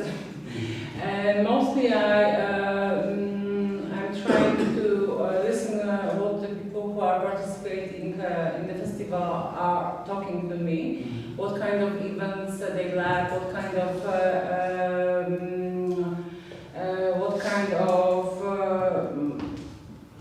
taking care in a cultural way, literal way they need, and also I would do some research in the places I would like to work. So, yeah, I'm trying to complete that perspectives from the outside. Check these possible partners. Yeah. Okay. Thank you. Yeah, I started to think about the infrastructure, of literature in Poland. I mean, how it works. And I think that, I don't know if you agree or not, that very important libraries in smaller towns, because they have, that's the institutions, and they have all budgets, right? And then, of course, we have universities and so on, and we have festivals. Something more? Some other institutions? Well, I would say that gather people together. they gather people together. No, I don't think so. Let me think. Book clubs. Yeah, book clubs. Yeah, sure. Right. Yeah, and clubs are really popular now and gathering popularity day after day. But of course, there are some spaces in the internet, of course, where people are also gathering around the books and literature and they often are very elitistic. For example, you've got the group where the people are exchanging the interpretation about the books and literature, and you have to get that common cultural capital to do that. Okay. What is the group? I'll tell you later. Okay, any other questions? Comments? Yes, here. Yeah?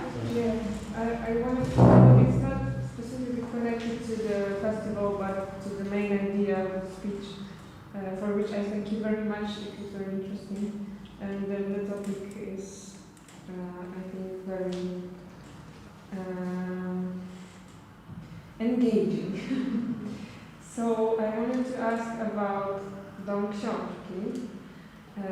You mean on Vardan Street? Yeah. Yeah.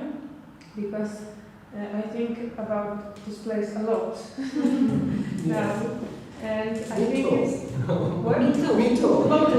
Because I think it's quite symptomatic in showing some kind of dynamic. Because on one hand we have this need for openness and for saying that literature is for everybody. You should not be ashamed. You should not be embarrassed. Just come as you are and join. And I think it's an idea that everybody is very excited for at the university, in cultural centers, in festivals, and it's really obvious. On the other hand, we have this need and talk about we must bring back the prestige of Polish philology, of different philologies, of book, of the importance of literature and culture. That we're also important, even not that useful, right? And sometimes I feel that there's some kind of tension, because when I entered the Dom Chomsky for the first time, I feel shy because of the sophisticated atmosphere, because of the architecture, because of the prizes also of the food. That's a different Because there's a restaurant, right? I have never been there, but it looks very expensive. And it's not about criticizing this point, because it's really beautiful and the people are really open. But let's say you're from the university, right? And I feel like well, overwhelmed by maybe that's the word, because I cannot say that some gave me bad look. But there's this tension between prestige and just admiring the literature, and between saying that it's for everybody and come together, right?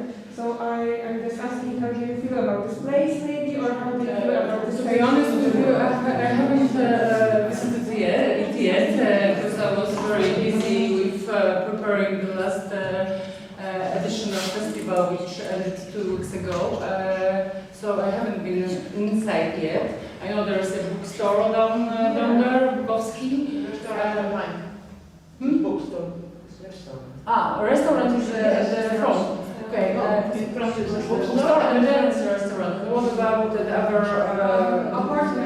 apartments? They live in It isn't come back to the situation before. But we need to remember that Dom Książki was an institution during the communist time.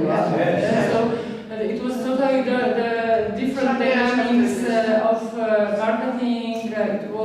It wasn't capitalism. So it was a lot of books, a lot of translations, etc., and those kind of institutions were supposed to work.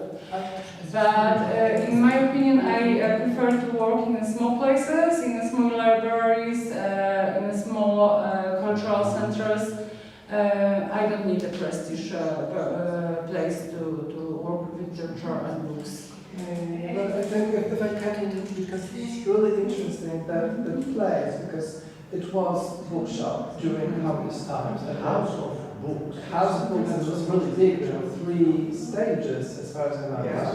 Then it disappeared and started to be kind of Empty, vacant house. That really horrible, and suddenly somebody bought it and started to use books as a So it was capitalized.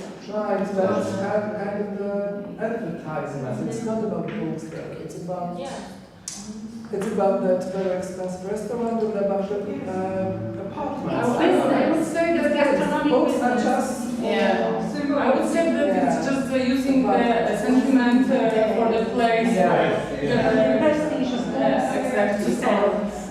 Selling money. Some events are happening there as well. Yes.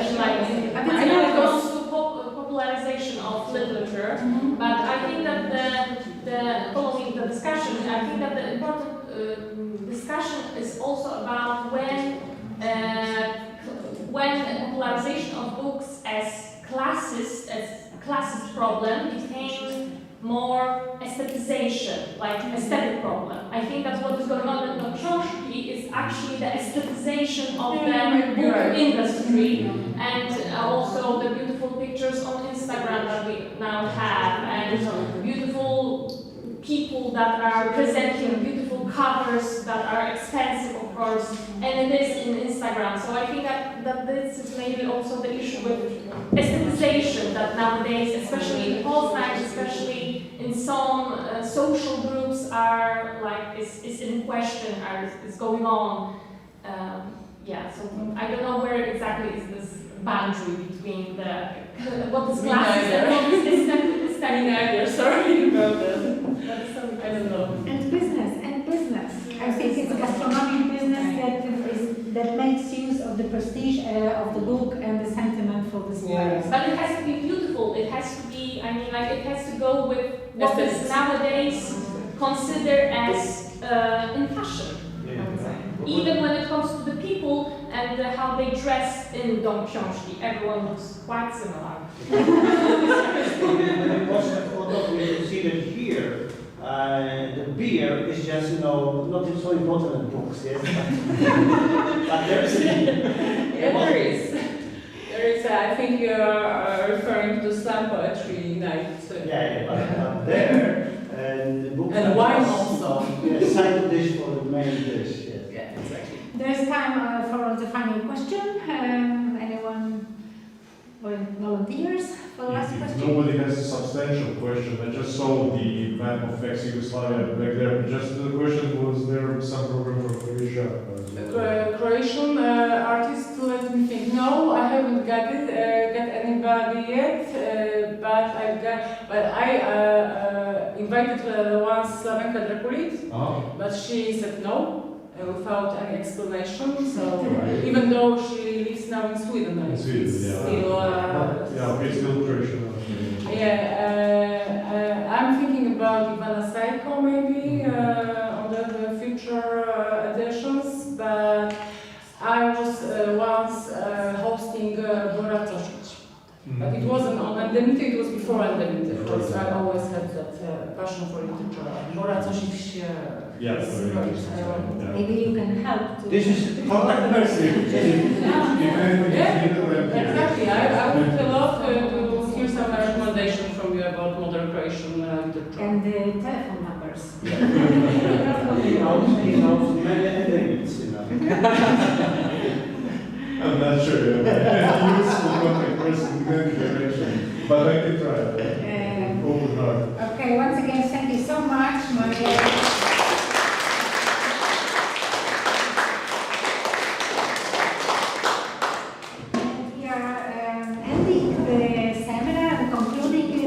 Few words, it will be short. Eduardo, all of us. We will say some words. Why should start? There's signing the idea, right? The first word to say is thank you. I am addressing the speakers, first of all those speakers present today, Gerard, Anya, Zvonimir, Maria. Thank you so much, and those who had to leave us earlier, for your paper, so carefully prepared, so thoughtful. Marta was also very And I think all those papers showed simply the many ways in which literature is engaged with class and broader problems, inequality, justice, etc.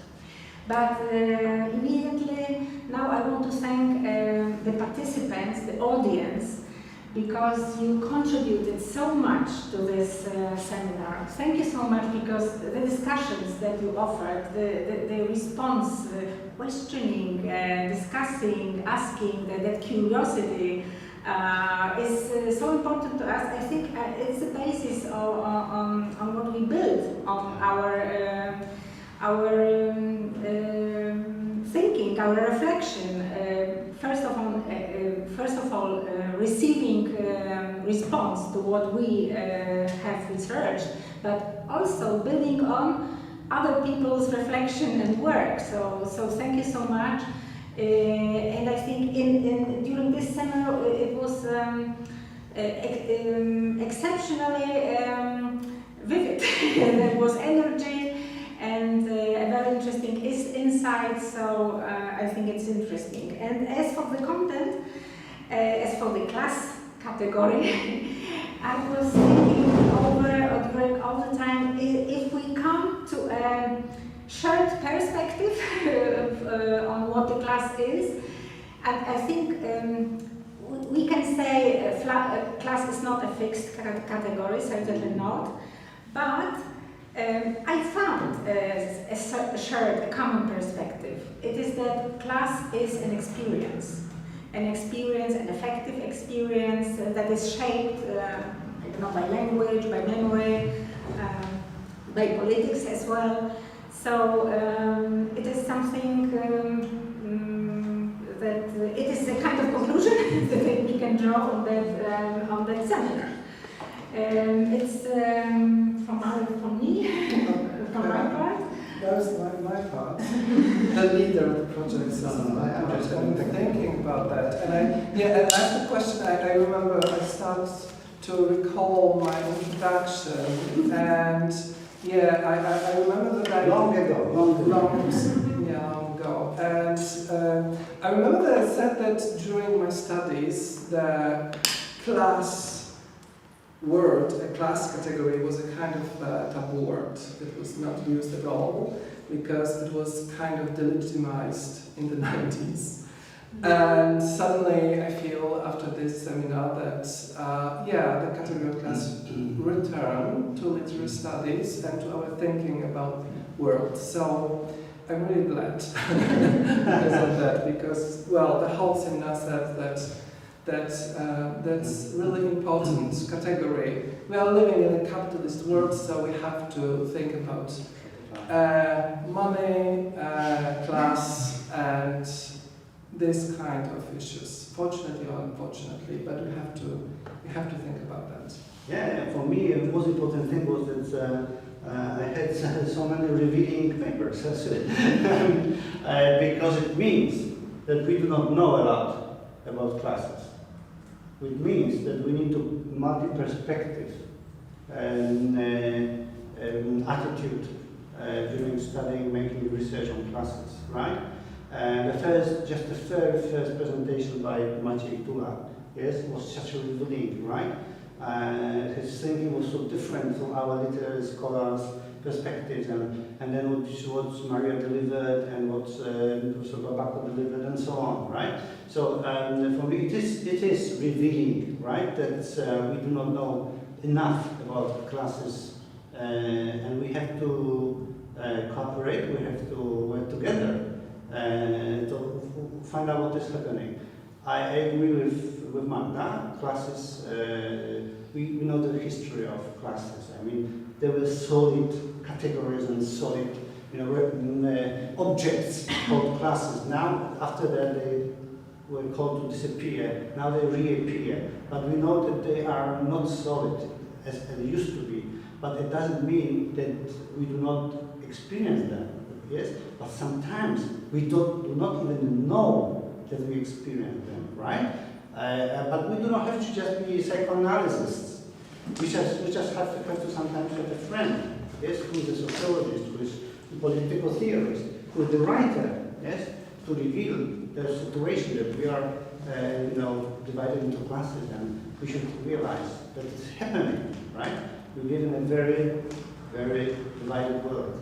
Right? And these divisions, certifications are multiplied, are produced. Yes, we should capture that. We should have tools. Yes, to map them. Yes, and for me, the experience of this workshop is that I do not grasp them myself. Right? We have to do it collaboratively. Right? So I'm really, really thankful that it was a workshop. Yes, a group of scholars.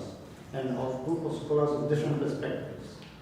And of course, and now going to more technical side, I'm very, very thankful for everyone who participated. I'm very thankful for all the absent persons who had to leave, like Craig, like Christoph, and like Richard, who was evenement.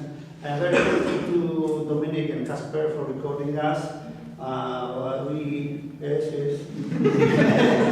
But we are also thinking warmly about our great sister and friends from Caponeo and other colleagues who've been watching. And of course the audience, which is absolutely splendid. The only thing we could do for you is to feed you, but really we want to do it. And for all the participants, all the presentation, I have to warn you that you will soon receive a very fatal email from me with the term of sending me the paper. But now let's do not think about it today, okay?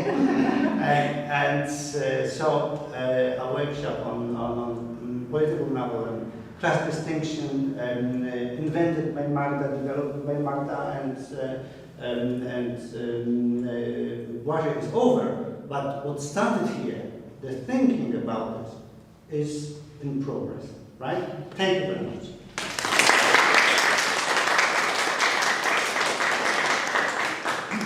Okay, I'm going to the restaurant, yes? We could come in to the bistro and eat a bit of cake. If not, the lady will kill me on Monday. You don't have to drink coffee. You don't have to drink tea.